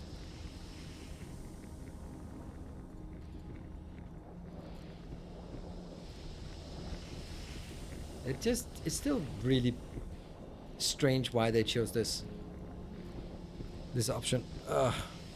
Just working on a robot-based module design and thought maybe I use buffer chest to buffer items, but the robots are ignoring the items and then, so what's the point? Thank you. That's exactly the point. That is exactly what I'm also seeing. Like, the core idea of buffer chests is that if you're building something out here, for example, I think that let's try to find the most idealized use case. You have a wall out here that's constantly being attacked by biters, and you have some turrets and you have some stuff, and it gets attacked, and every time you lose a laser turret or a wall segment, then your robots have to fly all the way from the base. Maybe they are up here, so that robot who gets assigned to this task just has to fly back, pick it up, fly up here, and drop it off. And that takes a long time. And maybe in that time you get more attacks because that sucks, and you're strained for how are we going to do that. So what you can do is you can put a buffer chest nearby that has the stuff that you need nearby, like walls, repair packs, laser turrets, power poles, for example, that kind of thing. And then they will be taken from this location, and the robots will just fly and replenish it. That's the idealized case of when you can use it. Buffer fuel, I think that's the use case they thought about that was not working very well with just requested chests. And then you can start getting super advanced and do a lot of things. And half of the things that at least half of the things that I see people using buffer chests for, there are conditions where it doesn't work, and they just haven't found that condition yet. So people are ferociously arguing why they're great, and then listing a flawed scenario where it's not working correctly. It's not working the way that they think it's working. That's why I don't like buffer chests, because they're unintuitive and they're weird, and they don't do what you'd like them to do. They do what they do, and therefore I don't incorporate them into my my build, except for this specific scenario that's really simple. It's that the robots are the closest robot to the item is picking up should be the one assigned. Yeah. A nuclear power plant that's far away too. Yeah, that's like it's. I like the idea of it. That you can say, okay, it is in order to mitigate the long reaction time from request to the robot going all the way from your early base to there, and then you can sort of decouple it by having a buffer locally, and then it'll supply from the buffer to the destination instead of going from the base to the destination, because that's a long stretch. So it's just going like it's having a little warehouse next to it, and it's for that it works fine. But then you can start doing like fancy things, and then it stops working so fine. Okay, this one's working while I was ramping along, and now that is, I guess we take this out. Just want to see that it is working. Can't you essentially do the same thing with yellow chests? No, because yellow chests exactly can't have requests. Then you'd have to sort of do it like really weird, that you have it as a filtered storage chest, and then you'd have multiple filtered storage chests, but you still need to make sure that something gets put in there, and that only happens with, yeah, it's weird. It works really well for construction bots. It works less well, in my opinion, for logistics bots. I think that's the essence of it. If you use it for stuff that construction bots can now build things and their supplies are closer, awesome. If you use it for stuff for logistics bots, where you sort of bring stuff with logistics bots to the buffer, and then from the buffer to a requester, then it starts getting weird. And I'm sure it can work, but it's not because it's broken. It's just that it is not as intuitive as people think, and people think it's super easy and build it, and then it kind of works sometimes maybe, but not always, and then I think it's easier to avoid it. Yeah, but buffer chests also work for logistics bots. You just have to check it, but then it starts being weird again. Anyway, I think that this is working. I get all the conditions. I am not sure this is good. It's actually okay, because it'll focus on building.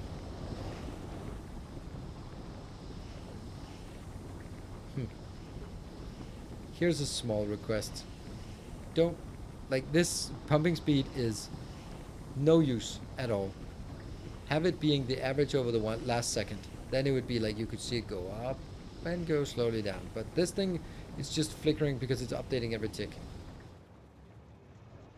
And also, fluids in Factorio are way too viscous. No. Yes. High viscosity is flowy. Low viscosity is sticky, right? Like molasses. Is it? Which way does it go? Highly viscous? No, highly viscous means that it doesn't flow. It's sticky. High viscous. Anyway, yes. So, yeah. So I think that fluids bounce around way too much in Factorio. And I think that's because everything is calculated 60 times per second. So it goes like, I need to go here. No, back again. Oh, bounce this way. Bounce that way. Bounce this way. And that's when you see all this flickering. And if you see this one, like, it goes up and down because each of these are outputting and inputting. It just seems a little bit extreme. So I just erase the buffer chest and work with passive providers instead as buffers. Just have to produce more than I use. Yeah, that's if you then don't do it and you have 10 different 10 different storage chests somewhere, I don't know. I don't like that idea either, but I mean, if it works, it works. I'm starting my city block base. It's masterclass now. Is 3 blocks wide enough? No. I like, for what?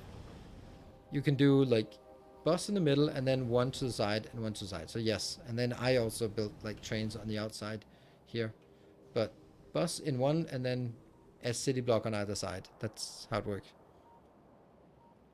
Yeah, timberborne fluid mechanics, yes, and oxygen not included, and even satisfactory fluid mechanics are better when they don't pump nuclear waste. I'm just going to take a short break, and I'm also going to make sure that we save because we haven't been saving enough here. Save the world.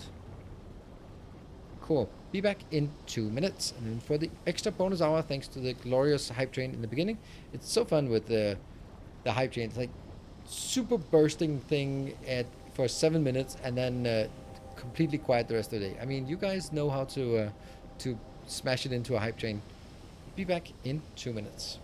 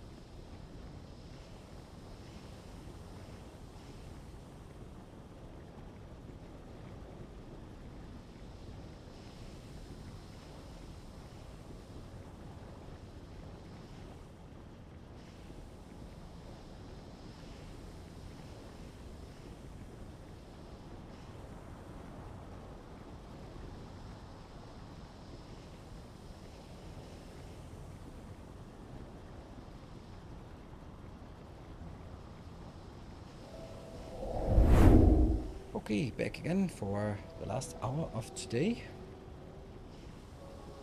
We're simply discuss the universe of Queensland pitch drop experiment. I don't know what that is. Okay.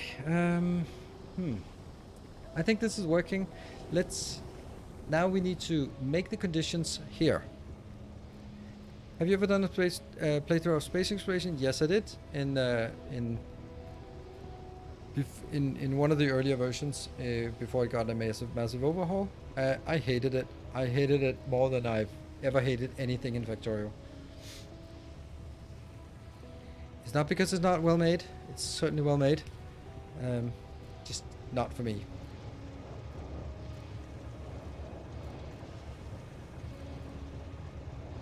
It's harder than drawing for 100 years. Oh, nice. Okay.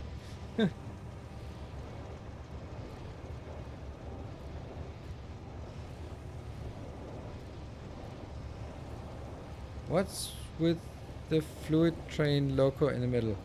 It's symmetric? Don't worry. All my trains are like that. 111. Is that you need every tier 1 machine for tier 2? No. The annoyance is that the illusion that adding 80 different science packs makes the game more fun. It just makes it a million times more tedious. It is incredibly tedious, and you just go like, okay, lens, black hole, quantum thing. All right, what do I need for that? I need space water. I need quantum black hole. Okay, then get one of that and that's just 100 hours of that. It is so boring. Yeah. So it's the mistake of just adding more. More does not make it better. So that's what I don't like about it. Okay, let's get the condition for when you will request. That's a little bit too complicated. Let's see.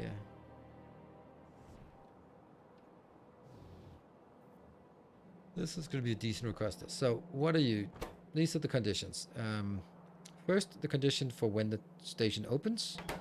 That is the request. And then the condition for when. Yeah, and that's on green wire.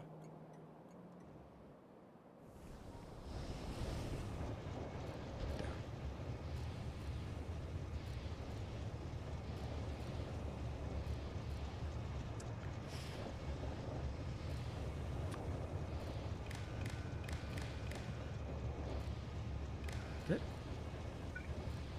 And this will now be, when do we request? There's room for 150,000, no, yes, 150,000 here. And a train coming in can do 50,000. So I will request another train when the water is less than 100,000. That's when we're going to be requesting that. And that will be on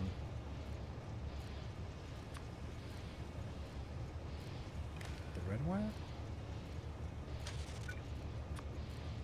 Green wire goes in here. Train limit, yes, L and C. C is not necessary. Did I make it a little bit too complicated previously? Will we ever request more water?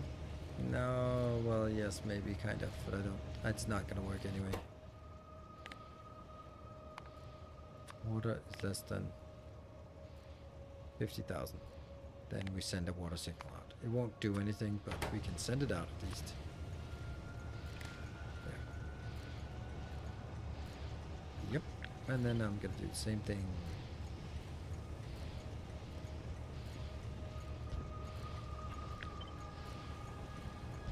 That would have been better, wouldn't it? Yep. There. That one goes here. And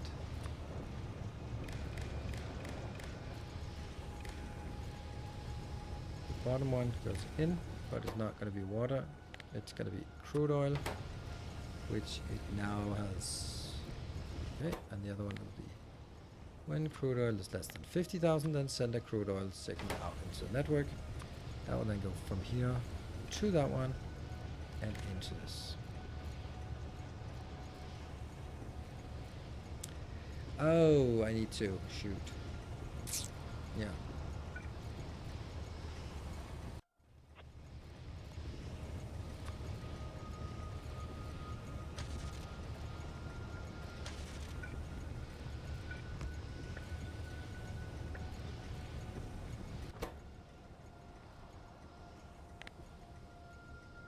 $50,000.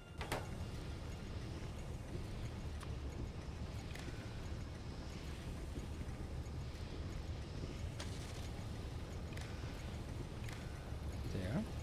So the first one is, do we have so low that we should be requesting a new?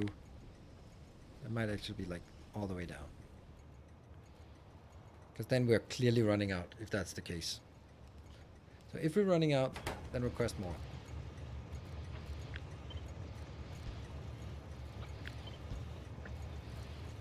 Do again like this. That's now connected. That connects here.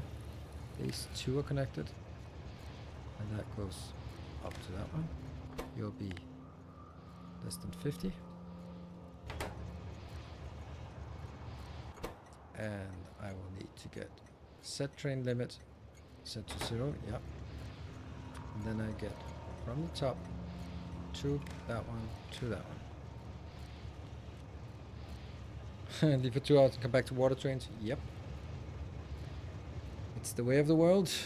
It has and then this will now be the requester that says whether we are running out. Let's try to look for this again.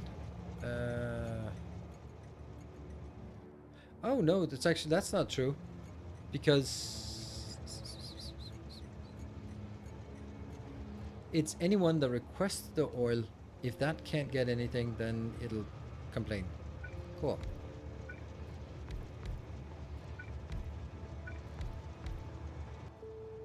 And this also, fueling. Huh. That one also needs to be fueled. These two do not, because it's only providers, so.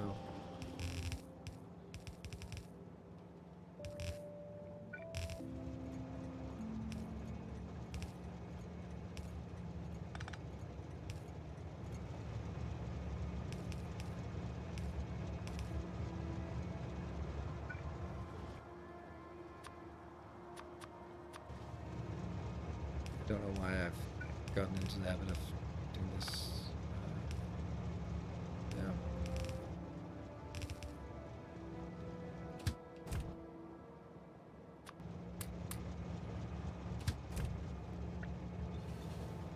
So? Hmm? Oh, right. There.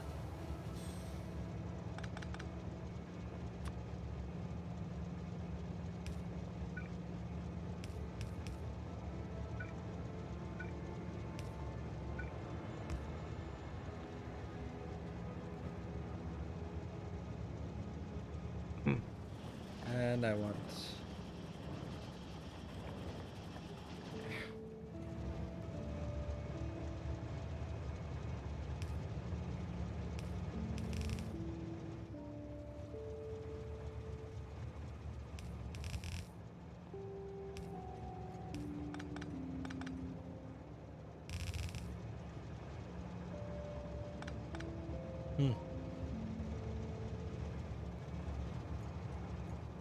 I guess it's actually better to go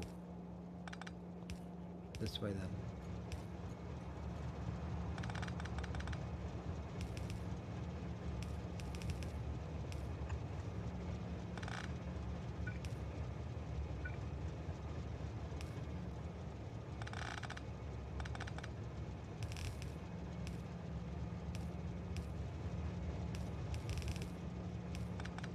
Look, just so happened to fit here.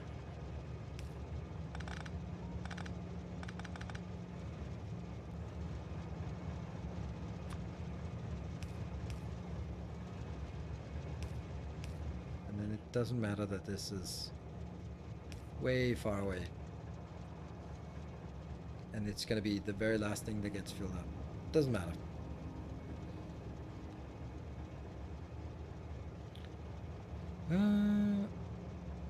We'll take infinity. That's kind of a long time, but it's only on one side, and I mean, there's a lot of things that will take approximately infinity time. Like filling this one up is also going to take infinity time, and this one. So it's probably a good idea to get it going early. But you know, it's not going to be a fast build. Good. So I think this is done. I have no idea. I don't feel it's done, but I think it is.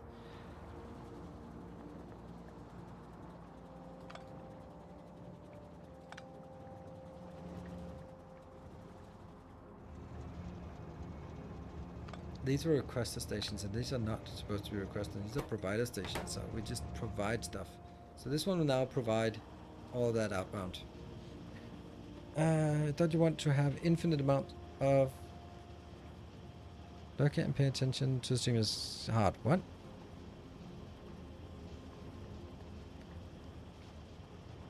Factorio is a good... I like Factorio. I kind of started it a couple of hours ago simply to challenge myself somehow. What? Train limits? Oh, this one. This one will be 1. And this will be 2. And 2. And this one will be 1. Good. Thank you. Alright, so the thing is, hijacks, like to challenge yourself. The thing is, it's not... Since Factorio is... The only way you can lose Factorio is if you have biters and they're killing you. Aside from that, it can just be slow and tedious, but it can't be a challenge. It can be a challenge to design something nice, but it's not sort of the same as... Like this kind of thing, for example, it's not difficult. It just takes a bit of time. Anyone can do it. Maybe this is slightly nicer than whatever someone else can come up with, but it gets the job done, right? And that's, yeah. That's just kind of where I think, yeah. So that challenge for me is like I know I can build it. It's just now it's just 3 new different things. All right, cool. Let's figure that out, and then. That's interesting in and of itself. Just find out that, oh, this is also used for that one, or now there's a, like, that comes out the byproduct that has to be refined and go back in, and that's cool. I like that, and I think those byproducts are a fun thing to work with. The thing is then, that's fun, but multiply that by 100 does not make it 100 times more fun, and that's my main point, is that it doesn't make it 100 times more fun. And that's kind of the essence for me of space exploration, and Pteranodon is.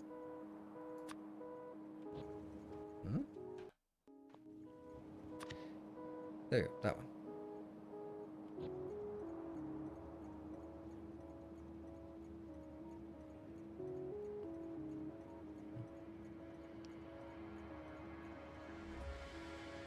Regular fuel wagon limited? Yes, it should be.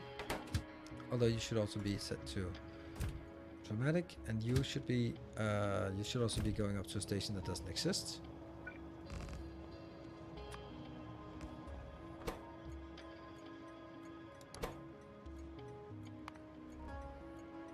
One that requests lubricant.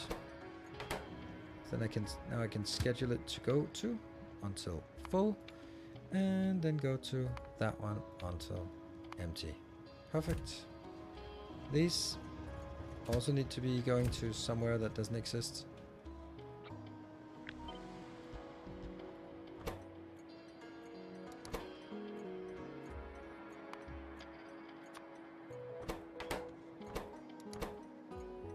But I need the station to exist for this to work. Until full and until empty. Don't like this.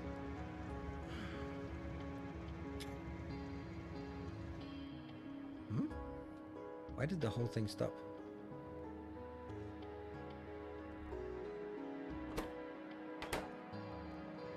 Oh, this one's full. Okay.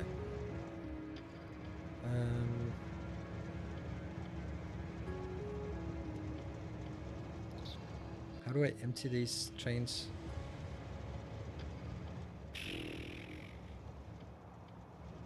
Okay.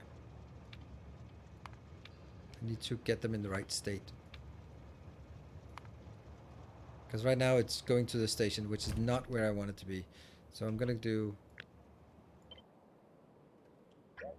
There you go. Got it back. You're going to that station. You're going to that station. Good. Fuel needs to not be part of the blueprint. Very important even.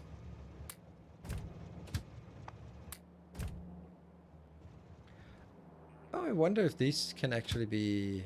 Ah, we'll see.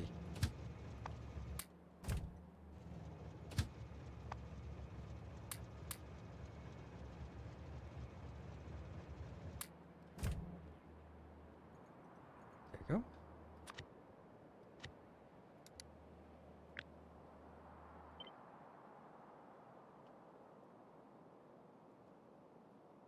Ta-da!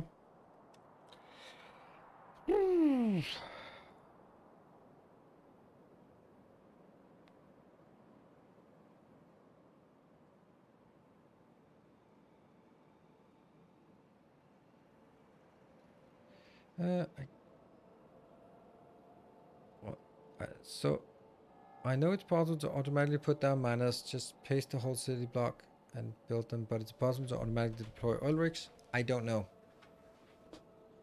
I don't know. I think it is. I mean, I think it is, but it's something that is a...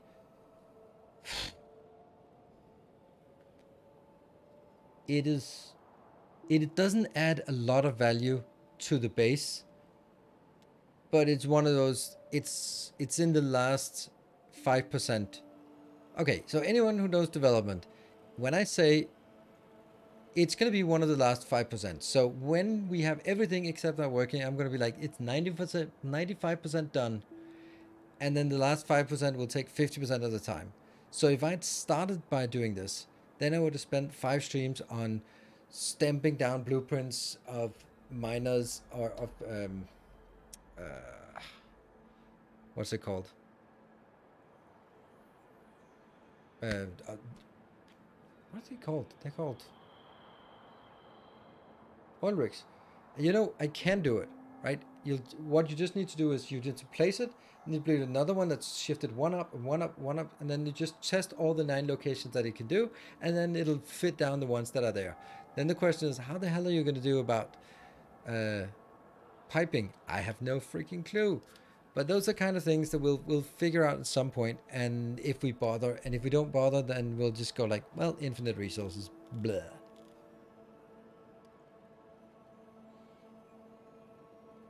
So, but it would be super boring if I had started with that, because it could take a really long time. So I want to get stuff done that we have the main loop, which I think is working pretty well. We have some edge cases that are still weird, but the main loop is working, which is kind of the heart and brain of the operation. And then working on sort of building the base as sort of a design project to build and expand the base. Once that's done, then we can come back and look at edge cases, or we can just alternate and go look at some edge cases, look at some, we looked at power last time, for example. Now we're looking at very much at oil and figure out how that's going to work. And at some point, the next big project will be dealing with water, for example, and then be it oil and, but it's not right now. And starting to do everything at once just means nothing gets done. So that is why. That is a mistake. That is here. Good. How many blocks left to finish? 15, I think. And then all the tinkering. And that finish means done in the first iteration. Good. So that's now done. Whew.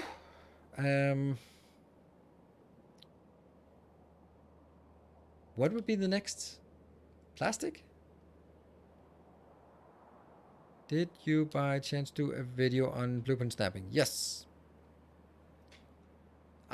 Right when that feature was added, I showcased it and explained it. Did you unlimit the rocket fuel wagon? Unlimit? No, it's limited.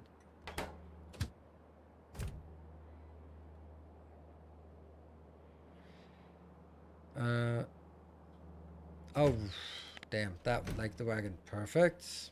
Yeah, and that's also the kind of thing like, okay, now we compile again. This corresponds to compiling. Compile again. But why? Why what?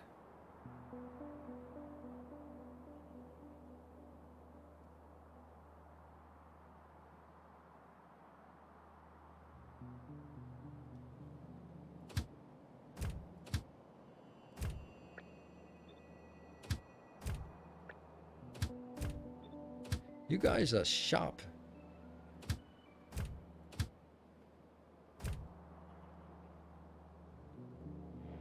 I need to test some things.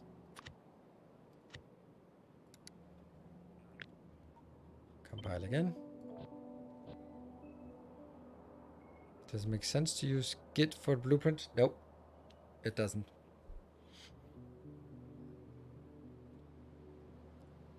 Why would you need version control for it?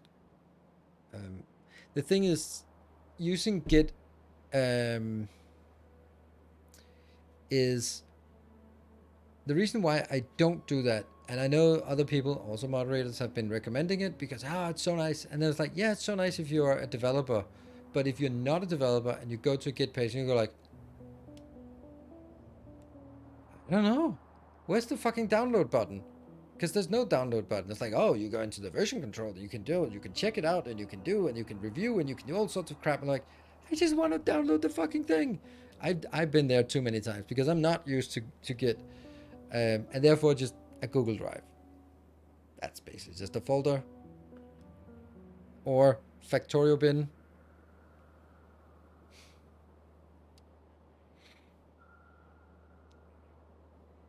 Would you mind to explain if that needs request for trains or does it work without? I remember seeing train with stations in some YouTube videos. Would you mind to explain if that needs requests for trains? I don't understand what that means, what the question is about. The reason why I put the trains in here is because it's a self-expanding base, so if I don't put the trains in, I have to do it manually. So I have to put them in blueprints.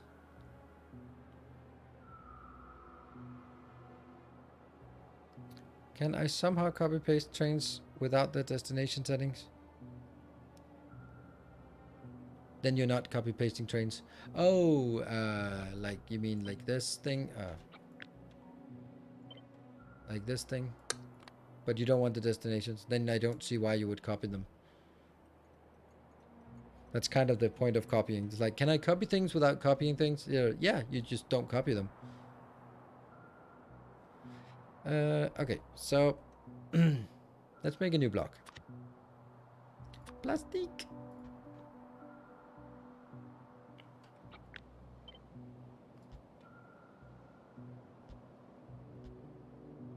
They do suffer a little bit of amputation here. Good. So,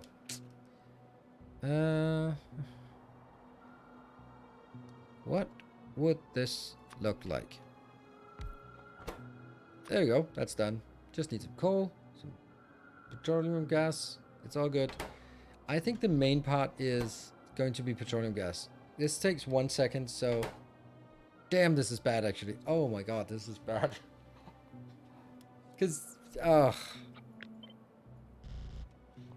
I'd want to do like this. Ah, yes, make plastic. But, yeah, sure. I'm just going to bring 2,000 petroleum per second in here. Yeah, that's not a problem. Not a problem.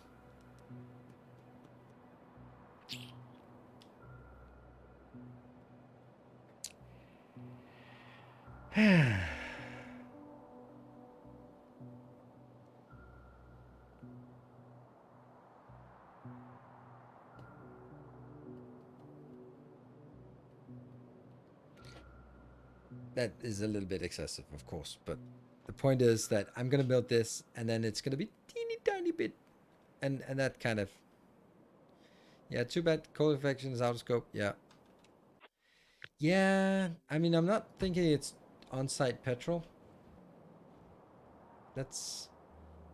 That would kind of mean that I'd have to put the petrol in here. I put the plastic in here, which means that I would need one more input, but I'd still need the light oil outbound, right?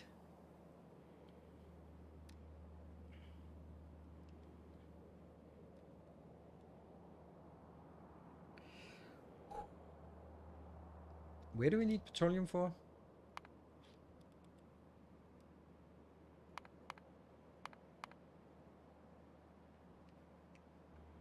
Only place we need it is... It's used for plastic and sulfuric acid, right? Nothing else. So I'm thinking...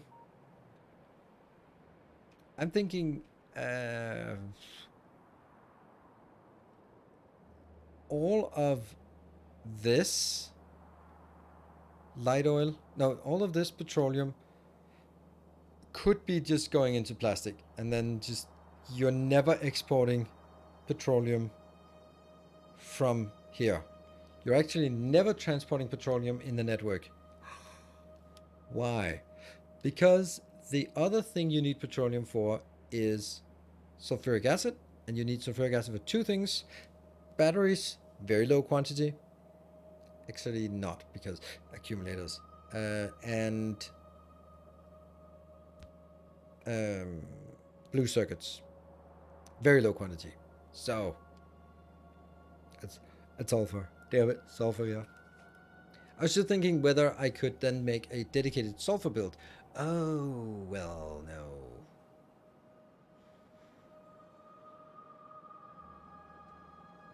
Let's have a look at when this one is operating. How much is it producing here? 200. 200 is all it does. That's nothing. That also kind of means that why am I even doing this? 200. It takes forever to fill this up.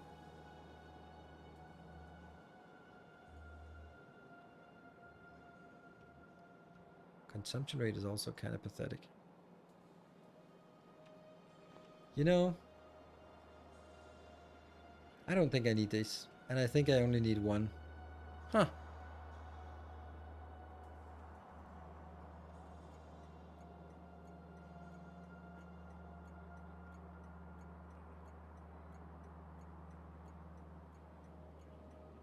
I'm just way over investing in infrastructure here.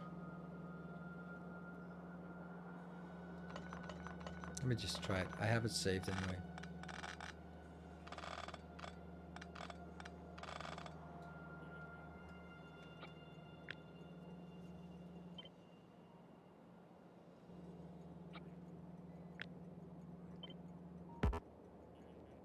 Damn signals.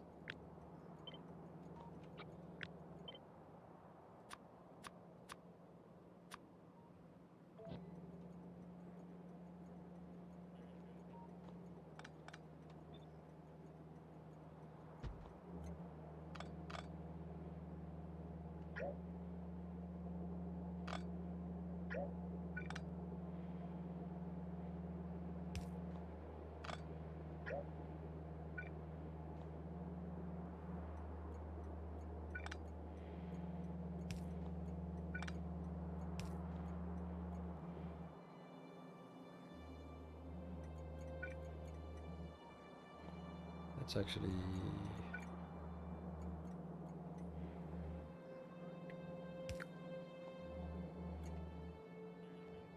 One, two, three. Yep. So that's a full train there, but that one has to be... Yep.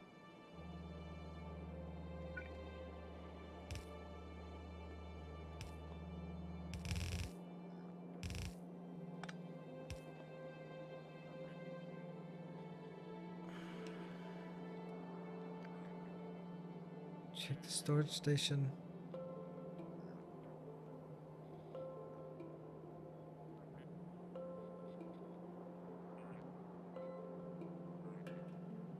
What are we talking about?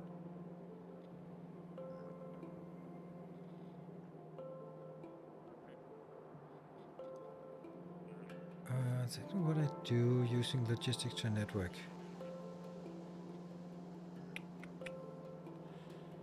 A finisher version tells how many trains.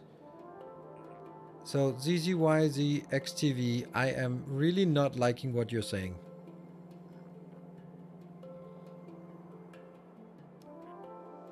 Like, extremely not liking. That's why I'm trying to... I'm assuming that you are not meaning what you're saying.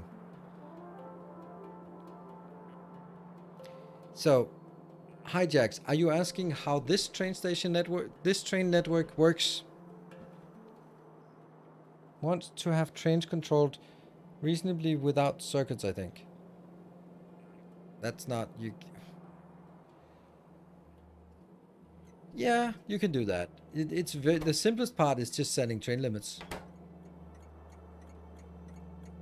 You can set train limits and then... yeah, then that'll work fine. It'll be a bit too many if you don't open and close your destination, your drop-offs.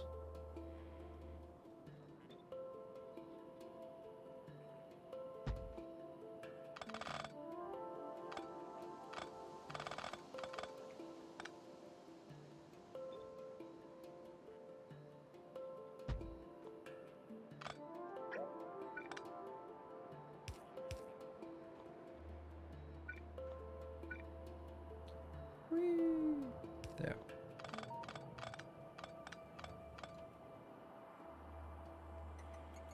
Away with that. Away with that. Up here with that. And...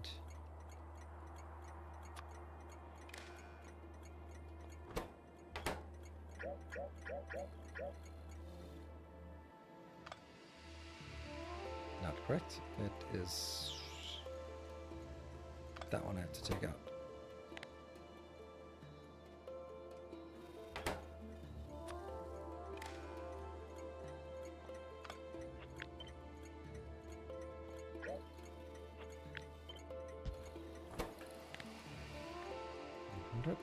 Oops, 100,000. That's still connected here. This is the L, goes into the station. This is the request more, goes into the network.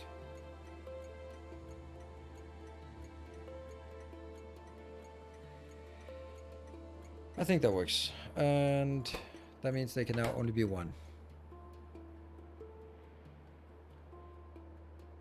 Train limits made with limit trains. Yes, that is... I completely... this looks so much better. And there was no reason because it was so low. Now the only question I have is... well... I need it for sulfur. I need it for... yeah.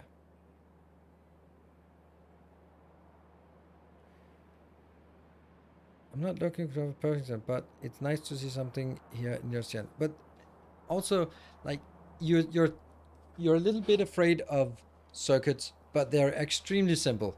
Like, if you look at it, there's only two circuit conditions, and the first circuit condition has nothing to do with the train you got. This is about the self-expanding factory, so you don't need this. You basically just need one condition, and that is answering the question: can this station receive one more train? If the answer is yes, then set L and send the L in here. If the answer is no, then don't do anything. And that's the condition. So that's the only circuit you need to deal with. So if you want to go fanatical, no circuits, then it gets a little bit... it can work, but you will have trains coming here even though the train station is full. But if you can do one circuit for each request a station, that's all you need. And that's something I've been I've been trying to make it as simple as possible, because I mean, it's easier to communicate, it's easier to explain when people come into chat and say, hey, how does it work, instead of me sort of having a dissertation on how it works and intricacies and stuff. Then just go like, can it receive another train? If yes, send L value equal to 1. That's it. That means basically open the station. That's it. And you don't need anything for the provider station. They just need to have a hard limit of whatever you have in the buffer. In this case, I now set the hard limit back to 1 because I've lowered the buffer level here. There you go. But it obviously must have missed something. It was just if you if you're thinking, if you thought that what I'm doing has anything to do with HTN, then that is absolutely incorrect, and that's not something I would recommend anyone take a look at, except for sort of a academic exercise, because it is pretty outdated at this point. It's probably been updated, but it served a purpose that has been completely nullified with train limits. Yeah. So yeah, so don't worry. I'm just, if you were of the opinion that I was copying that, then that was the stuff that I wanted to address. So not offended, just setting the facts straight. And I won't even say that I invented this system, because it's so damn simple that it's like, but it's just the way I do it. Having the simplest train stations, like from full to empty, having simple station names, having opening and closing stations as close as possible. It is simply the easiest thing. HTN was a train system that was invented as an alternative to logistics train network before, what the hell? Before, within 100% within the default, so no mods, and could open and close stations, and it was extremely complicated, and it worked, but it was extremely complicated. And then they added VOOP added train limits, and then phew, no need.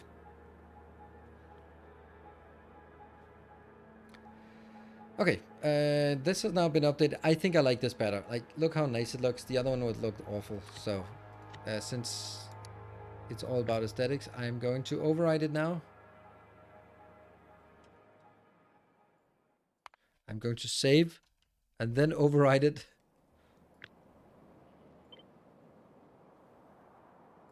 There, it is gone. Cool.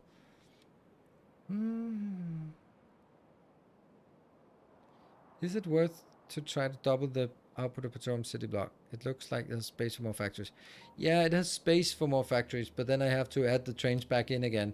And then I'd rather have 2 of these blocks than having 1 block that can't really be supported, because the trains have to come in so close after each other. And if I have a block here and I have another block there and another block there, then the train load, of course the train load is going to be the same because it's the same amount of resources, but it's not one location that has to have a really high throughput of crude oil and water coming in. It's just 2 locations.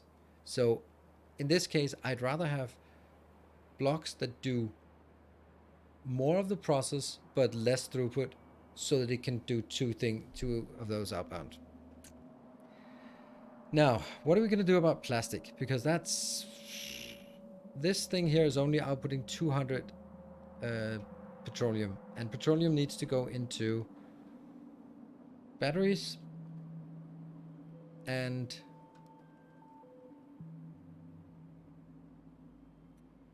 quite a lot into batteries, actually, into sulfur for the blue science, and into plastic.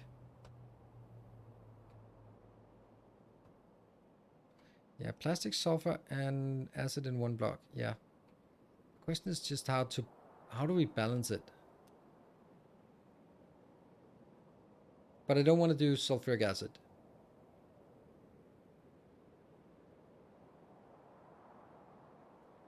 The fact that I can't see the acid.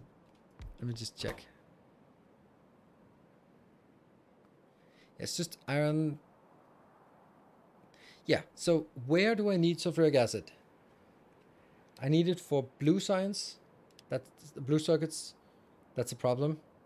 But I also need it for batteries. Then for batteries, I already bring iron plates in, so that's fine. And it's a lot of water, actually.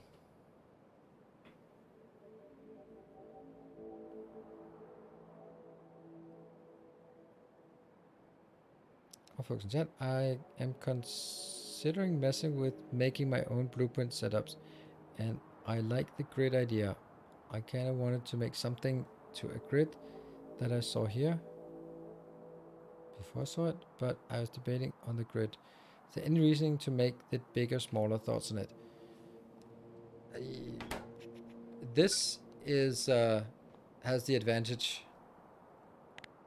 of fitting exactly with 100 by 100 fits exactly with four robot ports. So that's why I chose that. The other argument would be 96 by 96, because then you would sort of follow the chunks here. If we, I don't know how I do it, but anyway, the chunks. This one doesn't follow the chunks, so things can sort of, yeah, it's not really a problem. I only see like an academic reason why you'd want to have a chunk line, but if you want it, then it's 96. I don't see anything that's bigger that makes sense. Or F5, yeah. Then you can see the chunks, and then basically have it like this.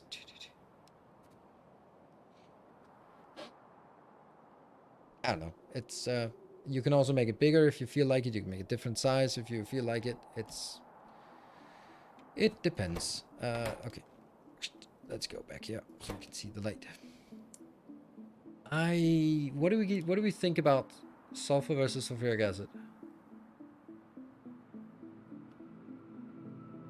We're gonna get petroleum and water inbound, and then coal inbound, and then we'd have 2 outbounds. So 3 inbound, 2 outbound, or we could get 1 more inbound with iron, and then 1 more outbound with sulfuric acid. That's not doable. 4 inputs, 3 outputs. Nah. 3 and 2 is good. Acid and batteries in 1 block. Yeah. How about 3x3 robot size? Maybe missing the mid. You can do whatever you want, but for me, I don't think there's a value. I like this size. I've gotten used to it, and I don't think you win anything by making it bigger, 3 by 3, except that it's different.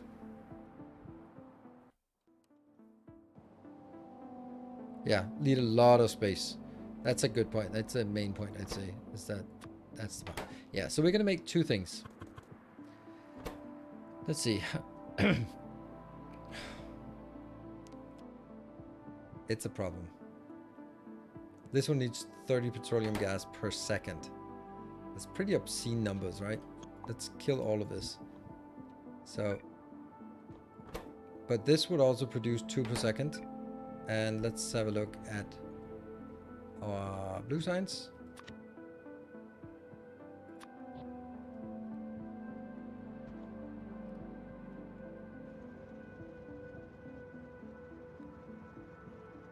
It only needs 3 per second, so it's not really like we need a lot here. So, and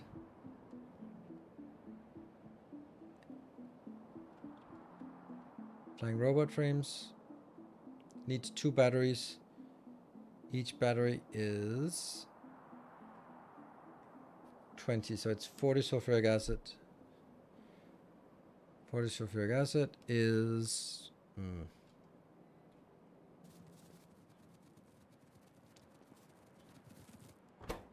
what is it? It's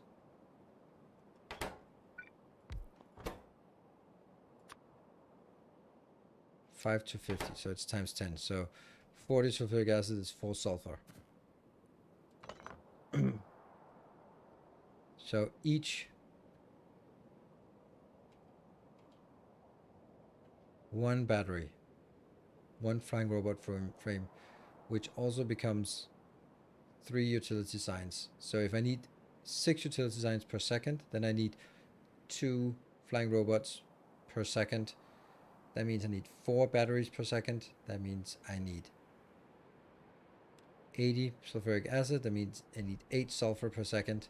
So I need This is all the sulfur I need for yellow signs. This and 1.5 is what I need for the blue signs.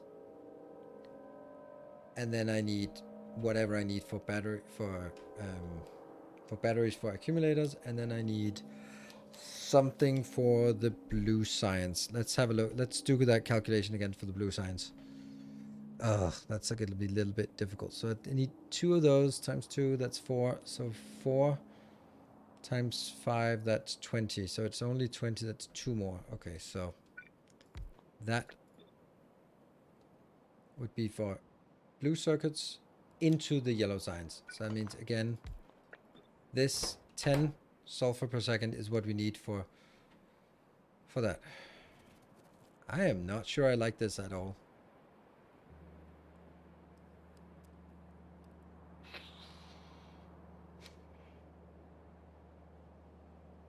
Yeah, I don't like it.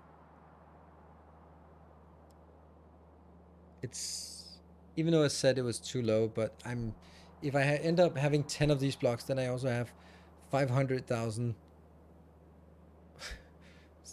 lubricant stored, and that's a little bit much. That's a little bit more than I need.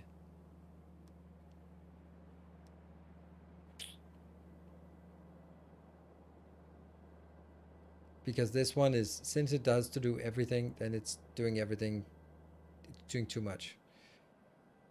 Okay. I think I think it's too late for me to figure out if this is a good or a bad idea.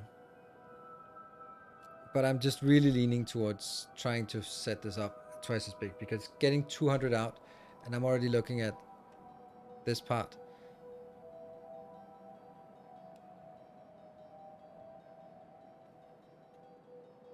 So one of these for the yellow signs, and another one for other sulfuric acid for batteries and for blue signs. So we'll need 2 of that, but then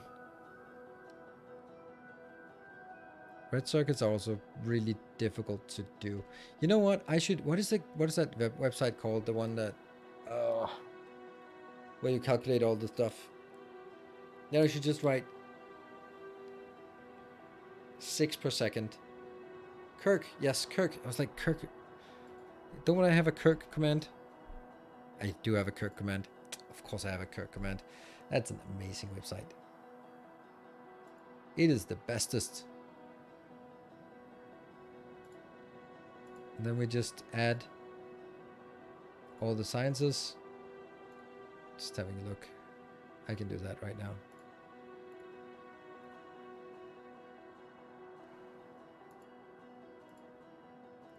Too bad you can't see it. It's a little bit unfortunate. I'll link it once I've set it up.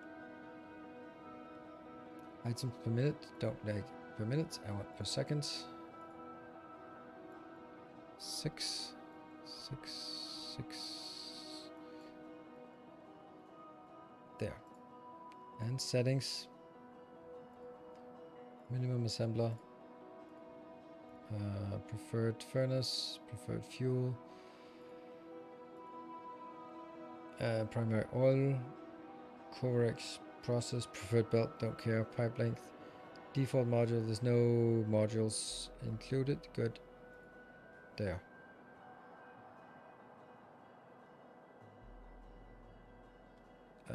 Can I, is there a link, easy link to this? There's only a very uneasy link.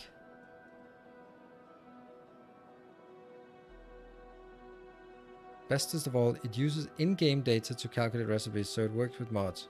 How does it work with mods? Do you load? How do you load things in?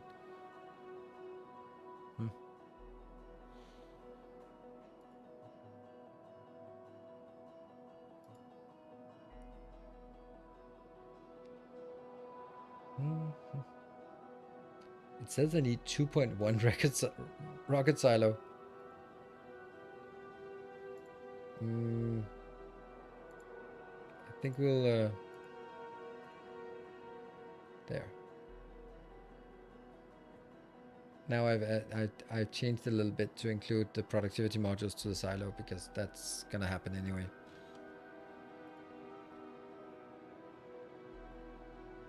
Oh, oh, Helmut. Ah, right. Okay.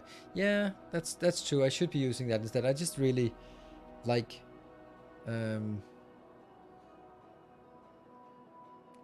I think I tried it sometime and then got confused and then just left it. It says 21 sulfur, and the sulfuric acid goes into. Oh, the majority of the sulfuric acid batteries and then into processing units. It's also like I need 9 processing units per second. It's kind of something, right? Anyway, I am exhausted now. So anyway, I am done for today. Tomorrow will be day off. Tomorrow is already today. So you got to save your things for next time. Tuesday is a little bit of an intermezzo because I'm waiting for V Rising to come out. And I'll probably see a lot of big streamers playing it that day and be annoyed about that I'm not a big streamer, but oh well. But I'll be completing the Jedi Survivor. I think what we have left is about 4 hours, I hope. I just got a sense of how we are in the story and what's left and the percentage, and it's like, yeah, I think we have a 1 stream left. So let's get that so we complete that series. And then V Rising Wednesday and Thursday, and that is also open for Templars and moderators, also masters, of course, to join in as a multiplayer when I'm streaming it. And I hope that's going to be fun because I'm excited for it. And Friday is Darkest Dungeon as usual. There'll be some Darkest Dungeon on YouTube this week. There'll be some Factorio as usual. There'll be some probably one more Timberborn video at least, and probably also some V Rising once that comes out. So busy week.